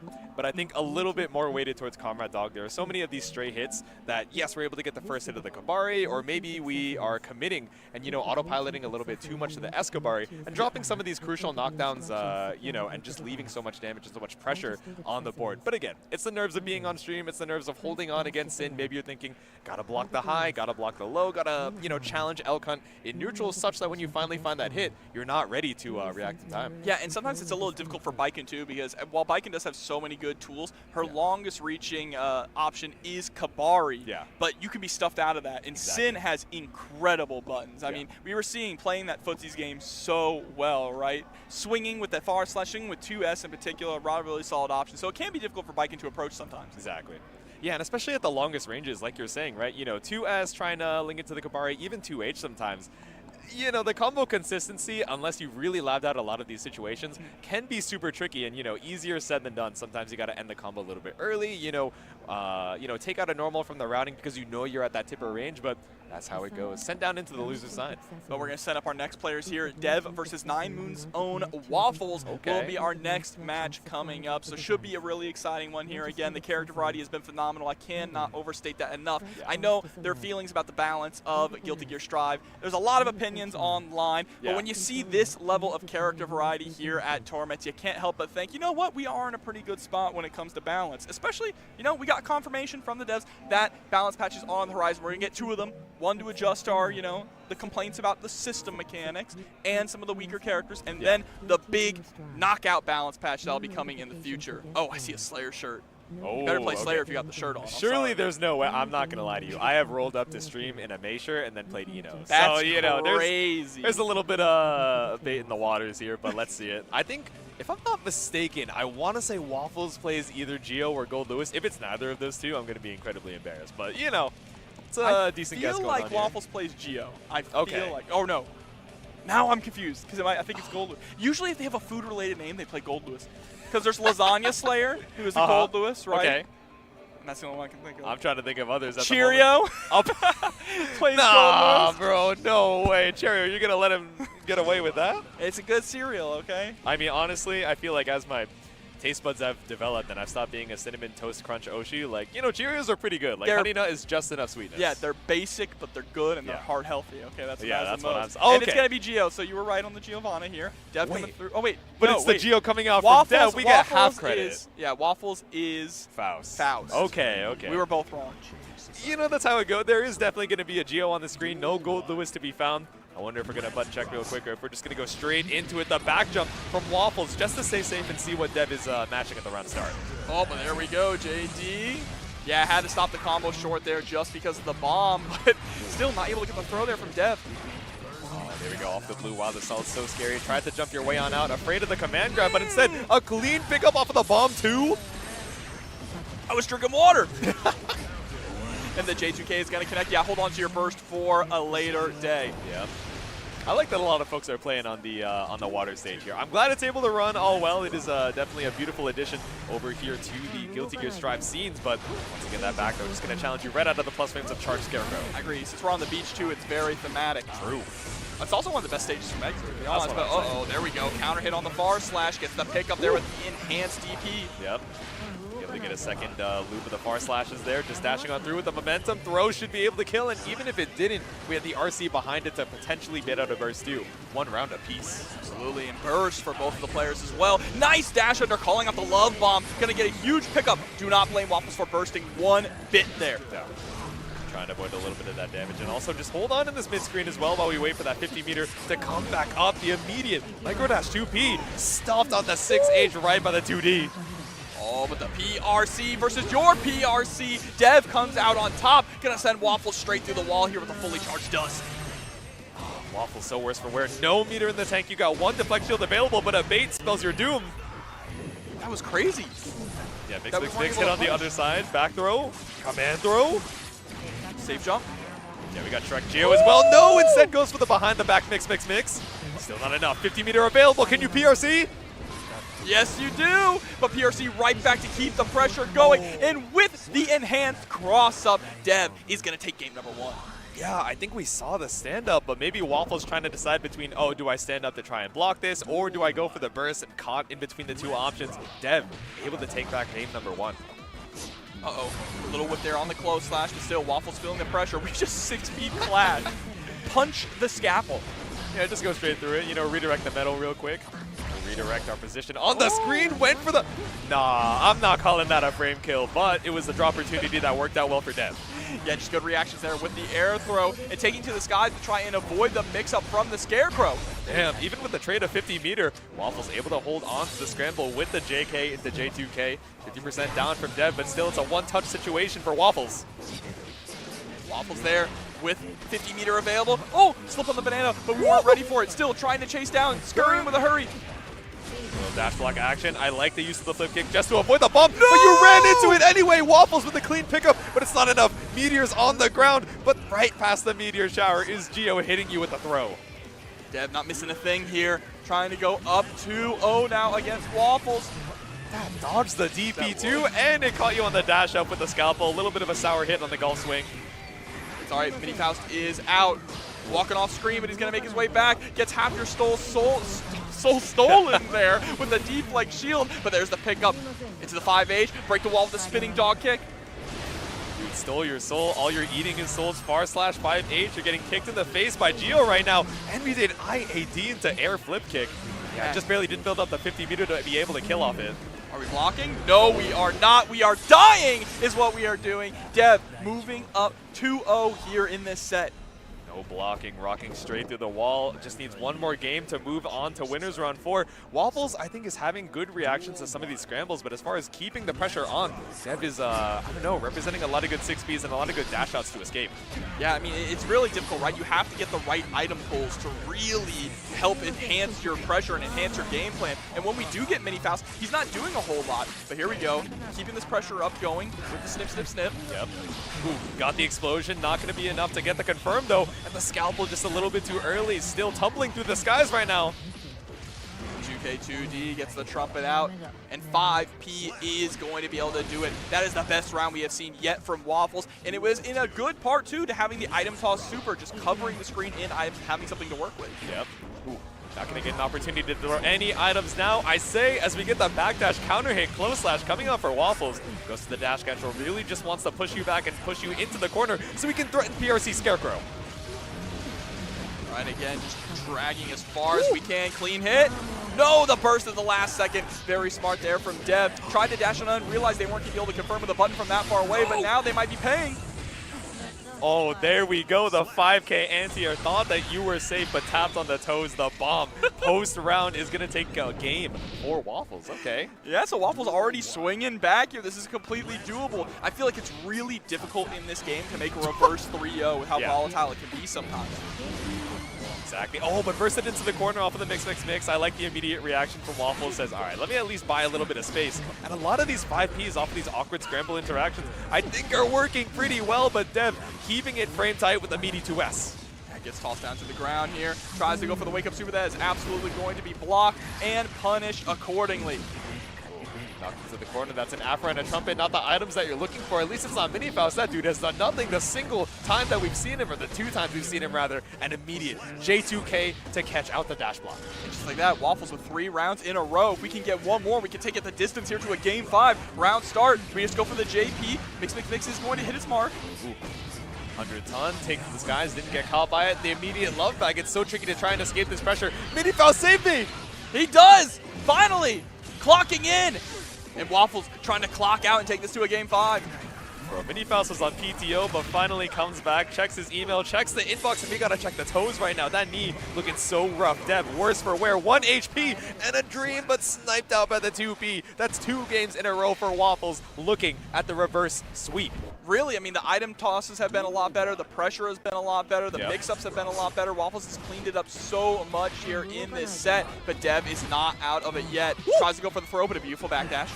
Yeah, maybe didn't believe in the 2K there. Not going to route it into the 2D, but Blue Wild Assault gets you out of hammer? I think it was the hammer landing and just barely keeping you safe. And we route into the Mini Faust. No! Come on, bro. It's your lunch break. I understand, but still not able to do anything after the burst. Uh-oh, gets Mini Faust out, but he's walking away. Wrong direction, son. Help, dude. Oh, my is. God. On the way back down, lands into it, keeps the pressure up. That's 3, almost 4 item tosses. Yep, into the mix. And Waffles trying to take this 6 round straight. Just needs 1 more to close this out. Dude, the momentum is so in Waffles' favor. You have the burst advantage as well, and he's been doing a really good job of leveraging Blue Wild Assault to bring us over to the corner. Mix is all we need for the corner carry. Oh, but does end up dash blocking themselves out of the corner. There we go, Dev. All right, into the throw now. Yep. Get the enhanced spiral arrow. That is a smart way to go. Yep. Catch him with the 2S. Ooh. And the 6P on the scalpel. Very impressive. There we go. They go for the 2-4K. Once again, up against the wall. Spinning bird kick. No, we saved the meter. Hold on to it, but all right, let's see what we can do with 100 meter in the bank. Run up for the throw. So I don't know how I feel about the Wild Assault instead, because now we're down a little bit on the burst, but still pretty even going into this final game, final round. Yeah, that is always one of the, trying to figure out the burst economy is a huge aspect of the resource war that Strive's been kind of evolved into. Yeah. man, he went for the double dash, but Waffles just waiting for the delay backdash to catch it out the... Oh my god, I was really scared you were going to run into the banana. Double bombs out on the screen, no bombo though. Able to jump out of the harm way of this one here, but runs right into the scaffold. No burst to save you, but we get the sour hit like you said earlier. Oh no, sour spot action. BRC to escape the flex shield, puts you right in range for a tipper far slash, but still doesn't link it to the 2H, just a little bit too far up. The 5th mini Faust keeping the pressure on. Death at 1 HP and a dream, and J2K seals it out for Waffles 3-2. Just full control there. They really, what did the kids say? Locked in. They locked in there at the end, able to get full control, played around every single item that was tossed out perfectly. I'm still a little mind blown that we threw out, recognized the hammer was there, and tried to go for snip, snip, snip. Yeah. And when Giovanna tried to dash in, they got hit by the hammer and they couldn't punish. That's so unfortunate. I mean, it is also awareness of the item situation, but being able to react so fast, especially when you toss the hammer up in the sky, you see it for just a little bit, you finally think, okay, it's my time to challenge. I can't let them get away with item toss willy-nilly over here in the mid-screen, and then you get punished for your attempt to try and...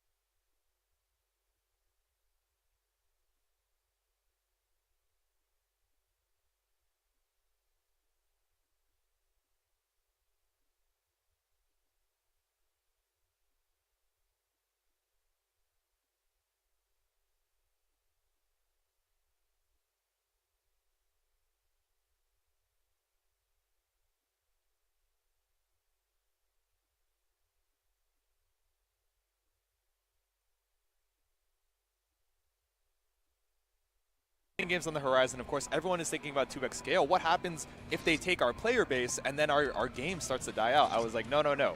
The way you have to think about it is there's going to be so many new players who have never touched a fighting game before. Exactly. They start out with 2x scale and they go, wow, fighting games are pretty fun.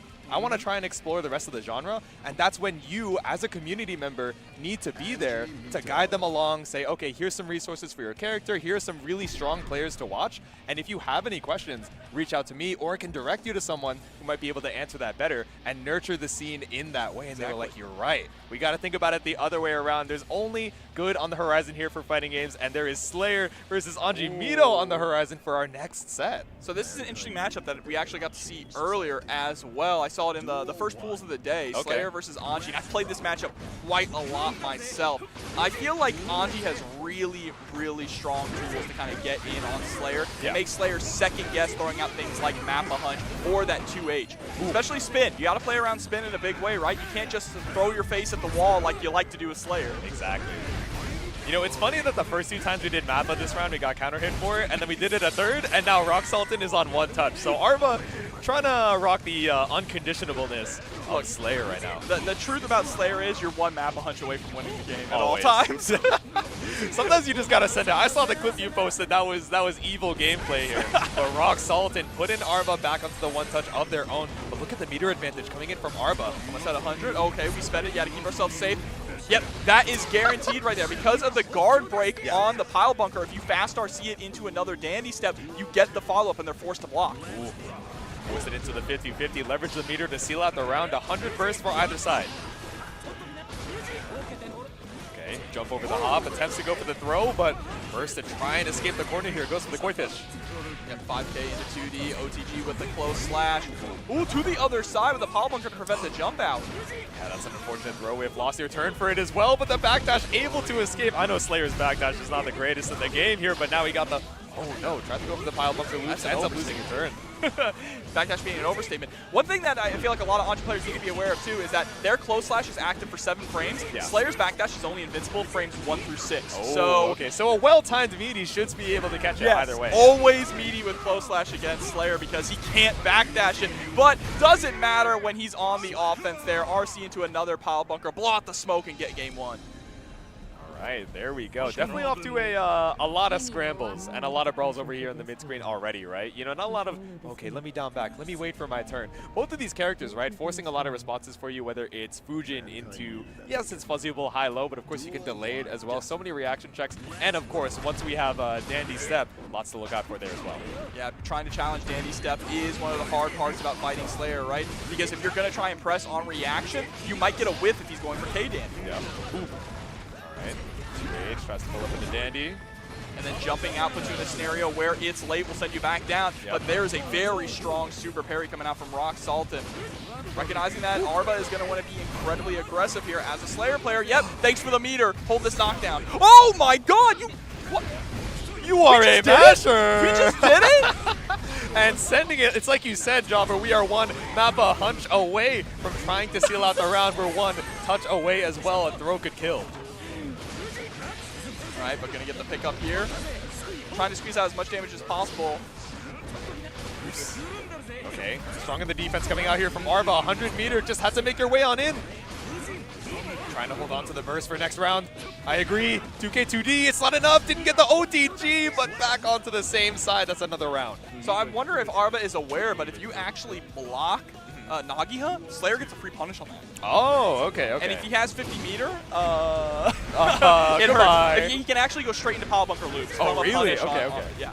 It's very, very strong, but we didn't see the punish there. Trying to go for the Dandy Step backwards to avoid the overhead. That's an interesting decision, but you're still going to get caught anyway thanks to the PRC. Yeah, had enough time to react there. Yeah, that is a bold way to try and challenge on the Fujin follow-ups here. A bold corner carry as well. Runs up, dash through for the meaty close slash.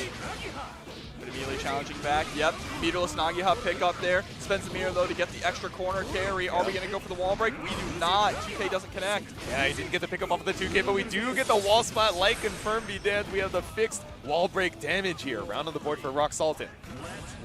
So we're going to want to tie this up 1-1. This is such a key round here for Rock Sultan. You don't want to have to make a reverse 3-0 against a character as volatile, as unpredictable as Slayer. Nope. Double dash, but answers back with a close slash.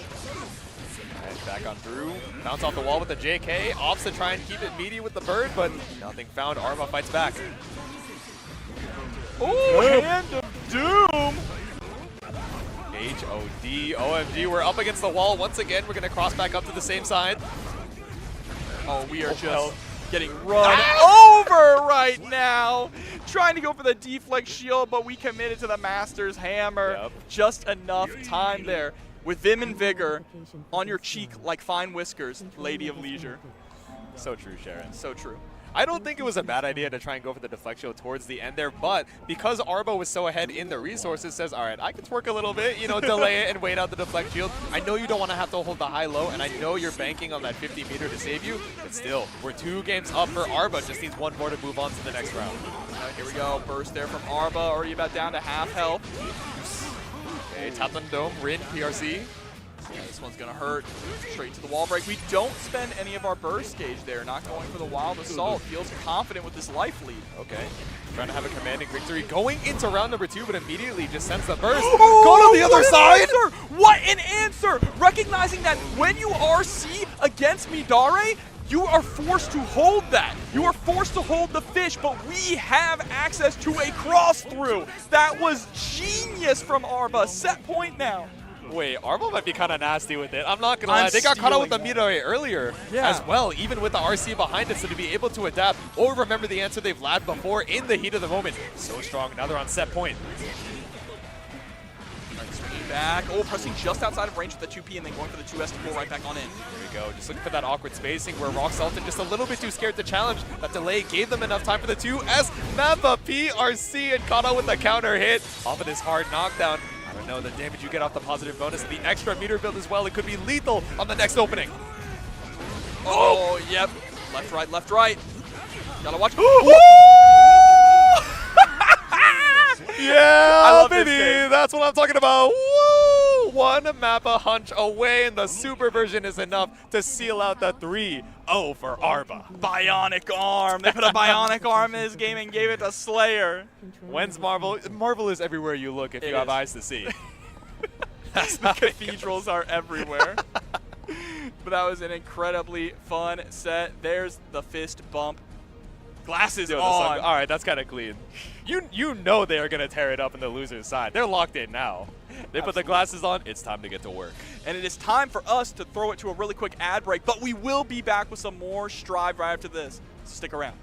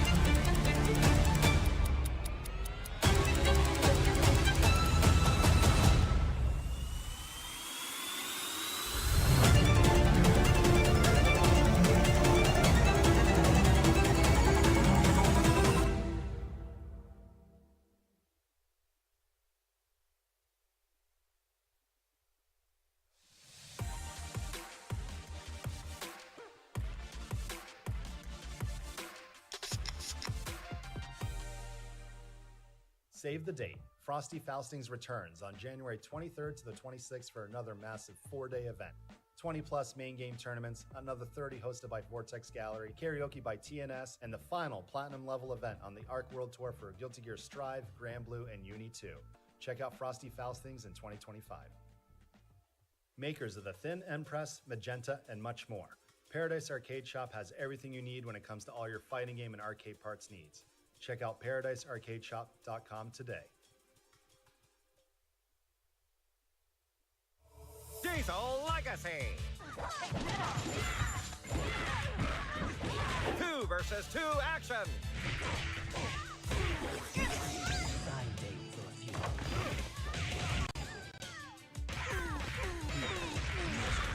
Three lanes, one battle.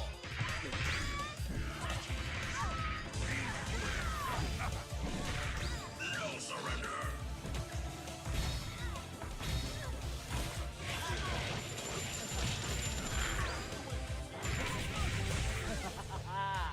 Wish list now.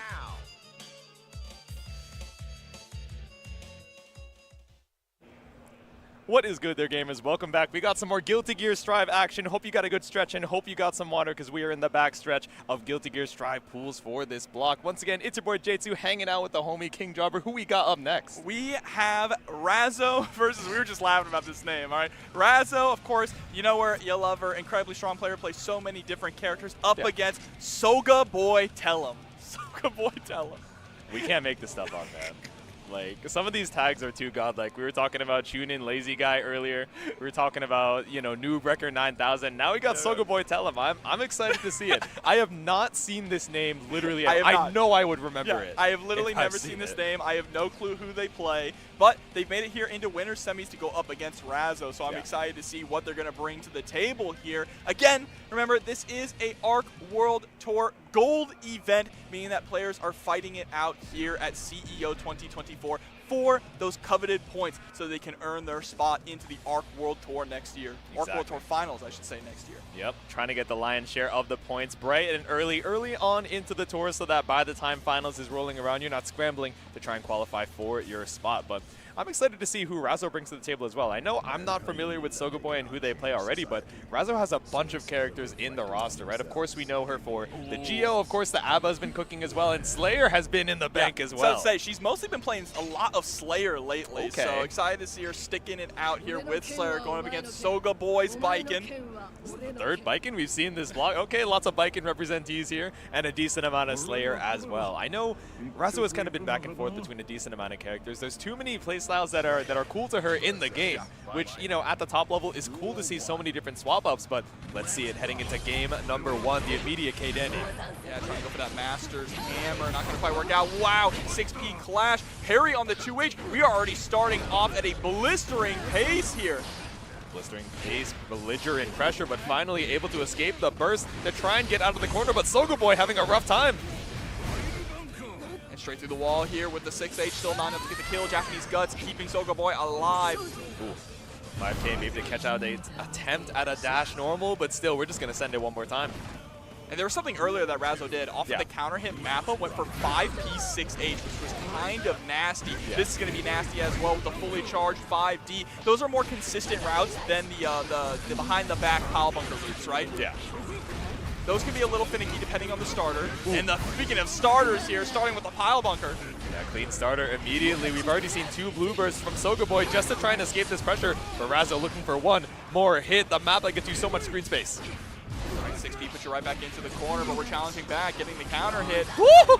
Oh! Okay. And we got the just block. Not only was it a drift backwards, but a just block to stay in range to punish the Ozansen with a throw. That is top-level stuff we're seeing here from Razzo.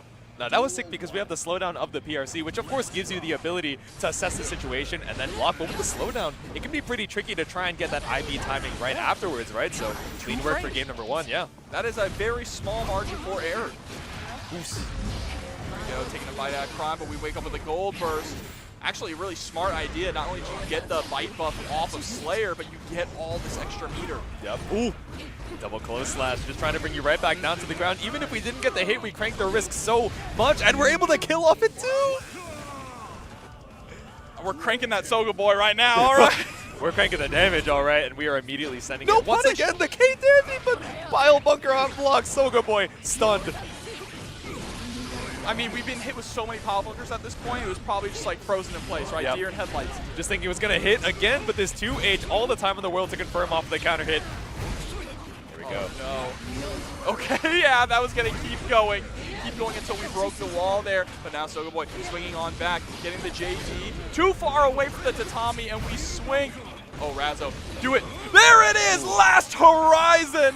Send it for the 100-meter, the beach that keeps you young, the super that seals out game number 2. Razzo with a commanding lead. Punched around the earth. Now, where's my wife? Hope you'll excuse me, I have a wife at home to get to, but we also have a game at number 3. Soga Boy, can we put one on the board? We have some clean confirms over in the mid-screen, but a lot of times Razzo is playing so well to the retreating movement that's catching out Soga Boy's approach. And I love the patience here, too, on defense, right? To play Slayer, you have to have really solid defense. Yeah, there aren't really a lot of defensive options baked into your kit. You just have to hold it in a lot of situations, but Razzo making Soga Boy hold it up against the wall. That's BWA for the hard knockdown. Oh, yeah, trying to close the gap there to go for the bite. Nice with the BRC into the jump to avoid it altogether. But Razzo, we have not... Once again, it was the last horizon before. It's the last horizon again. One more time straight through the glass to put us on set point. Wow, 2 last horizons in a row in 2 rounds. Razzo looking to close this out. One of the best Slayers I've seen, honestly, at this point in Stride. Surely there's no way we make it to 3, right? 3rd horizon, counter hit 2H. This is going to do a grip. It's like the Final Fantasy, you know? Oh, God. It's never the last one. Yeah, Final Fantasy 15, 16, 17, last horizon, but the first parry that finally lands here for Soga Boy. That's a burst out from Razzo, and so much corner carry off of the mappa. And we haven't spent any meter, you know? Oh, no! I know what you're about, Razzo. We're looking for it, Razzo! Razzo playing with the no! Gets the tether confirmed! It's the third, Last Horizon for the 3. Razzo! Oh! You're nasty! You're nasty! Disgusting! Rude! Incredible! Incredible! We can't keep letting her get away with this, man. Do you see the smile? She's like, yeah, I'm kind of sick with it. I'm aware. It's still so low-key about it, too, right? A little bit of a smile there. No, I know what I did. I know what I did. Yeah, Last Incredible, Horizon is pretty sick. It's like when you look at a pet and they like, you know, they've torn up a toy and it's like, oh, it surely wasn't me. They got that little grin on their face. It's like, yeah, I hit Last Horizon 3 times in 3 rounds. See, people said we want insta-kills in Strive. Well, Razzo, that's the equivalent of insta-killing your opponent multiple times in a game in Exert. That's the equivalent of what that is. Oh, no, dude. That's how it goes. I was going to say IW, but that's Uni. We got the IK function, basically. 100 meter in the bank, no HP left to your name.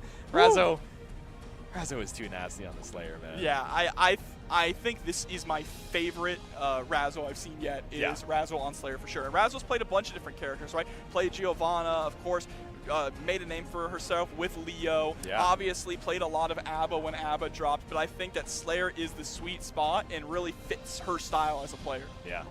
Running it down so many ways to just get so much corner carry, even off of these stray confirms just in the mid-screen map of just tumbling you over to the other wall. We are tumbling into our next set, another winner's semis from Pool C4. We got Idom versus Oki. Idom versus Oki, very nice. So I don't think Idom has made a switch to Slayer at all. I'm pretty sure he is still on the Testament, which his Testament is absolutely incredible. One of the best out there. I'd say, like, when I think of Testament, I think of Idom and I think of Simfunkai. Those are the two real big ones that I think of who are really strong and make this character, pushing this character to its limits. But going up here against Oki, of course, this is the winner's semis of the pool, so I'm curious to see how this is going to play out. Yeah, Oki representing a team tag Rock Bottom. Now, I don't know if that's like, oh, I've already hit Rock Bottom, so anything else is like on the come up, or like we're tumbling our way back down like Sisyphus on his break time. I don't know. We'll see. Maybe we're a Dwayne Johnson fan. Hit the Rock Bottom. It's true. But of course, Idom representing X set coming through, and Idom, you know, out here playing some Guilty Gear, but he does have a, I believe, a $1,000 money match against Justin Wong and Marvel 3 later tonight. Does he really? Yeah, but Oki, of course, going to be coming through with the May. Looks like it is going to be a button check, though. Yeah, just make sure everything is all good. Got to make sure Charge Dust works on May. I see so much of it from this character in particular. I don't know what it is, but they are big fans of the 5 bracket D close bracket. You know what I'm saying? I think there's just something. I don't know how to explain it, but I feel like I always want to hold down back against May. There's something in the water about this character, man. Like, oh no, the strike throw is so crazy. Sure hope you don't mash into the counter hit, and then all of a sudden she glows orange for 28 frames, and you're like, oh. I love on the character select screen that, you know, they have the little text saying like all this stuff, but for May, the big text is just relentless girl. that is so true. So true, Daisuke. Relentless girl. So true, Dolphin besties. We are heading on into it. SeaWorld is ready, and right from the beginning, we got game number 1, Idom versus Oki, for once again winner semis. All right, yeah, we're going to be taking to the skies a lot, of course, with May. Air superiority, the air dominance there with her disjointed hitboxes. Ooh. Yeah, we're playing fast and loose with the splits right now, trying to see if Idom is looking for the challenge. Finally able to put a Succubus on the screen, but Wild Assault keeps the pressure on. Yeah, what's hard about this is Testament needs to control the flow of the matchup, right? And Oki is making that really difficult already. Yeah. Not only with RCs that we just saw with the Dolphin, but going up to the skies a lot. All right, Idom, you are seeing the finish screen. I'm not going to lie to you. That was a clean confirm from Oki, the air-to-air for the slash. All right, pretty even on the meter situation as well, but Oki just doing such a good job of pushing Idom into the corner where, yes, you have a lot of range to try and challenge at these awkward situations, but, you know, so many of these spacing traps coming out from May just make it so difficult to try and leave. Yeah, now you're about to get sent through the wall again. Positive bonus, Free Willy. Wait, Oki going kind of crazy right now. I'm not going to lie. We got some good Oki here with a hard knockdown. Burst available for Idom, so we're going to spend it to buy ourselves a little bit of space. Succubus with the TP, but Oki looking for the catch. Again, with the up Dolphin going in, just blowing through all this pressure or all the set play that Idom is trying to go for here and controlling the screen space. But there we go. We get a hit. Tries to go for a cross-up. Not going to work. Unfortunately, had to spend that meter to stay safe. Yeah. Throw RC, 50 meter down. Meter penalty as well. So Oki, they try and put 50 on the board before Idom does. That's a negative penalty with the threat, but the Succubus TP. Yeah, one more touch is all we need. Fast RC into the low, and there we go. 2S is going to hit its mark. One of the issues that we're seeing here, at least for Idom, is Idom's not getting any breathing room or any space to set up the Grave Reapers, right? Yes. Constantly, Oki is going for up dolphin right over them. Yep. So there's the fear of, from full screen, do I send out the Grave Reaper to cover the ground dolphin, or do I send the upwards Grave Reaper to cover the up dolphin? Yep. And now I'm liking the immediate challenge, right? 6B, of course, from Testament, just a really good button in general, but so many of these ways where Oki is trying to threaten, oh, am I pulling up with the ground dolphin? Am I pulling up with the up dolphin? I think 6B to, you know, get a little bit better on the option coverage is definitely pretty good, and especially when it hits counter. Skies. Swinging on through with the 5S, but no, 6B not going to find its mark here. 50-meter apiece, tries to escape with the super jump FD. Yep, there we go. Meaty Grave Reaper able to get the double overhead there, connecting, but the burst is going to come out. Yeah, we didn't have enough time to PRC the super. Either way, but you forgot the Succubi do not disappear on the burst. Evil, evil. Idol puts a round on the board. Looking so strong here right now. Yep. All right, full charge on the Grave Reaper. Just keeps the Succubus right behind you. Not going to run into any double stain shenanigans, but we are going to get the wall break. Both Arbiters up, down, around, and that's 50% down from Oki.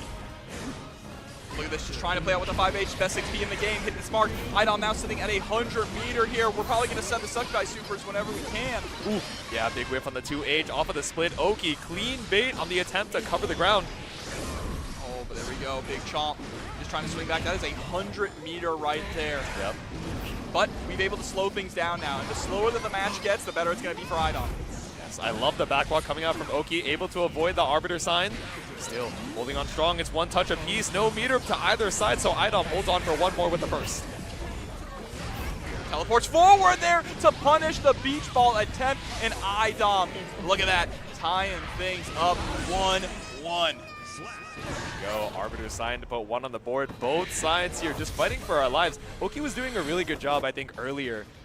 You know, keeping up the pressure with Idom, especially off of these round starts, just bring you over to the corner so fast. But now that we're showing so much more of the 6B, Oki, I think, is slowing it down, which gives Idom so much of that room to set up the Grave Reaper, like you were mentioning, is so core to this game plan. There we go, 2H is going to come through, gets the pickup. Look how high north we send Oki. Yeah, so much that we had enough time to run under for the dash through. And we still have positive bonus coming in, full burst available, slides right on in, though, to the ankles. Yeah, we did BRC forward, tried to assess the situation, tried to see if the backdash could avoid the 3K, but a little bit too active off of the B. RC spends the burst, but it's a clean bait from Oki. No meter for it for the hard knockdown, but we still have Wild Assault. Yeah, but you gotta watch out. Idom is sitting on 100-meter now. Gets clipped on the dome! I told you, there's something that just makes you want to hold down back against this character, and I don't understand what it is. Ooh. Yeah, with RC behind it, still able to pump up so much damage behind the Dolphin. Clash on the beach ball. K2D trying to get anything with the Succubus set on the screen. Woo! Yep, reeled right on in with the 2H. Huge pickup here and a ton of damage coming through for Idom. Not quite able to get the hard knockdown, but that's fine. You don't really need that with Testament, right? Yeah. You want to play a little bit more of that spacing game, and the use of 6B has been picking up as well. 2H caught the split. You landed straight into the side. Then Idom has the Wild Assault behind it, but still down around. Trying to go clean into the next one. The Dolphin PRC Accelerator. The VC fund has run out. I cannot believe Oki just jumped into the garbage disposal. That's what I'm saying, man. That was the fork in the garbage bowl. That's what that was. Turn the garbage disposal on. Nobody home. Machine broke. 5K. Still sending it for May. And there we go, something unholy diver. We're still trying to go for those up dolphins to close the gap, but you see Idom has started to figure out how to play against it. It's sending out the Arbiter sign, or it's not the Arbiter sign, excuse me, sending out the Grave Reaper while at the right distance to where up dolphin is going to whiff, and then we can get the punish on it, or like we saw, we preemptively throw out the 2H. And we do the whiff on the jump in as well. Goes for the low, procs the stain state, baits the burst, and Idom up a clean 2-1. Yeah, Oki was looking unstoppable in game number 1, but Idom has cleaned it up so much here. I think Oki is, you know, both a name, but also I think showing the strength of this particular player, right? When we have the round start, when we have Idom up against the wall, we're doing such a good job of locking him down and making sure that he feels so uncomfortable sending out the Grave Reapers. But as soon as we return to neutral, as soon as Idom is able to rotate the defensive options that makes you feel like you can't just keep running in, this 6B is stopping Oki from feeling confident in the mid-screen. And the 6B is covering not only the forward Dolphin, but the Dolphin hop as well, right? That's something we've been seeing a lot. Yeah, that's what is so scary. Oki is still continuing to try to do it. You saw in that round, we were just constantly trying to rush in with Gauntlet. It is not working anymore, and we are running out of time to make those adjustments. They can't keep getting away with it. The micro dash run up into the low orbit. Oh, it's away. It's the round. Hurry up. We got things before the round. Now the question is, it popped up before the round was over, so okay, I think we're just good? gonna. I believe we just played it okay, out. Okay. Yeah. The kill happened, and then it popped up, and we were able to get it down before the round. Thank God. Little stop of momentum here, but I don't know. Idom is still running away with it right now, able to split over the Grave Reaper. Didn't get caught on the state either. That is the best PlayStation button press. That's what I'm saying. It was perfectly timed right before the kill. Perfectly timed on the air. The air just jumping in with the JHJD, just caught up against the wall. The Succubi should be able to kill with the Arbiter sign. We break the glass, and that is the 3-1 for Idom to move on to winners finals of the pool. Absolutely. What a set there. Idom. You see why Idom is such a master at so many different fighting games, right? Yeah. Being able to make those adjustments on the fly and then go play another game and do the exact same thing at these majors. Incredible performance there from Idom, but I love to see the May from Oki putting in the work there, looking incredibly strong. But up next, we got the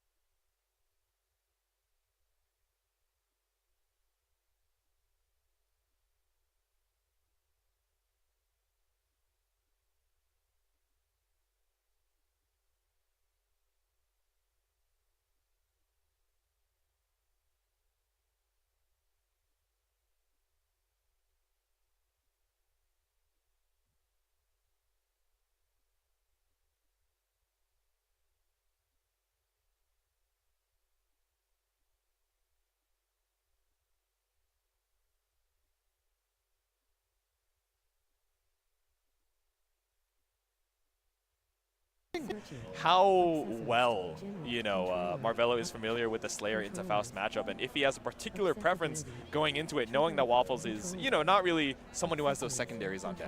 Yeah, there's some interesting things where Waffles, or I should say Faust, can low profile some of Slayer's options, right? Yeah. Like 5K, all the Mappa hunches can be low profile too. So it's going to be curious to see how Waffles is going to play around it. I think right now they are removing all of the Bluetooth controllers. I which, see. Good. Yes. Good. Disconnect controllers, please.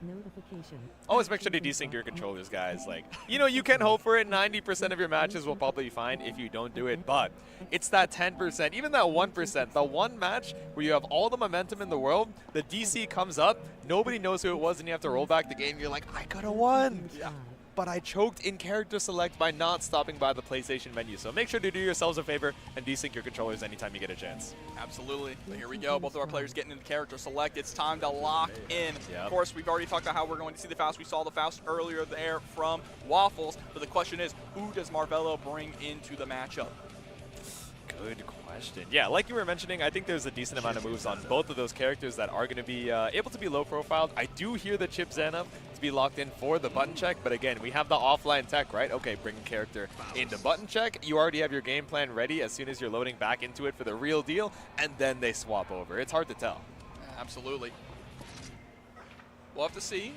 Oh, fist bump. Maybe it isn't a button check. Oh, Maybe no we're just button going check. right All right, into so it. does Marvello commit to the chip? Thumbs up. Oh, All I right. think we're committing. Let's see it.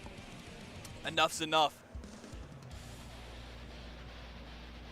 All right, winners semis of the pool. Once again, the 9 Moons team kill. Waffles versus Marvello. Faust versus Chip. I get why you would pick Chip in this matchup, right? Yeah. Chip is just such an overwhelming force against Faust, being able to chase him up to the skies as well, and be really unpredictable, especially those whiff punishes. Marvello loves to play a whiff punish heavy Chip, right? Yeah. He'll sit back, let you throw out a button, and then dash right on in for free. Yep. Ooh. A little shimmy there. Catches out the backdash from Waffles. We saw that in the previous set as well. Baits out the burst. Waffles just sending all of the resources on deck here and not finding anything, any escape. Yeah, really unfortunate trade there as well, but gets the catch with the 5P. Closing out round number 1 here for Marvello. Yep. Getting that burst was so huge because Waffles is coming to this next round with no burst on deck. Only has 50% burst for a Wild Assault or a Deflect Shield, but there we go, about to get it back. Yeah, that was so smart from Marvello, too. The interrupt between the JK and the J2K. A lot of times Waffles getting away with that in previous sets, but Marvello not going to let you get any inch, let alone a mile. Not at all, but here we go. Snip, snip, snip coming through from Waffles. We just CP, no safe jump. Yeah, got to test the safe jumps eventually. Knows that the nerves are high here. Up against the wall, send the Wild Assault. You're looking for that final kill. Chip could do it too. You get locked down with the Gamma Blade to make sure you can't go anywhere and then go right on in. Got caught not holding FD. Yep. That's how it goes. You had meter in the bank, but I can't believe he still has the afro. He got that like 20 seconds ago. But it's because we had the super, because we had all the wall break animation. Just stayed on for so long. But the bomb just staying right behind you, especially with the blue Wild Assault set mini Faust on the screen. The bomb actually OTG'd there too. Did a nice respectable chunk of damage to Marvello. Ooh. A little bit too early. Still stuck in the block stun. PRC Scarecrow into the command grab. Not going to work out here. Get right to Uzumaki Barrage, you better believe it. Hard knockdown here for Marvello. Are we going to do Gamma Blade again just to lock down? No, instead we just go for the dash and air dash. Yep, ended up same side, threatening the left right. Just wait out the bomb. He said, let me stretch my hands real quick. RSI be damned, 100 ton be damned. Coming in from the top row, PRC Scarecrow, 2K on the other side. What a pickup on the tumble. Bro, what is this confirmed? That is so sick. Bro, you are so oomphy coated with the tumbler right now. One touch for Marvello to put himself up. Game 2, or another round on the board rather. Early on the 6P and still gets slammed with the 6H. Help me, dude. Help! Help! Hey guys, what's up? Back again with another 9 Moons team kill. Help! Help! Oh, but nice backdash there on the blue Wild Assault attempt. OTG cross to the other side with the air FD break. Ooh, oh, I thought that was gonna cross up, but instead not gonna, go for putting yourself into the corner. Still got PRC to keep the pressure on post Rekka as well. Spend all the resources to get them right back with the positive bonus. Again with the FD cross up, and Marvello looking to try and make this 2-0. Just needs one more round. Waffles so close to getting burst back, so that's going to play a factor in here. How early are we going to burst? No! We use it offensively. Oh, yeah. Guard crush straight into the mix. Go drop the safe jump this time. Tries to go for the backdash. A nice catch by Waffles, but no confirm off it. This harassment with the pressure there, too. But sometimes it's so hard for Faust to get items out because of how fast Chip can move. Ooh, send it a clean explosion here. JK, J2K, still not enough to kill. Send the donut just to top it off on the HP bar. Here we go now. Marvello starting to heat up that engine. Get the ball rolling. Gonna get the knockdown here with the Wild Assault. Might as well spend it. Next hit is gonna kill you anyway. What do we do? BRC backdash. Do we look for a bold super here? You had the life lead, but all the damage just pumped out off the positive bonus. You don't build up the burst, and the Uzumaki Barrage puts game 2 on the board for Marvello. That is insane. That super never kills. That's what I'm saying. And able to get the wall splat. Waffles was so close to getting burst back, but it was just the final hit. Got splat on the wall and locked out of it. Yeah, potentially the last stand for Waffles right now. Once again, BWA going for the strike option this time because we've shown the mix, but yeah, the hit rate on it not looking too good, especially when you're running up just a little bit too early on your minus frames. Oh, the YRC being blown up by the minions. Deflect shield, no, but we saw it from Marvello, not going to overextend, but still gets caught out. All right, again, look at this. We're just trying to find the right opportunity to go in for a whiff punish. Gets a little bit of a 5P punish there, but not a whole lot. Yeah. Still a good amount of health on the board for Waffles, but that's what I said when we had the Uzumaki Barrage lethal earlier. Now it's rough. Hard knockdown, about to build up enough for a Wild Assault on Marvello's side too. And Waffles does have one more get out of jail free card. Goes for the leaf grab. 6K! Nah, that's nasty, bro. You're pulling that out now in the final game right after the leaf grab. Back-to-back reaction checks. We got the hammer on the board. Hey, 6K used to be absurdly nasty. 6K fast RC was wild. So here we go. Time to give Chip a new hairdo. Let's see it, Mr. President. Got to get your drip up. Saving onto that burst for the next round, I understand. The life lead was so big, and that's a perfect for Waffles. But the burst is still available now for Marvello. Waffles sitting about 50%. We mentioned it so much, talk about the burst gauge, because it is one of the biggest factors in this version of Strive. Damn it, the Blue Wild Assault, they cranked up so much risk, but we ran up, tap on the toes with a 2K. The respect allowed Marvello not only to drain that risk gauge, but finds a 50% combo from Waffles as well. Stays same side this time, not going for the mix-up. Woo! Straight down into the ground. It's the 5D up to the skies with a wall run. Clean pickup as well. Back out to the mid-screen, up against the wall. It's hard knockdown. Wild Assault, left or right, guess for your life. No, Gamma Blade. Oh, it did nothing. We tried to bait out the super, but the 2K 2D is gonna do it, and Marvello moves on in the winner's side of the bracket. There we go. Only one moon could stay over in the winner's side, but now we got 9 moons representatives heading both sides of the bracket. Right. One in winners, one in losers, and they'll both fight their way back out. Yeah, and the 7 other are somewhere else in bracket. Yeah, so. exactly. We have bad moons here. I'm sure there are some other 9 moons representatives as well, but headed up to the stand next, we have a Paragon representative in Adventure, and you know, Adventure known for a few characters, including the Anji, which is pretty funny that we are headed into our next match, Adventure against Anji's OnlyFans. Anji's OnlyFans. Yeah.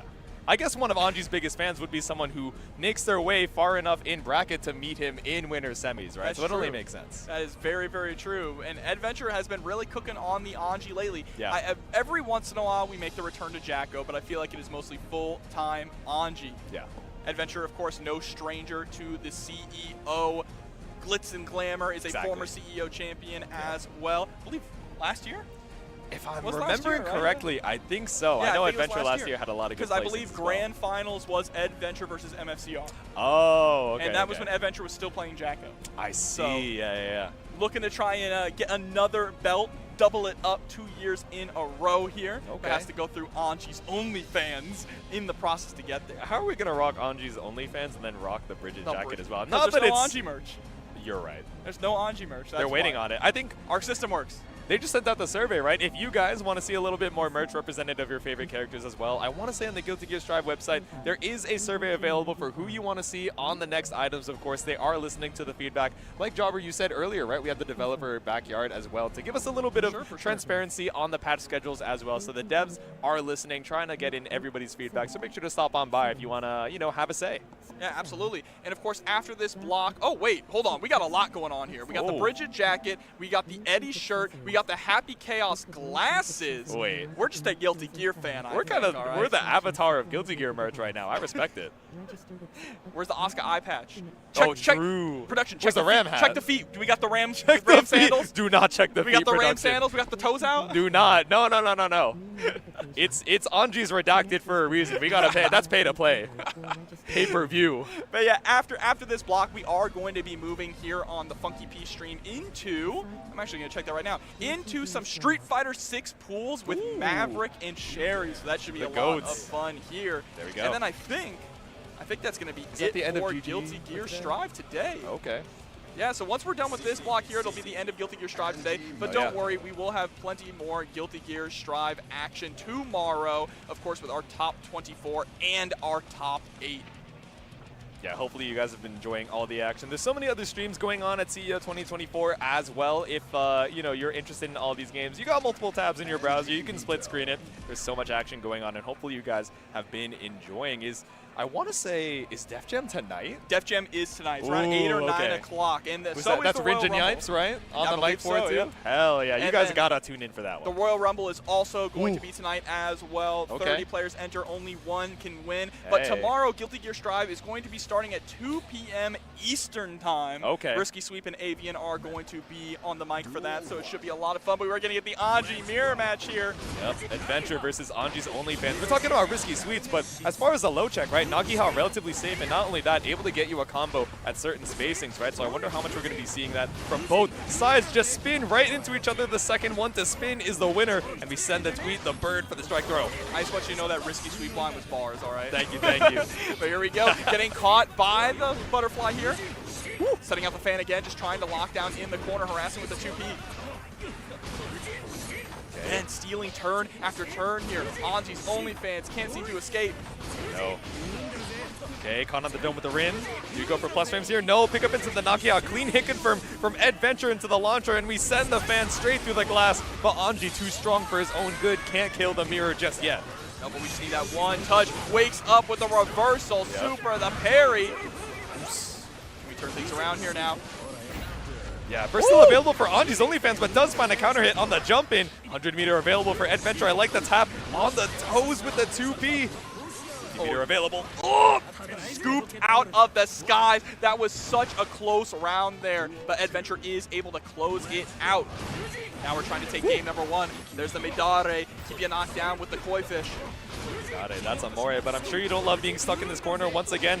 Oh no, I was gonna say safe on the Nagiha, but you're still a little bit too close, right? Adventure was right up on you once you started that block swing to try and escape. The gold burst does not get punished by the Ko. Adventure trying to cash out a little too much on that baited out burst. Yeah, that was a huge scramble there in the corner, but Adventure absolutely coming out on top. Gets a counter hit on the 2S. She'll be able to get the kill here with the super. Put the fans together, summon the sun. There we go. The fans to put Anji's OnlyFans down 1 game here, but still we have the rest of the first to 3 as well. He a fan, right? Mm-hmm. 2 in each hand, headed into game number 2. Once again, we're seeing a lot of just sending the raw Fujins here, right? Anji's OnlyFans trying to, you know, scramble a little bit out of the corner, but once again, just caught out by the 5H. The attempt to IAD brings you right back in and down a burst, too. Yeah, 5H is so good for Rad, right? The spacing on it is incredible, and it hits on both sides, so in some cases, if you do get over to the other side, you can still be sniped out of the skies. Exactly, yeah, the IAD definitely scary way to try and escape. I like the IAD back to try and, you know, trip up the pressure from Adventure. Still throwing back out to the mid screen, had some meter behind him, but didn't even need it. We got 5H OTG. And now, here we go. Adventure trying to run away with this. The snowball's starting to build. Ooh, may I have this dance? We're spinning on through. We're dancing. We're looking for the guard point. Send the tweet, but the bird lost the time here. Wild Assault pickup here for AOF. Oh, going back to the other side. I love it. Straight to the overhead RC. Take you all the way to the corner, but we're not going to break the wall. Instead, we want to get one more mix-up in. Empty Fujin trying to take our turns back. A little bit too greedy. Takes to the skies with the fan, but no, instead, JK brings us all the way over to that East Coast. Through, and there we go. Nagiha coming through to get the pickup. Adventure sitting on a lot of meter here, but we also go for the reset. I think a lot of Anjis are going to be doing that, right? Go for the butterfly, set the reset so you can squeeze out extra damage just like this, especially against a character with as high guts as Anji. And that cross under into the super was clean as well, I'm not going to lie. We have a burst available for AOF, but once again baited in the high skies. Adventure, no rush to catch you on the way back down. Had to spend the burst eventually, but now it's 2-0. See, that's not a Canadian flag, that's an American flag, so they must be in either Seattle or New York. That's what I'm saying. You got to be up north. With a burst that high up. Double scoops. Don't make it 3. All right. The first gold burst to land. We'll take it. Positive bonus available this early. And now we got to make something work with it here. Adventure, though, this snowball is growing bigger and bigger. But Anji's OnlyFans still has a decent amount of burst gauge available and nearly has 100 meters. So this is doable here, especially with a starter just like this. Backdash 5H catches out a bold attempt for Adventure to try and run up for the throw. 50-meter dropped on the parry, but it's so active you're scared to try and challenge afterwards. BRC to get a clean punish, a throw straight through the spin. All right, but now all of our meter is gone, only down to burst. Woo! Send the fans, it's scary. You know Adventure is ready for the air-to-air.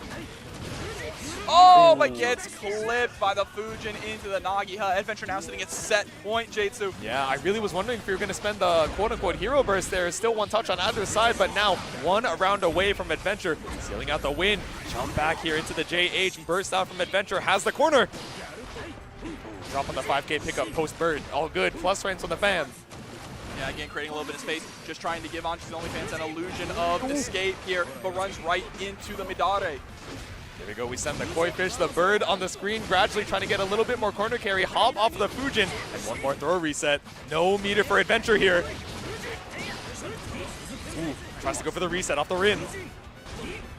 really late overhead. Normally when Anie doesn't have meter available, you always go for Nagiha, right? Just to push out, try and stay safe, and of course you get the meterless pickup, but waiting to try and catch with the overhead was a smart idea. Wasn't going to pan out here, and now you're blocking for your life, YRC! Didn't believe in the kill because of the airborne YRC. Not quite as many plus frames. The 6B into drop. Wait out the deflect shield just gives you a little bit more room to breathe, but the Fujin, that's how we started it out, and it's how we're going to end it. Adventure takes it 3-0.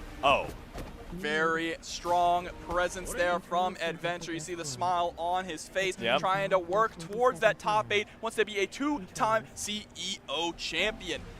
Yeah, and in clean position to make his way over there. Great work to Angie's OnlyFans. You know, a couple situations where the scrambles, I think, were good and looking for these resets where, okay, we don't have lethal, let me try and save meter for this next interaction and try and trip up Adventure, but someone who is an absolute master of the character, right? He's seen it too many times, he's done it himself, so he's aware of the options that you have to try and seal out that round, just one step ahead. But AOF still does have the losers run available to try and make it out in the loser's side. Yeah, I think the big issue or the discrepancy that we saw was Adventure definitely felt way more comfortable in neutral with Anie, especially fighting Anie. There were so many scenarios, especially when we were able to push Angie's OnlyFans to the corner and just throwing out 5H, 5H, 5H where we could not escape.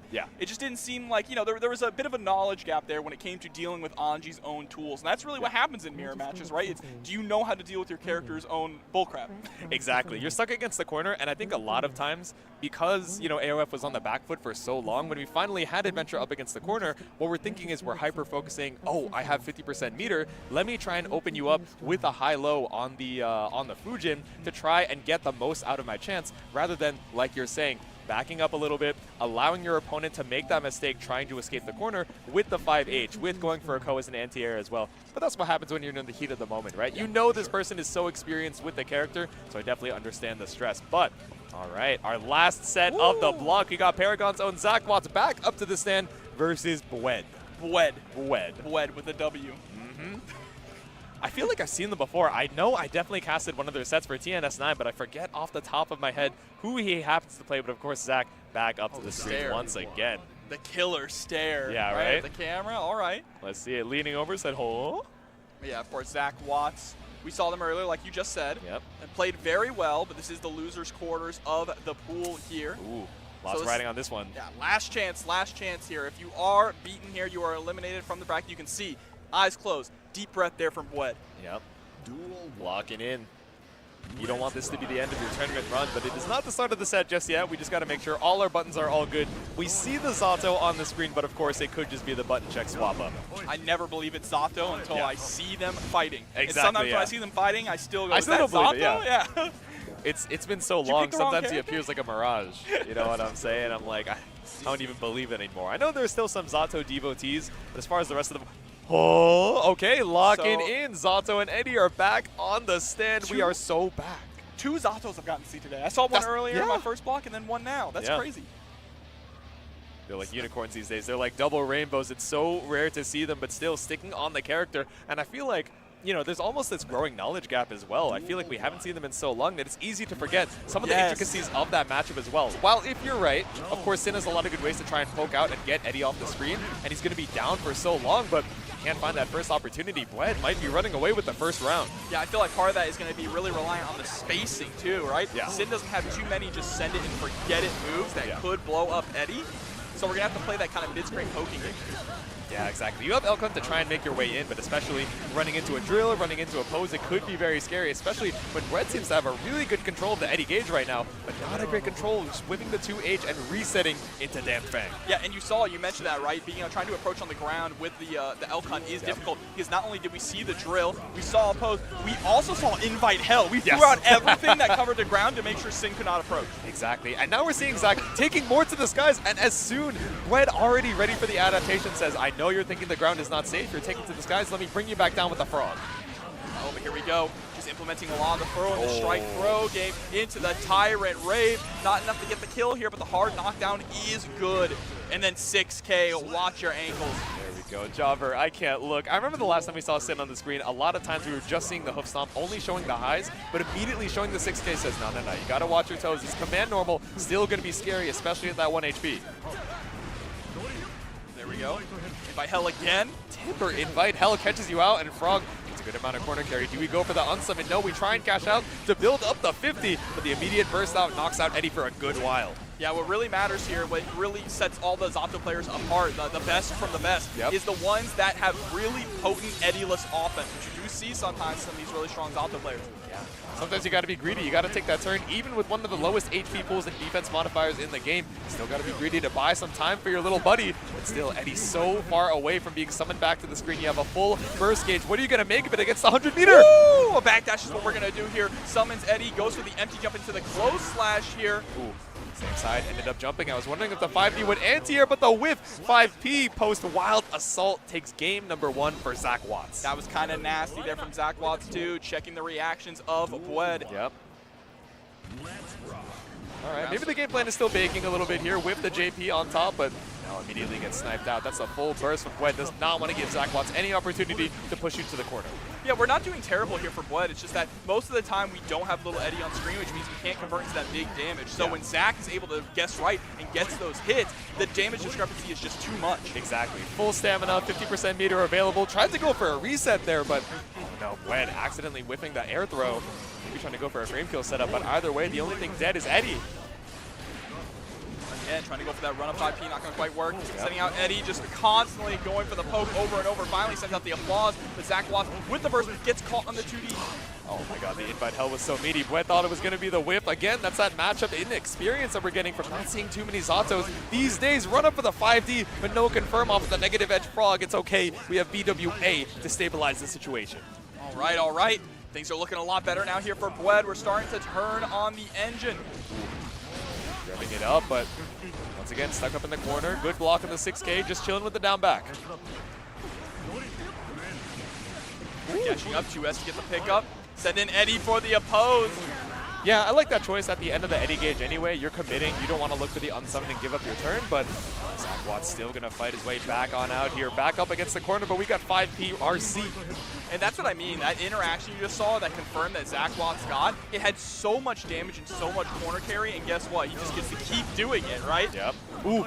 Even off the whip DP, we tried to go for the breaking the law, but instead it made it so you couldn't get the full punish on the airborne hit. Catching the backdash there with the close slash. Oh, we tried to go for the guillotine 6K, not going to quite work. DP goes for the follow-up into the RC. Bwed, of course, going to hold on to the burst there. Doesn't want to be a hero. Yep. Bwed holding on strong. Yeah, the drop on that 2S there was crucial. Needed to get that corner carry and also stall out for Eddie a little bit, but looking rough. As we go, send the oppose, tries to go for the JH on the way down, but all you found was the guard point. 2K2D tries to go for a safe jump, but just gets tossed out of the way there by Zach. Yeah, the Eddie-less pressure looking rough right now from Bwed. We were able to get 2 hits before Zach was even able to get 1, but it's exactly like you said. This damage differential, especially when Eddie is down, makes it so rough to try and hold on to that momentum. 5H into Pierce.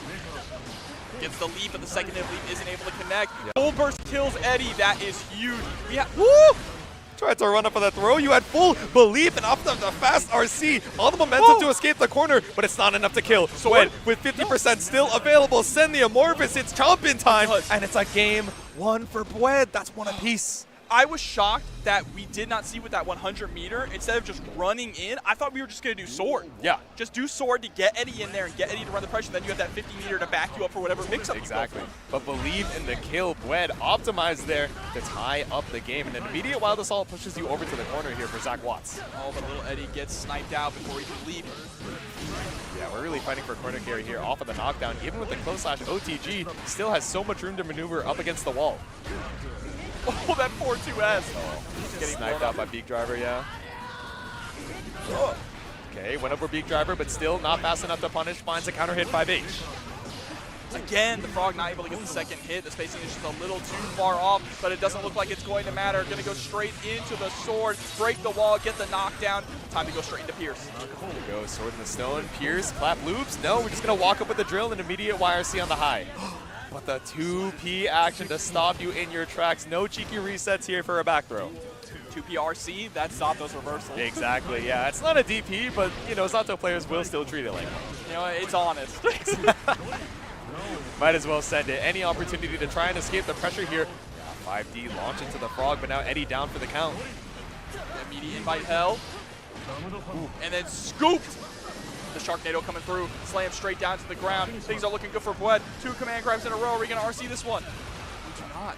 Sharknado on the beach, an absolute riptide of pressure right now, but 15-meter available. What are we going to make of it? Meaty 6K, but Bled just holding on to that down back. Wake up, Dan Fang after the YRC plus $1 million, and we send it. If 2 works, let's make it 3. I know that's 2 games on the board for Bled. Bled looking to send Zach Watts to the Shadow Realm here. Just 1 more game. But here we go, 2K2D coming through. Immediately goes for the meaty hoof stomp, reset into the throw. Nice chunk of damage with that sequence. Immediate burst there after getting hit by the 5H. Very smart from Zach, holding on to the pressure here in the corner as well. Woo! Okay, finally finds a hit on the extended hurt box of Beak Driver, but again, still too far to get a clean knockdown. So much Eddie Gauge in the bank right now, and enough meter for the Sword Super 2. Ooh, unsummon Amorphous though, we are optimizing for the damage and still keeping our Eddie Gauge clean. And then the Pierce, of course. Ooh. 2P, no Eddie to your name. This is actually really scary. No RC spent either. But there's the burst coming on out. Sitting on 100 meter above these players. Oh my God, oppose it to 2H. We've gone 2 years back in time. That's what I'm saying, man. It's like we're back in Season 1. That's unfortunate for Zach. We had a couple opportunities to bait out that burst and keep that pressure on with 100 meter in the bank, but dying with it. It's not going to follow you to that next round. Immediate burst to try and stabilize the momentum, but 6B out from Bled. We set the Drunkard Shade right behind. 2S poking at max range, just stopping Zach Watts from getting anything done. Yes. There's the command grab again. Little Eddie is back. We have nearly 100 meter. This is looking good for Bled. 1 more touch and we can close this out. Zato bros, it was never over. 1 more touch should be it. The invite hell PRC. Bled moves on. 3-1 over Zach Watts. Zato staying alive. Zato showing up and winning. And you know what? If we're doing a patch that's going to buff the lesser characters, we might be seeing some more Zato very, very soon. Yeah. Oh, man. To see more Zatos in the water would definitely be scary. But you know what? I think it's been enough time. I think it's time we get our favorite Shadow Man back onto the screen. Exactly, yeah. But, you know, maybe out on parole after this next patch. We will see. But, of course, there is going to be more Guilty Gear action. Not today, but tomorrow 2 p.m., same place, Funky P. You'll be able to find some more Guilty Gear Strive.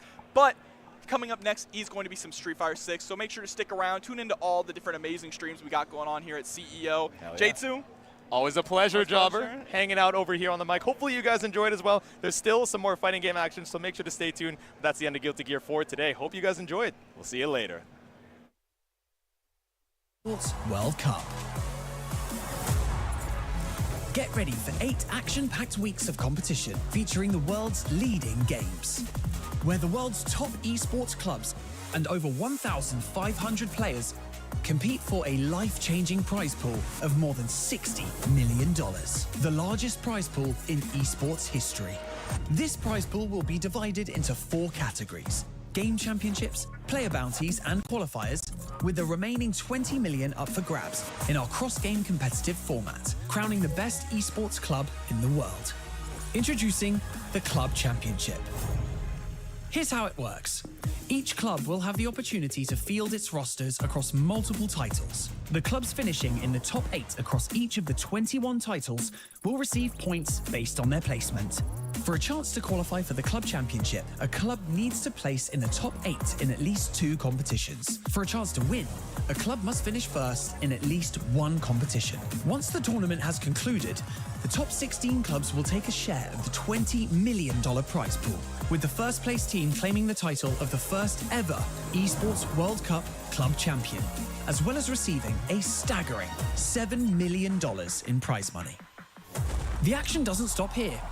In addition to the competition, the Esports World Cup will transform Riyadh into the epicenter of esports fandom and gaming culture, with a massive immersive festival featuring gaming activations, community tournaments, pop culture celebrations, international experiences, and much more. This will be a historic event, so make sure you witness the action and see who will rise up and conquer the world. See you in Riyadh.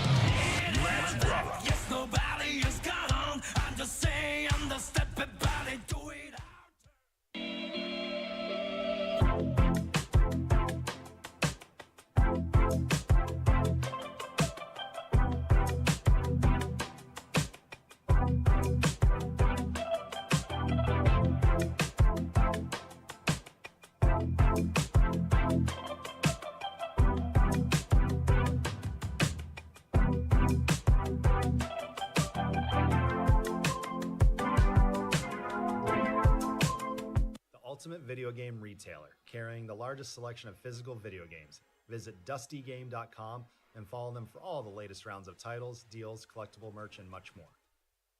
Arc Shop US, the official merchandise store for all things Arc System Works. Visit their web store for premium merchandise, including desk mats, plushies, keychains, pins, and much more. Visit arcshopunus.com for the full selection. Launching in early 2025, Phantom Breaker Battlegrounds Ultimate is a stunning remaster of the classic side-scrolling action game, now with 8-player cross-platform online play. Pre-order the Ultimate Collector's Edition today. Y'all have outdone yourselves. This is the prettiest thing I've ever seen. But for me, it was Tuesday. I'm him, Bison. I wrote the song in like 2 days. New levels of power, been inspired from a new place. Think I'm holding my breath, how I keep the blue face. So ahead of my time, I do new in a new way. I'm so advanced with rhymes, if this was school, I skip like 2 grades. Hater soft as Duncan Hines, op sweet as a souffle. The king of fighters, 15. Many warriors enter the fray, find the answer they've long been searching for. Is it their fate or just a bloody coincidence?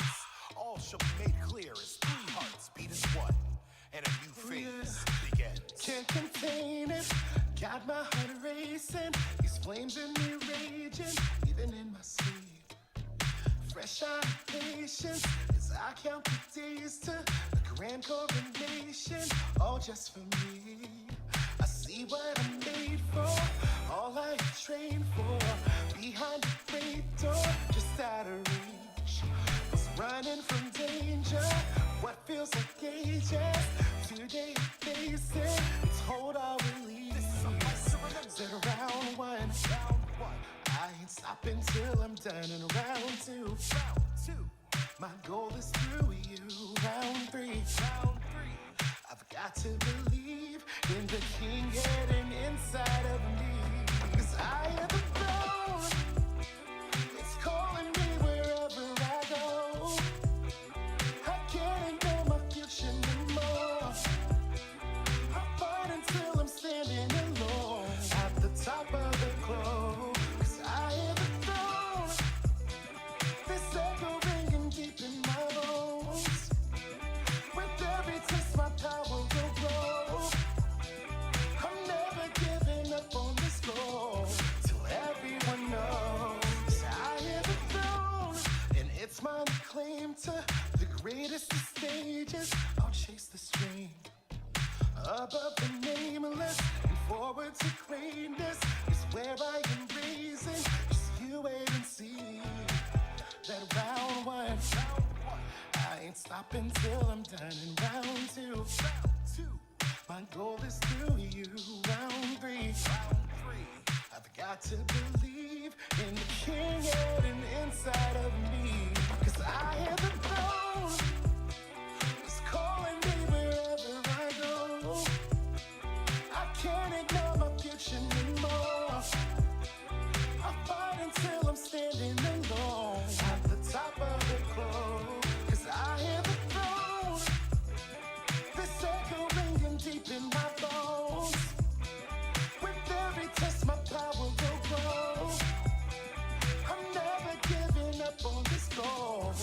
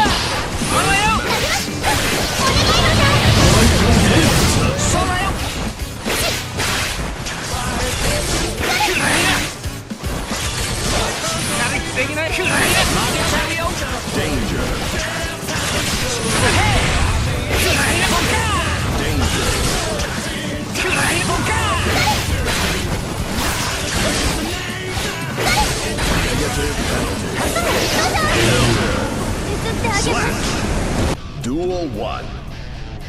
Let's rock!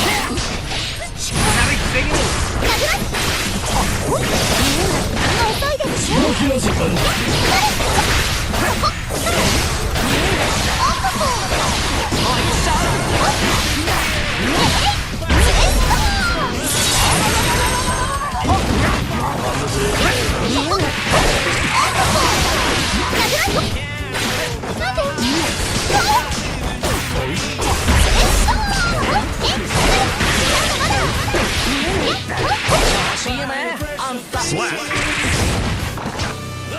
Duel 2. Let's rock!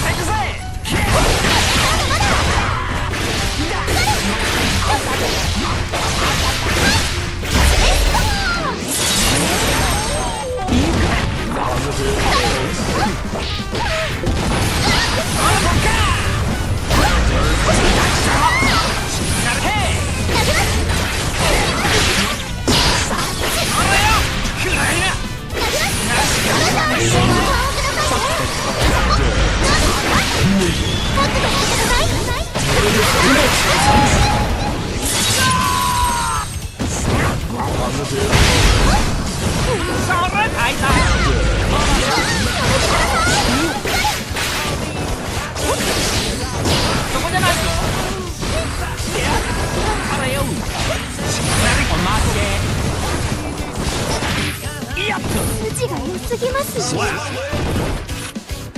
Duel 3. Let's rock!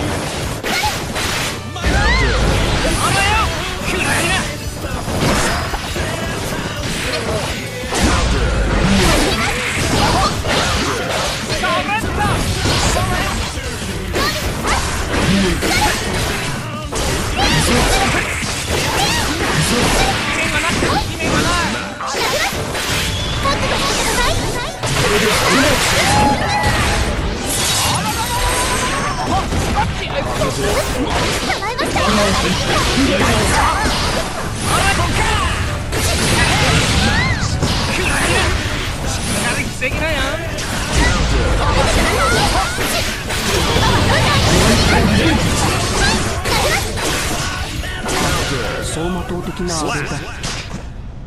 Duel 1. Let's rock!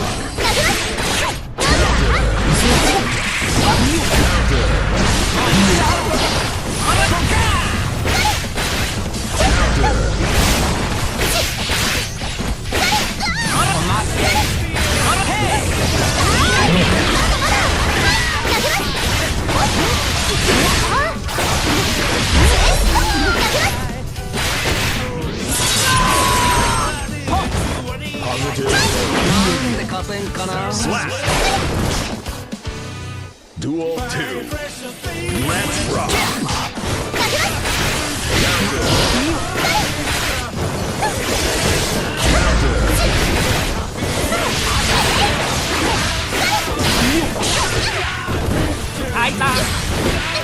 First match.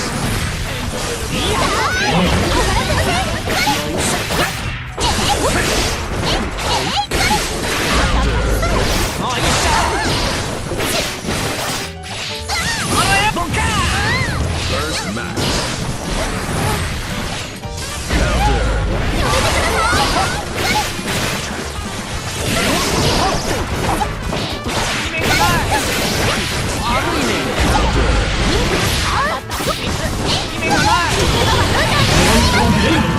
Slap!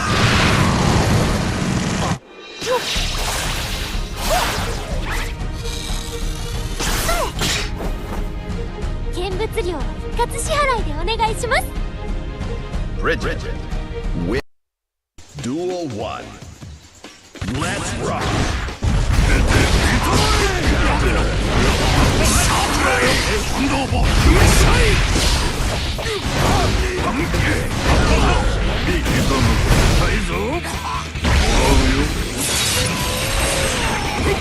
Positive.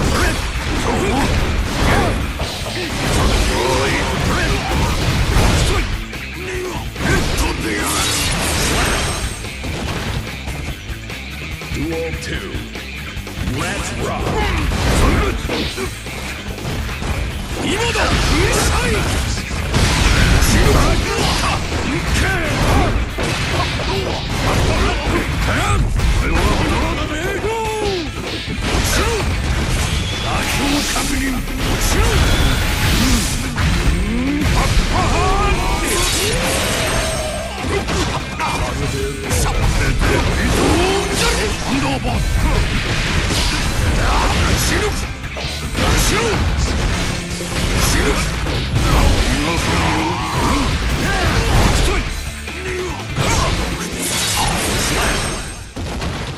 Duel 1.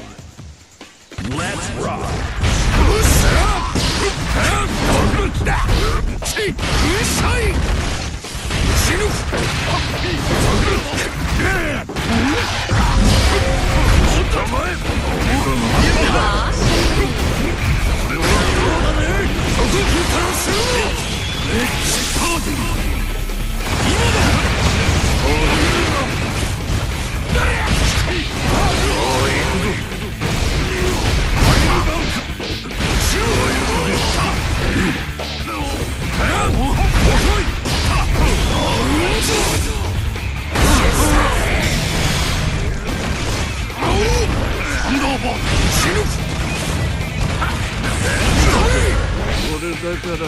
Slap.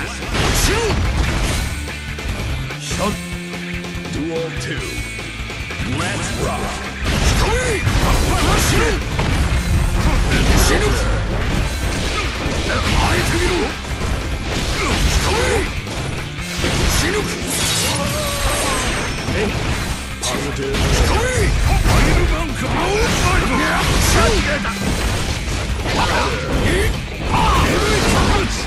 Not the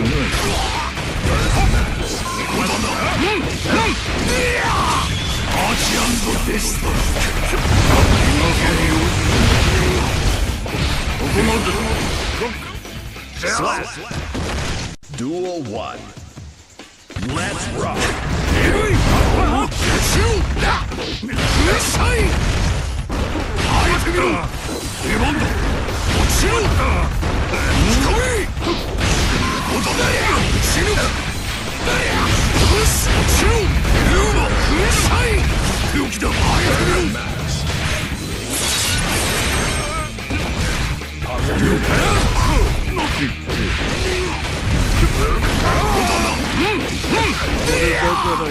Slap. Duel 2. Let's rock.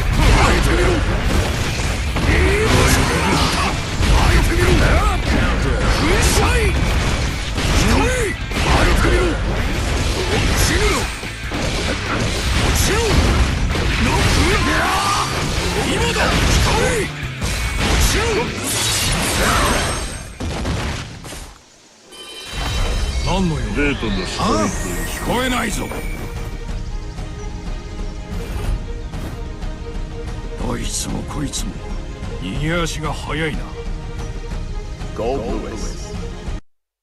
Duel 1. Let's rock.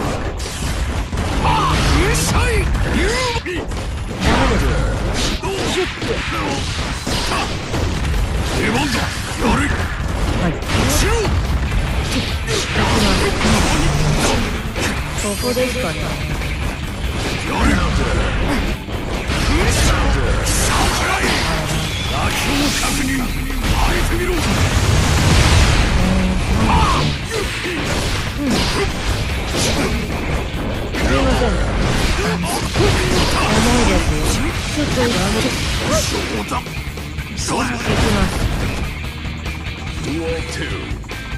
Let's rock. 遅いです。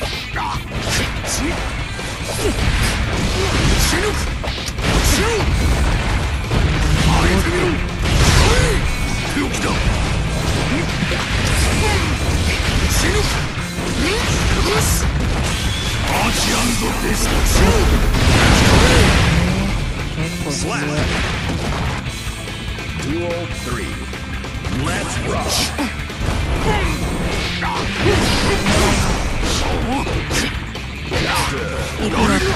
Counter.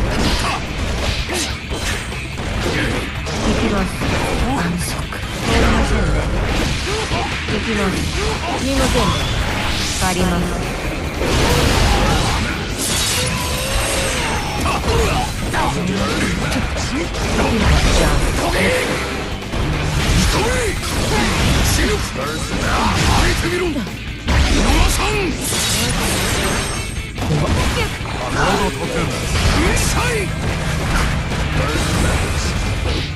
もういいですか。 Slap. Duel 1. Let's rock. 遅い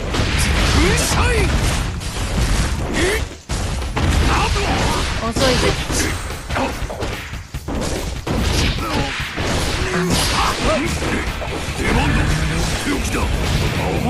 遅いです。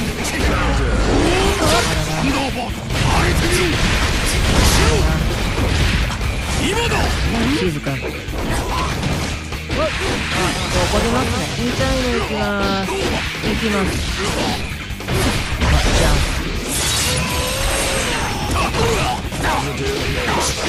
怒りますね。飛びます。Duel 2. Let's rock.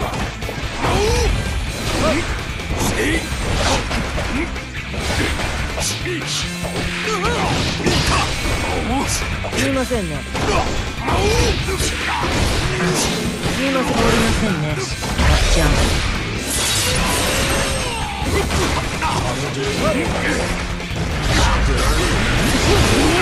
さて。風への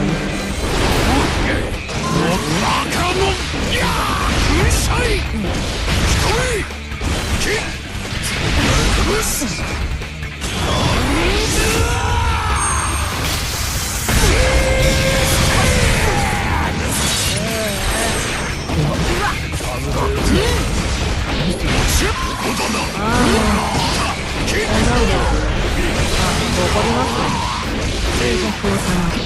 みませんね。重いですよ。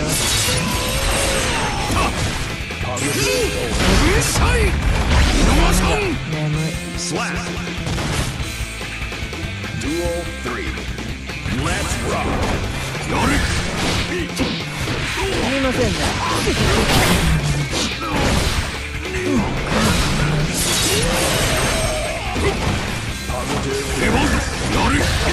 きます。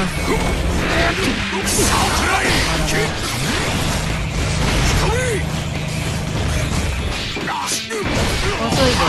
上です。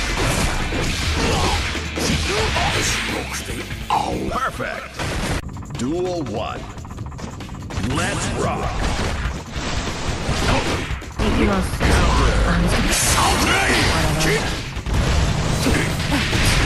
景気いいです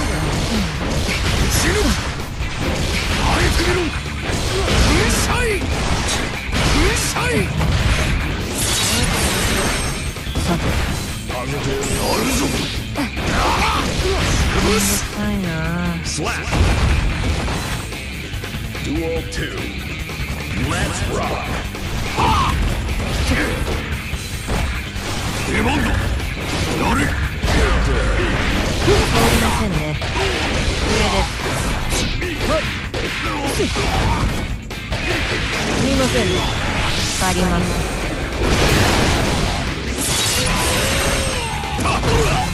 行きます。怒ります。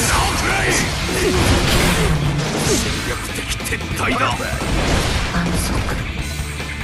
Duel 3. Let's rock. 次の現場動かないで。行きます。投げますね。狙います。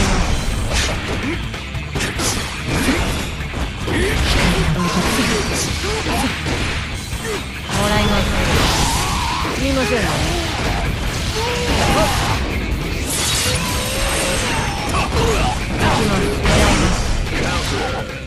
任せた。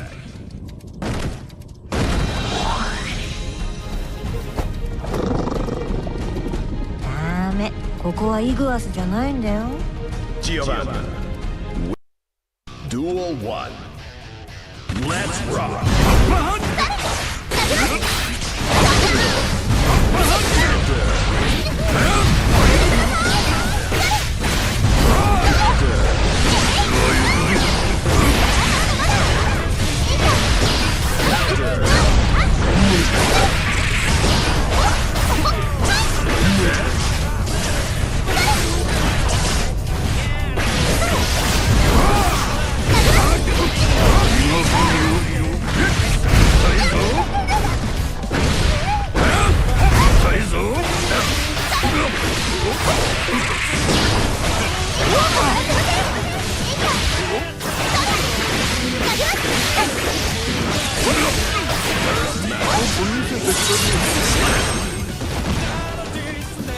Duel 2.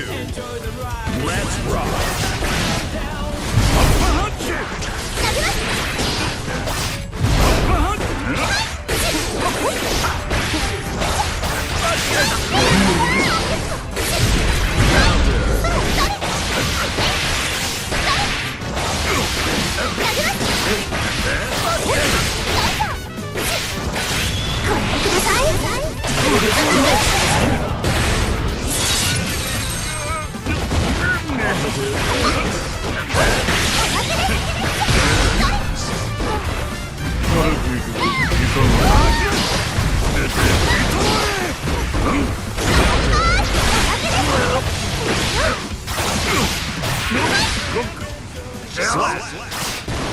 Duel 1.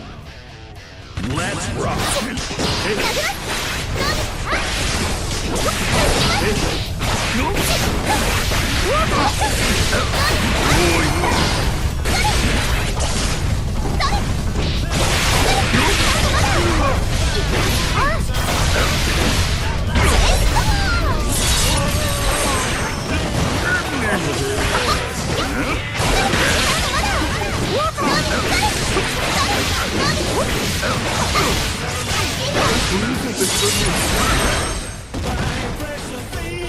Duel 2. Let's rock.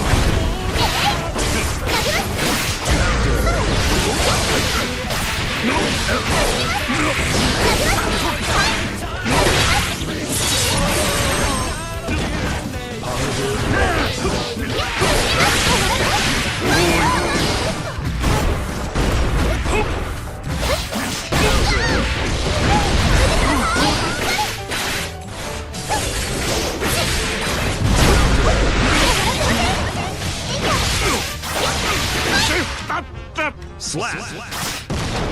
Duel 1. Let's rock.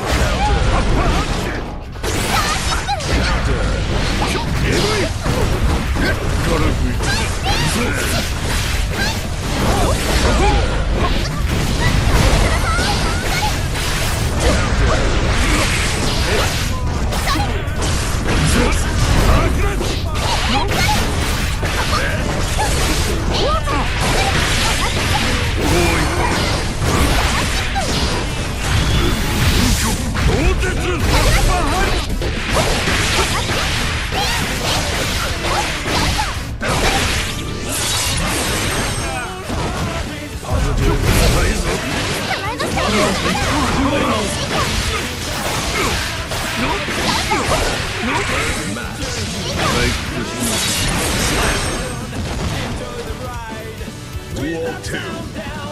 Let's rock.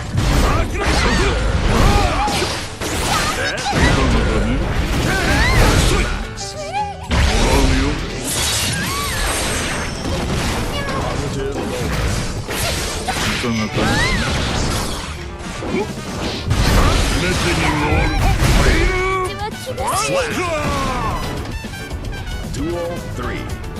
Let's rock.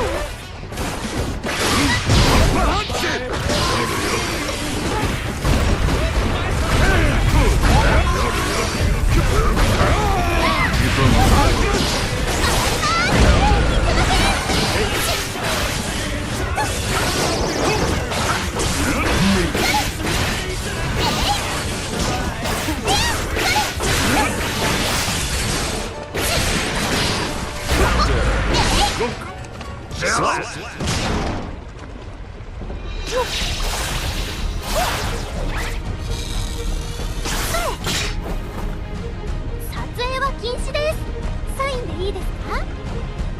Bridget win.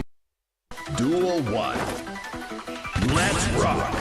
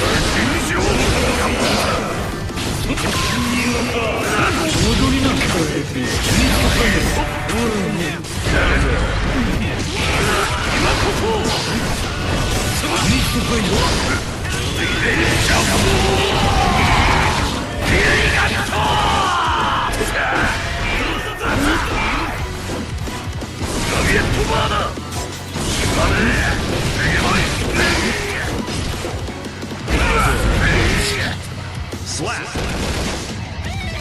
Duel 3. Let's rock.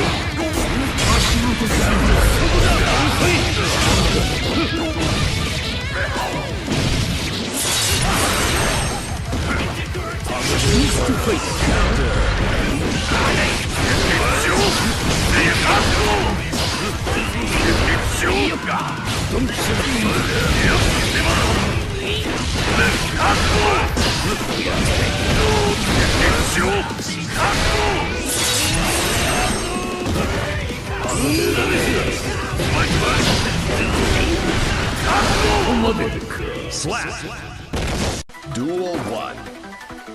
Let's rock.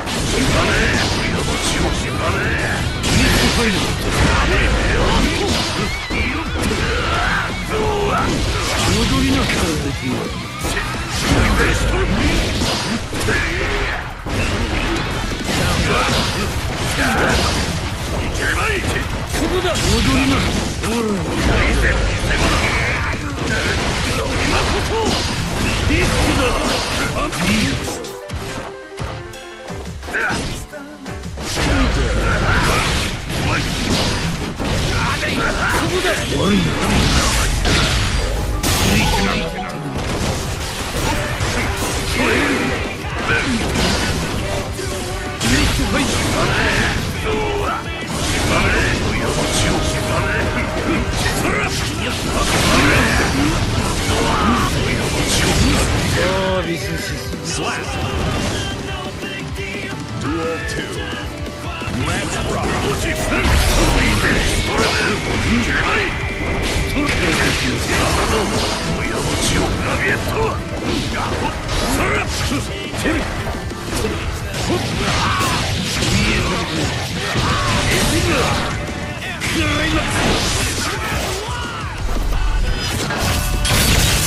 Duel 2.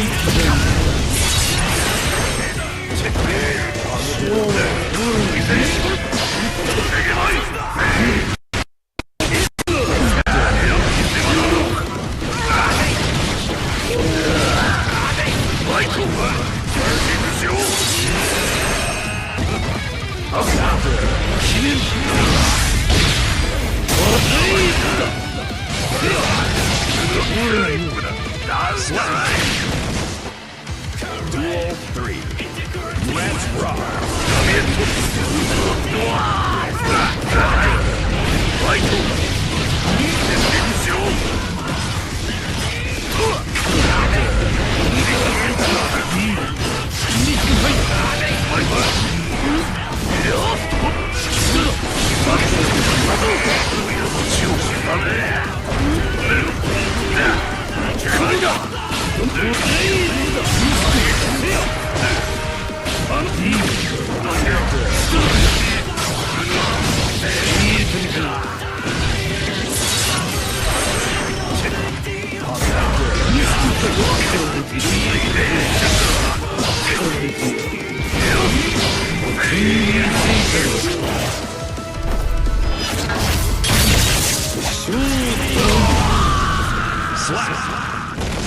Duel 1. Let's rock.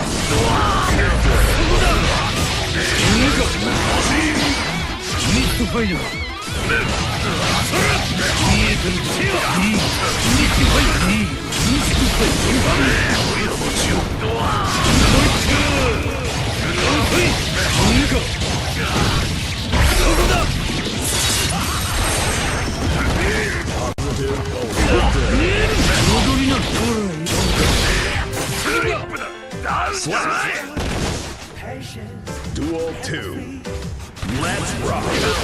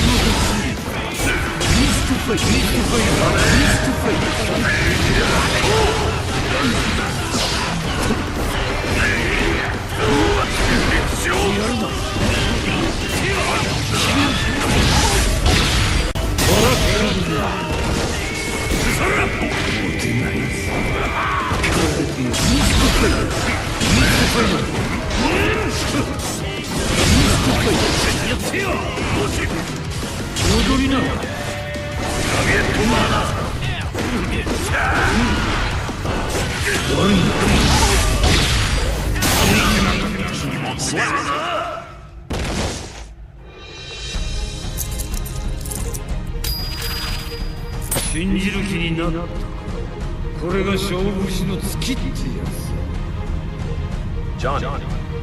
Win. Duel 1. Let's rock.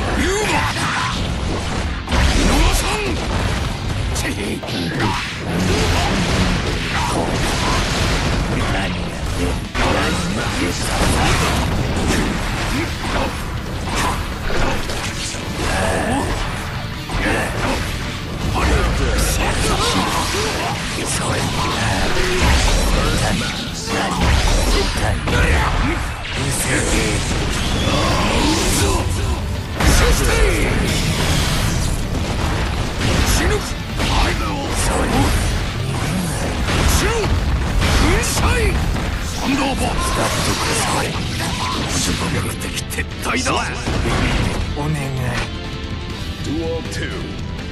Let's rock.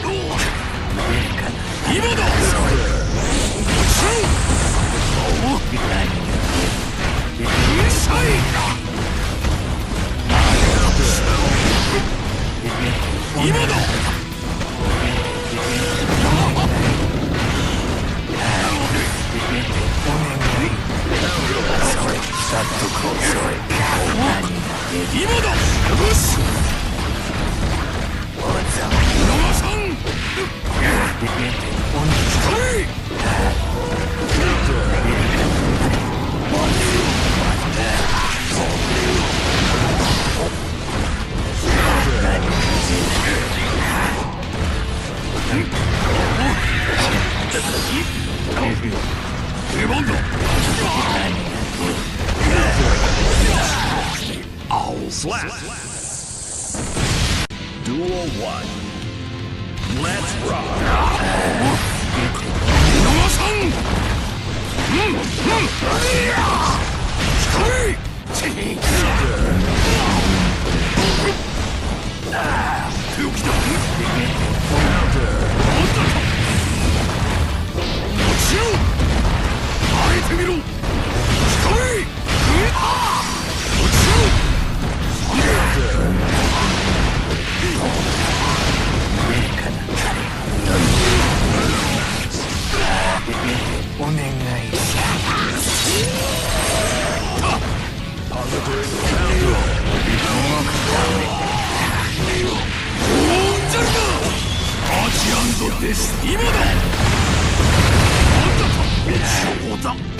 Slap.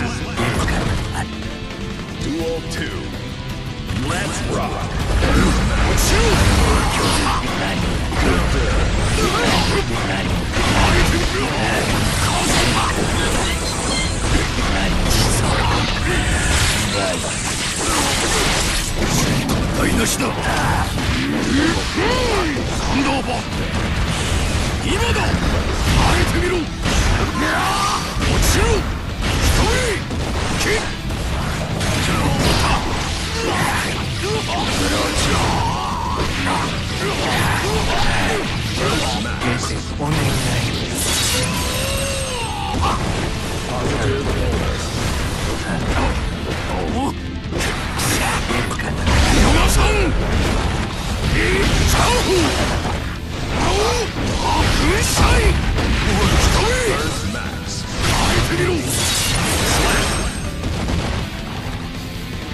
Duel 3.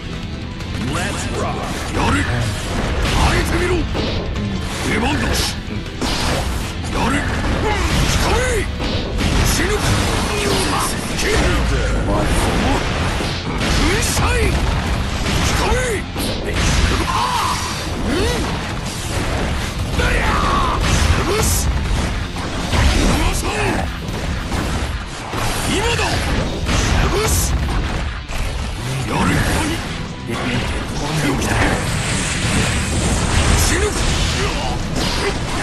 Danger. Slap. Duel 1. Let's rock.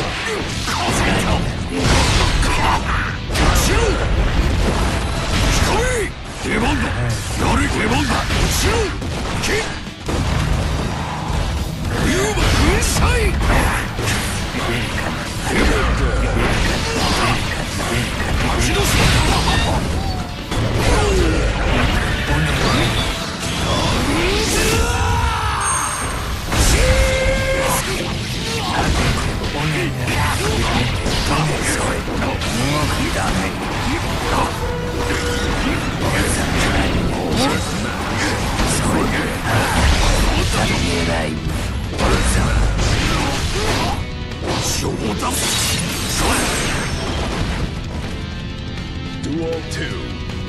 Let's rock.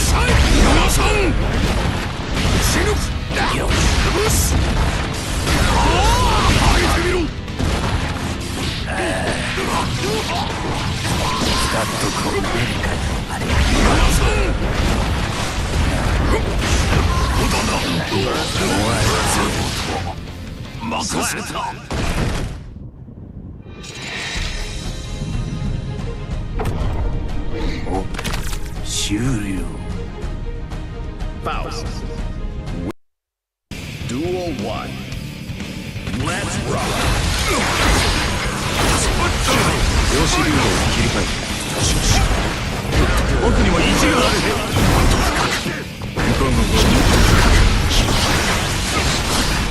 構造を想定にさせみんな構造を想定にさせ量子流動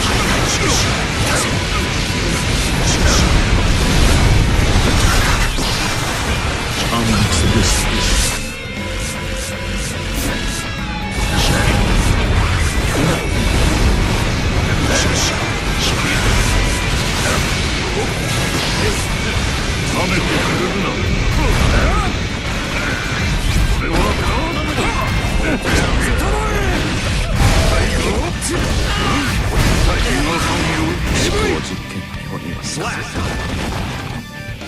Duel 2.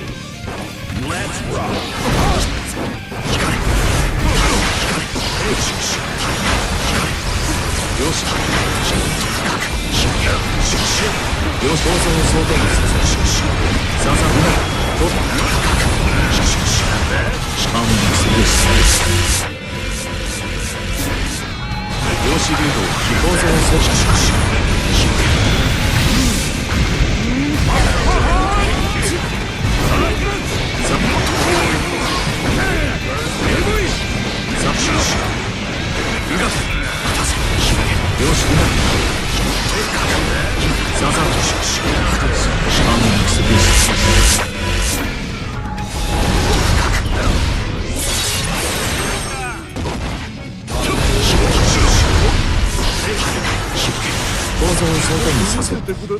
Slap! Duel 3. Let's rock!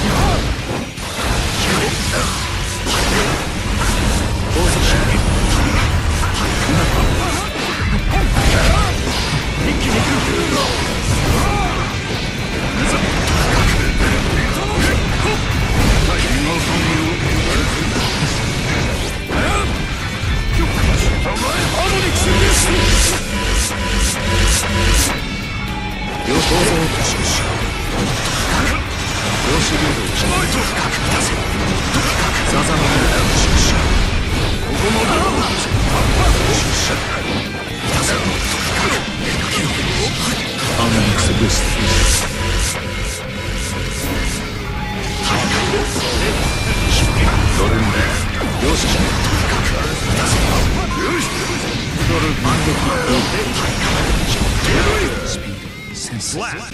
Duel 1. Let's rock!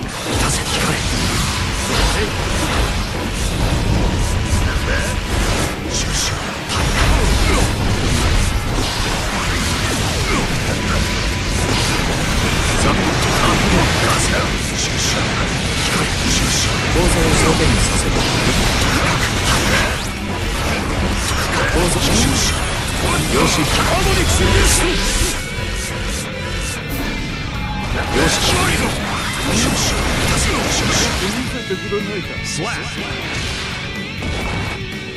Duel 2. Let's rock!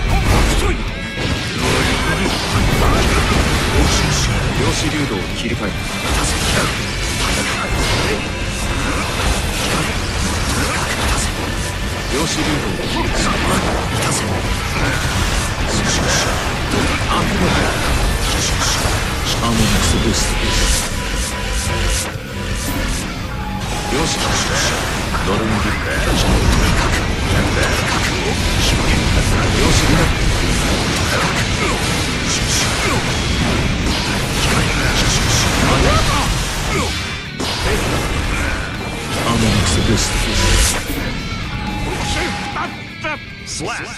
Duel 1. Let's rock!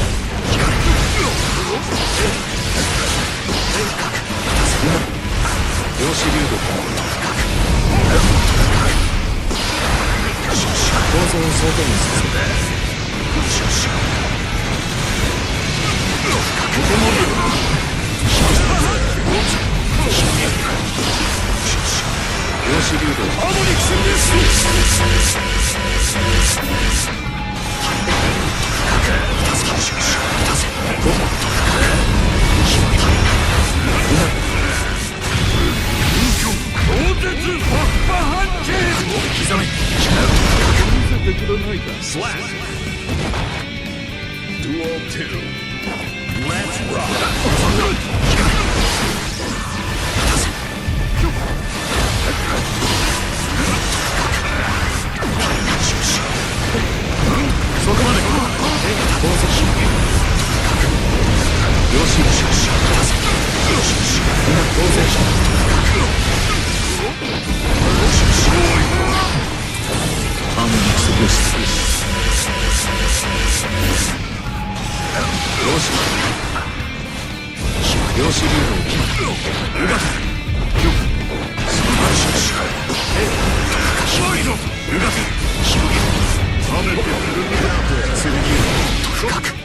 Slap! Duel 1. Let's rock!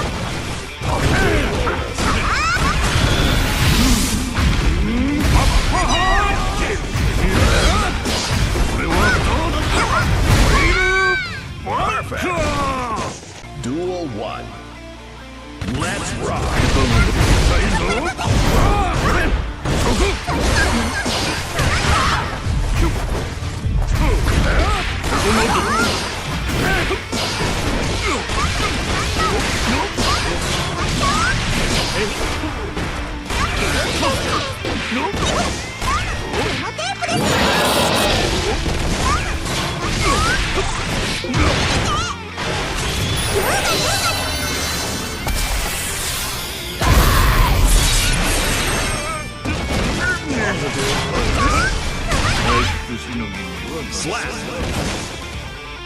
Duel 2. Let's rock.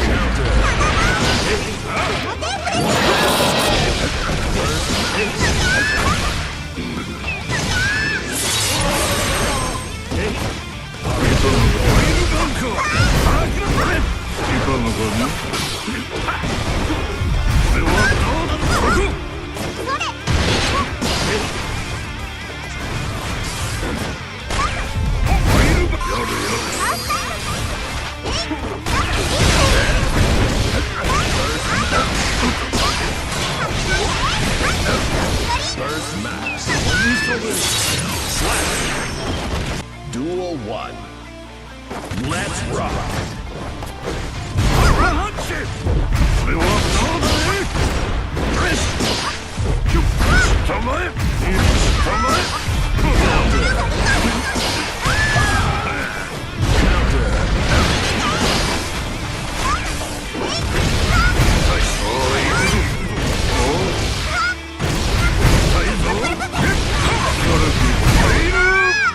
Slap. Duel 2. Let's rock.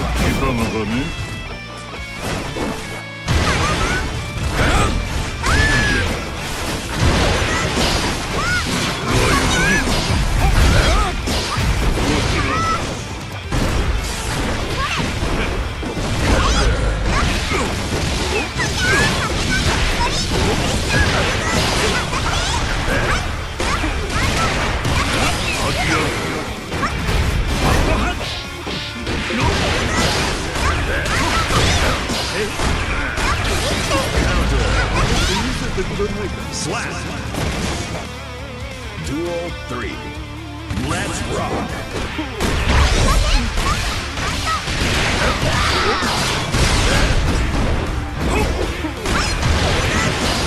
Not tonight.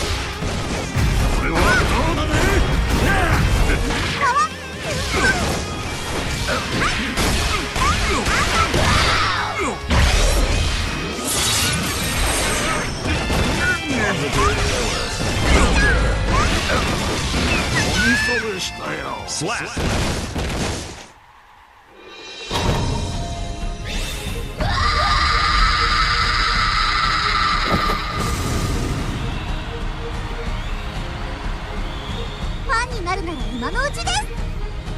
FL win. Duel 1. Let's rock. Counter.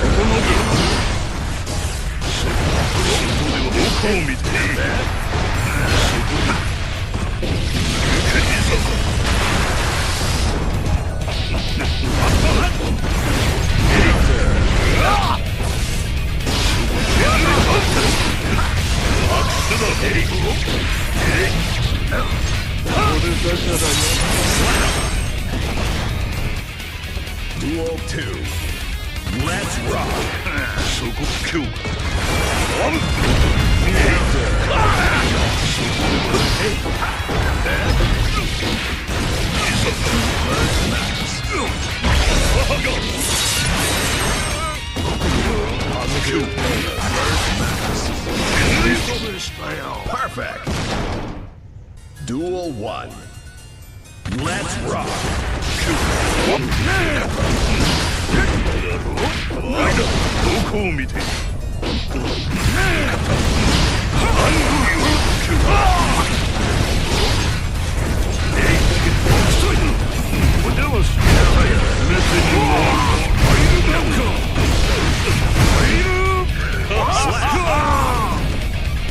Duel 2. Let's rock.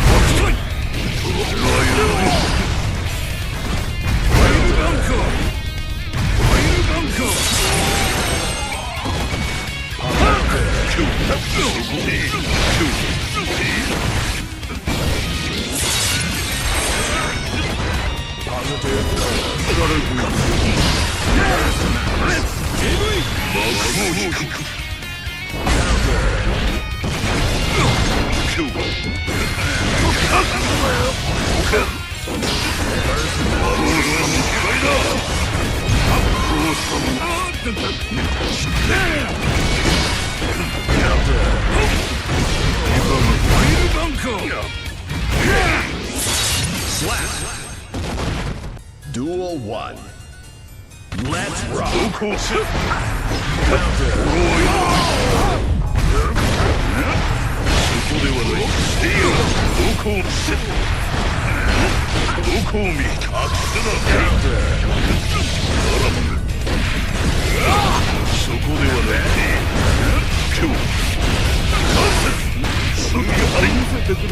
Perfect. Duel 2. Let's rock.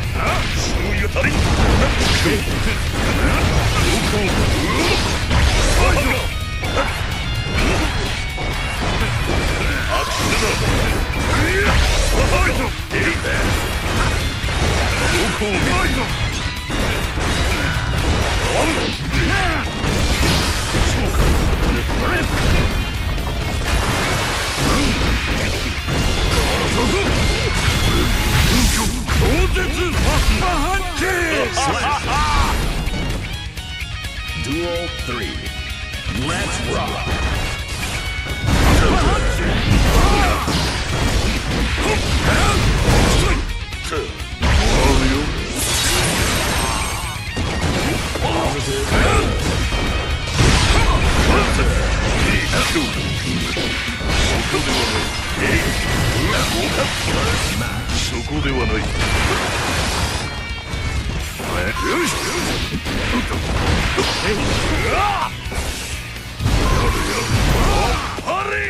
Slap.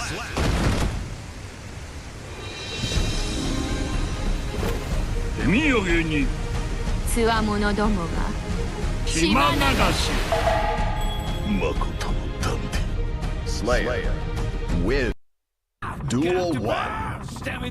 Let's rock.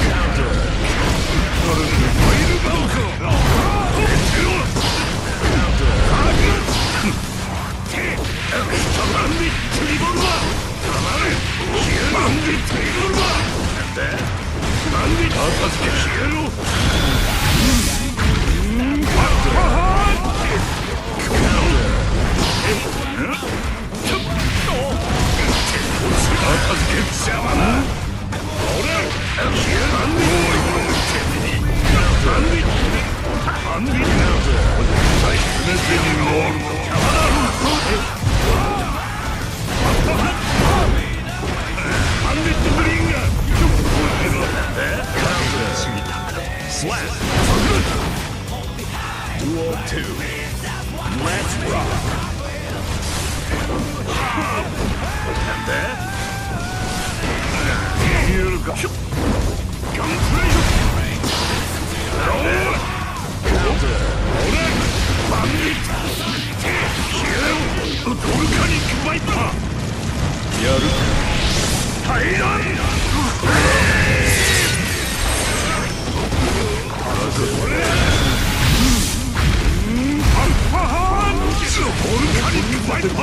Slap.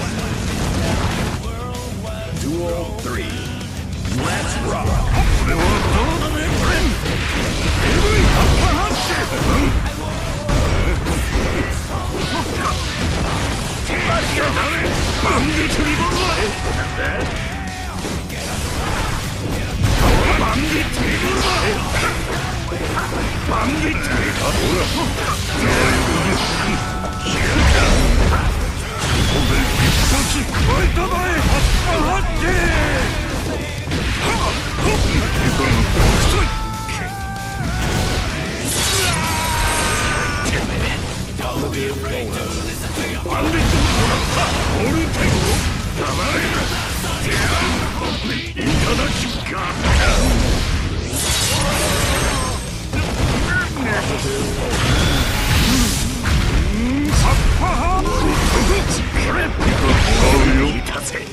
Slap.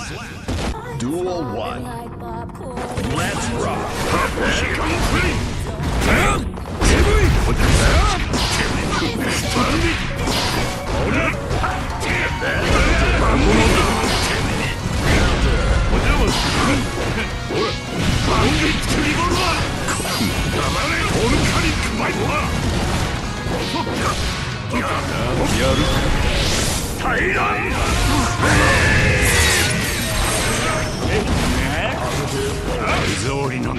Slap. Duel 2. Let's rock.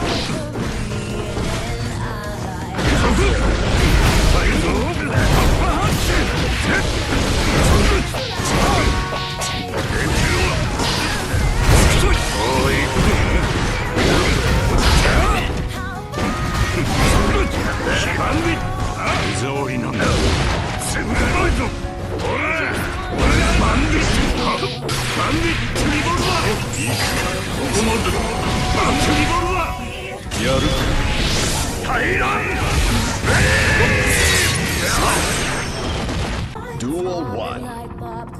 Let's rock.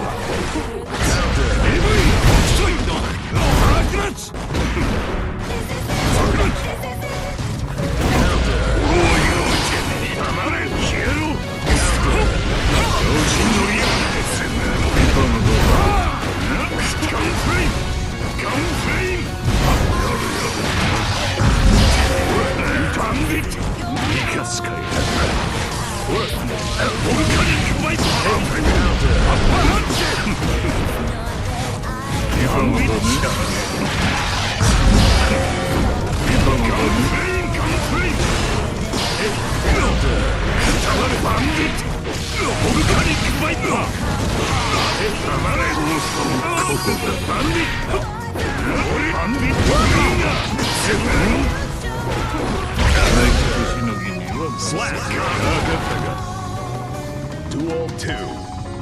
Let's rock.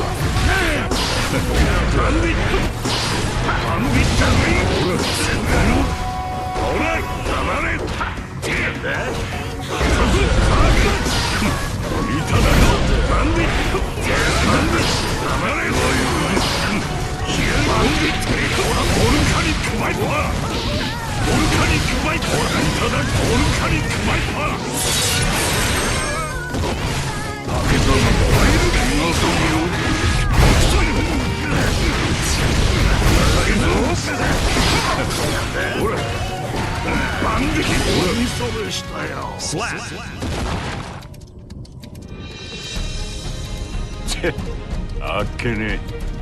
So, win. Duel 1. Let's rock.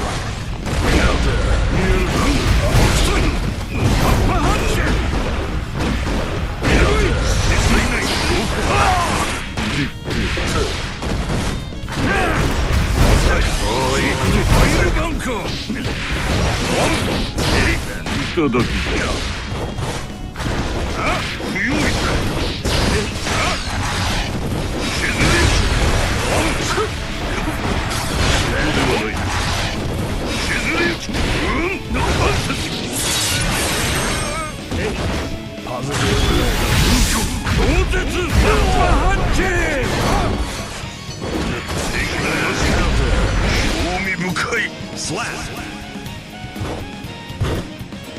Duel 2. Let's rock.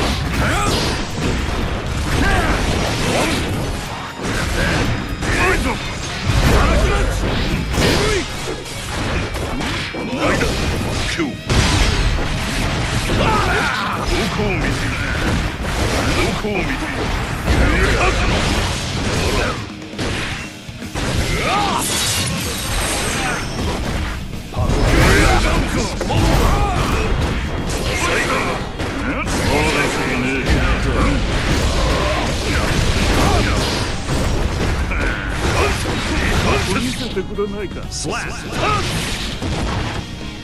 Duel 3. Let's rock.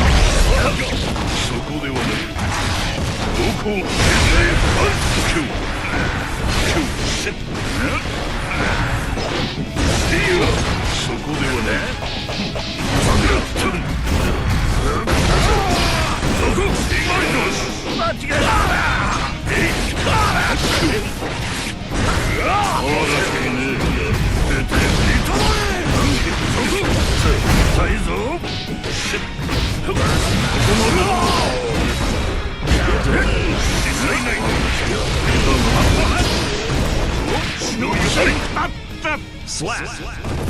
Duel 1. Let's rock.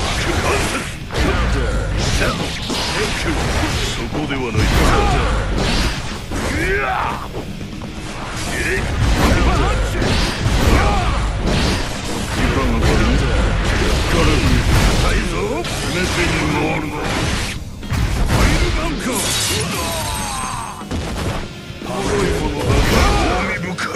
Slap. Duel 2. Let's rock.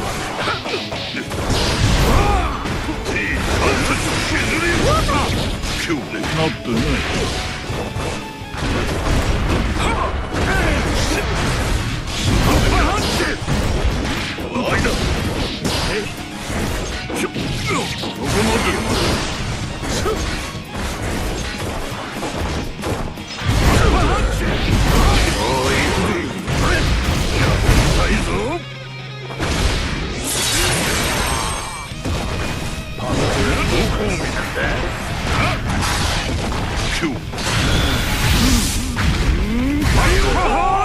Slap.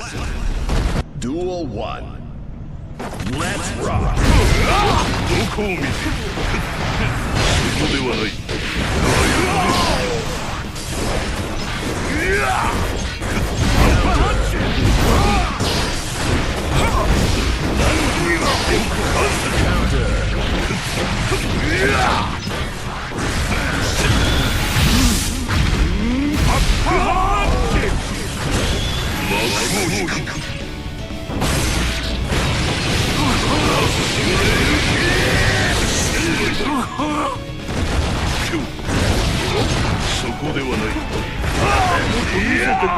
Slap.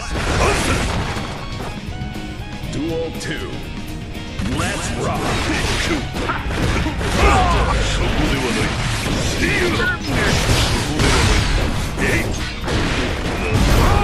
Not tonight.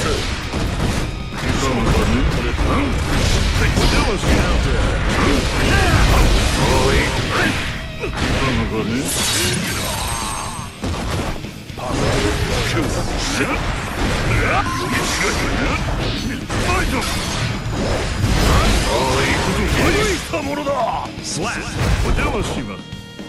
Duel 3. Let's rock. Counter.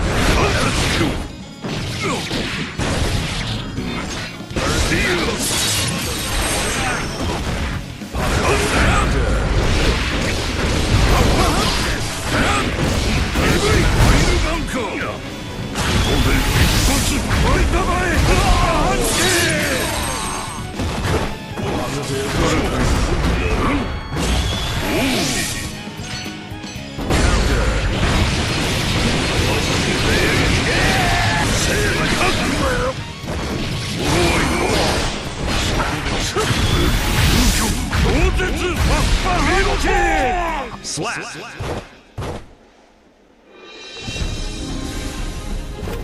あいつこそドカンと一発大手術。ダンディ Slayer win Duel 1. Let's rock.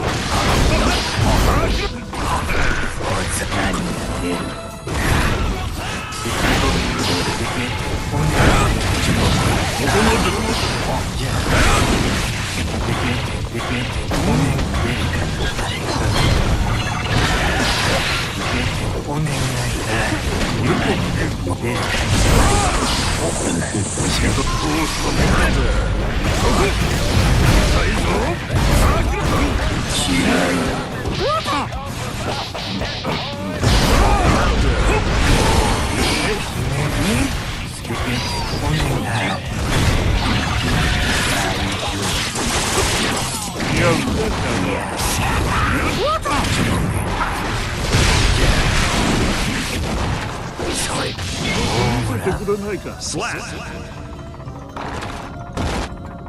Duel 2. Let's rock.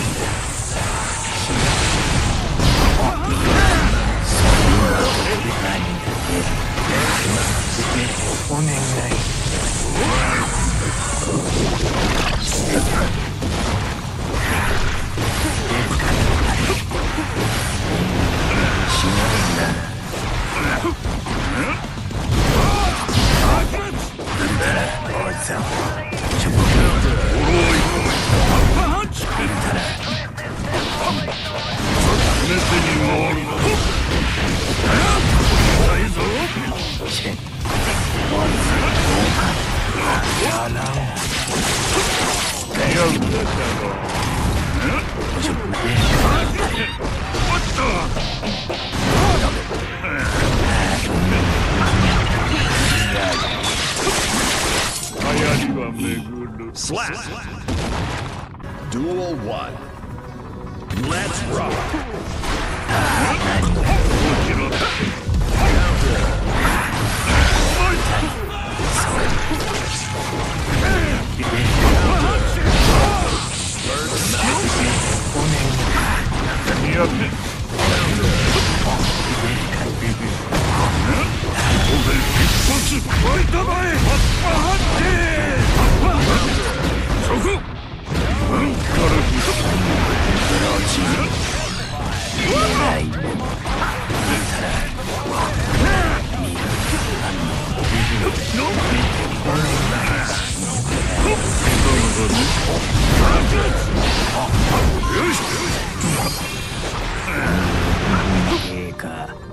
Slap.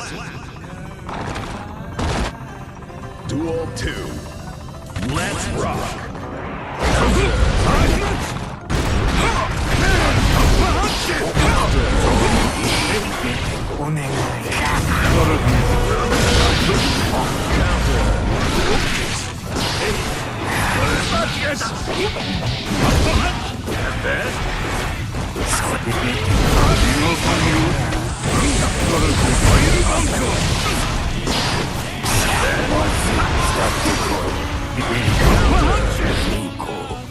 Slap. Duel 1. Let's rock.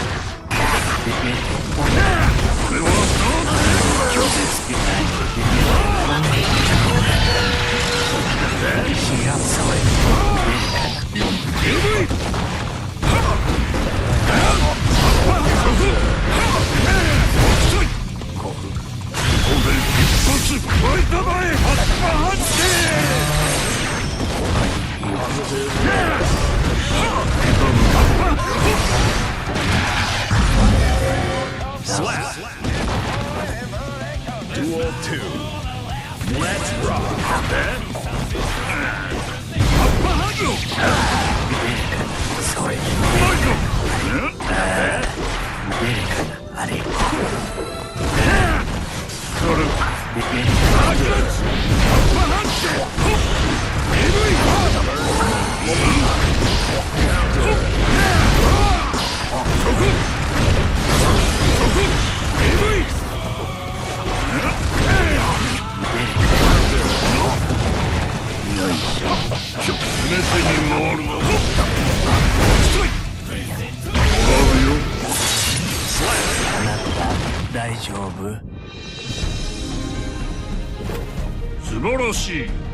振り向きざまに Slayer. Win. Duel 1. Let's rock.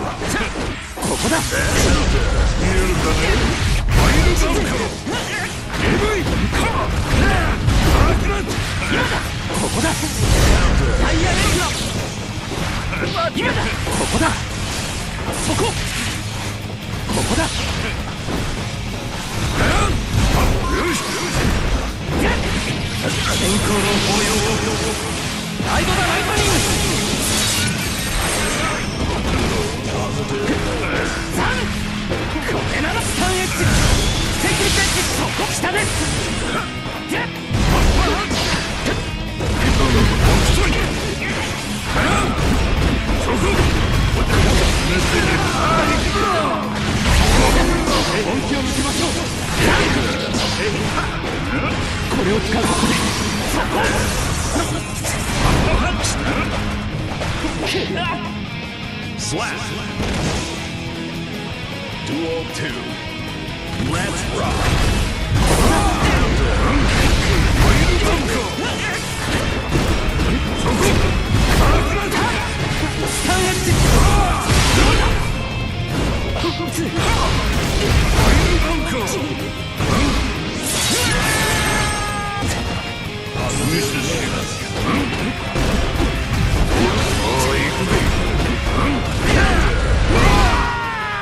Slap. Duel 1. Let's rock.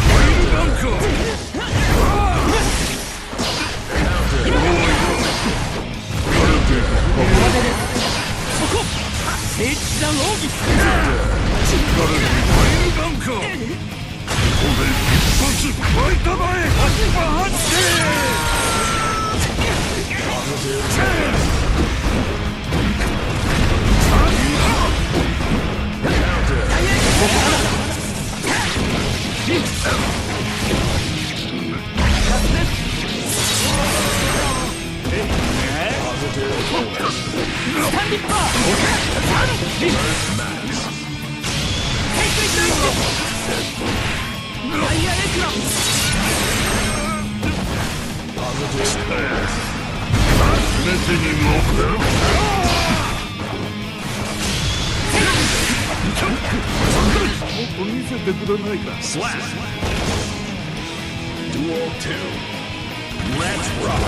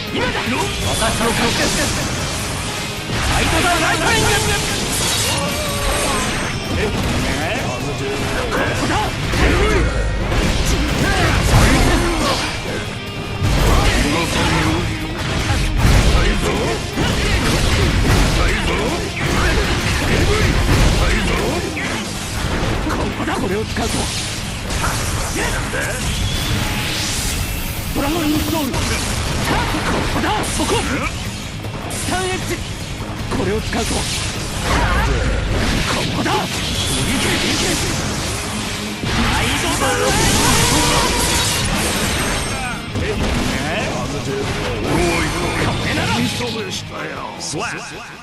Duel 1. Let's rock.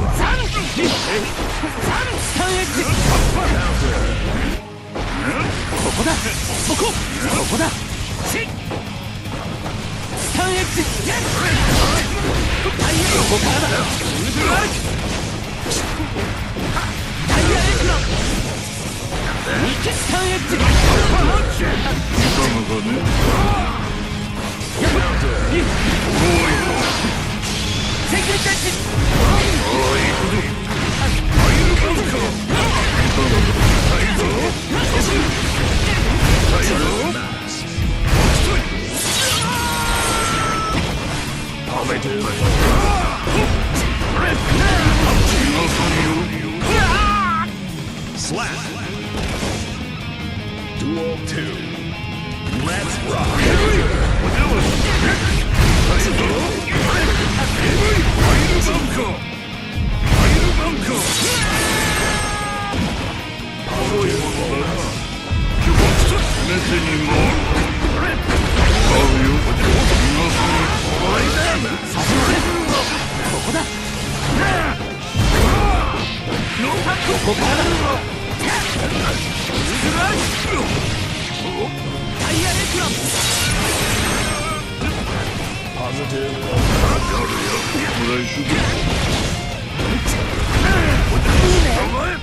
Slap.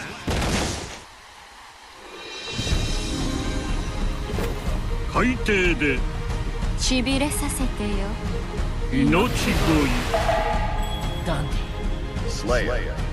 Win. Duel 1. Let's rock.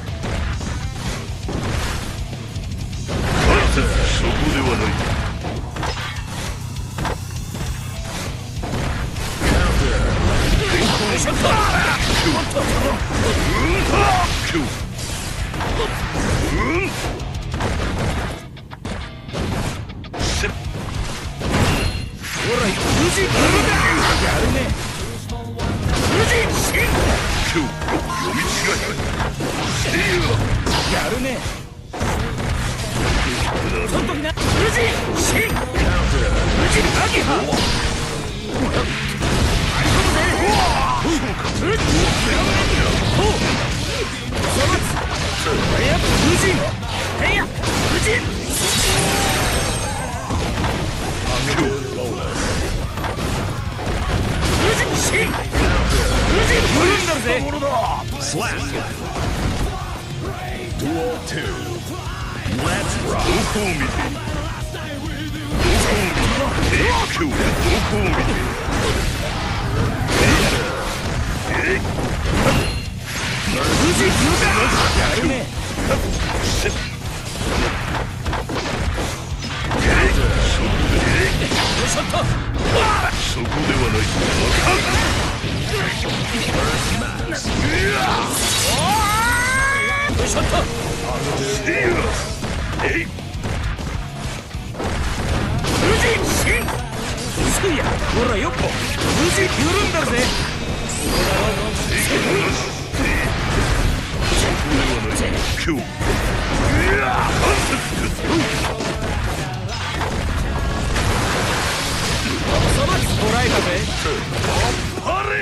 Slap.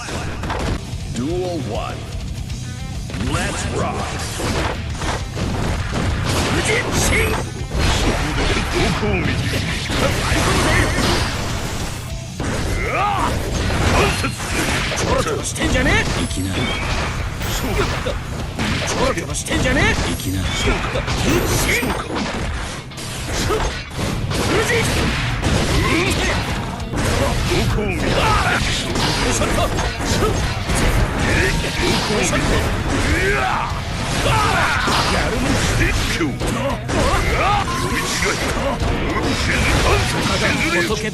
Slap. Duel 2. Let's rock.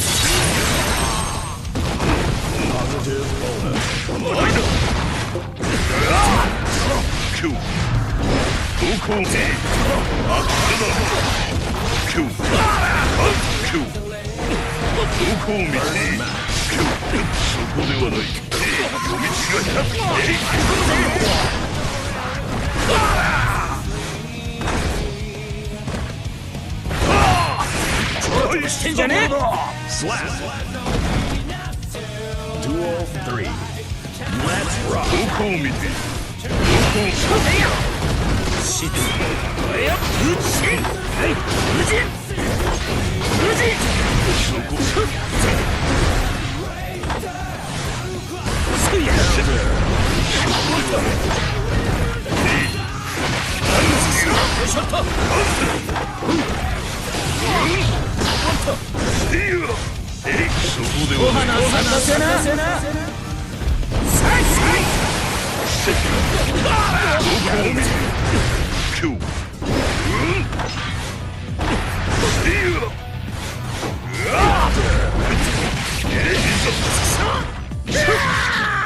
Slap. Duel 1. Let's rock.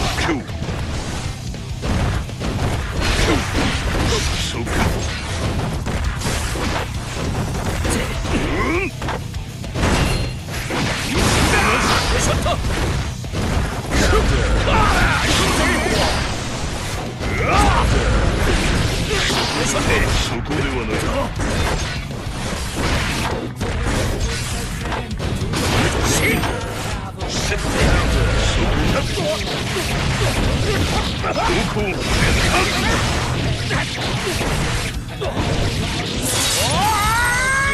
るね。そこではない。キリッとしな。次は本気を出してやる。Duel 2 Let's rock. どこを見ている。そこです。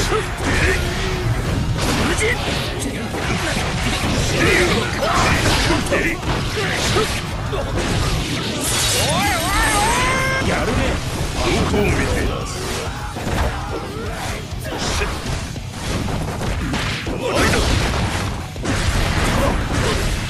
どこを見ている。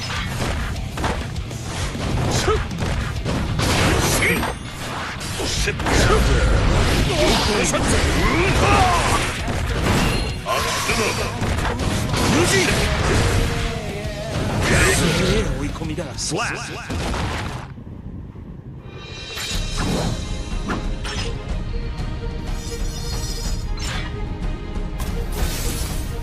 敗北と思うな。最善を尽くしたと誇れ。Nagoriyuki Duel 1 Let's rock.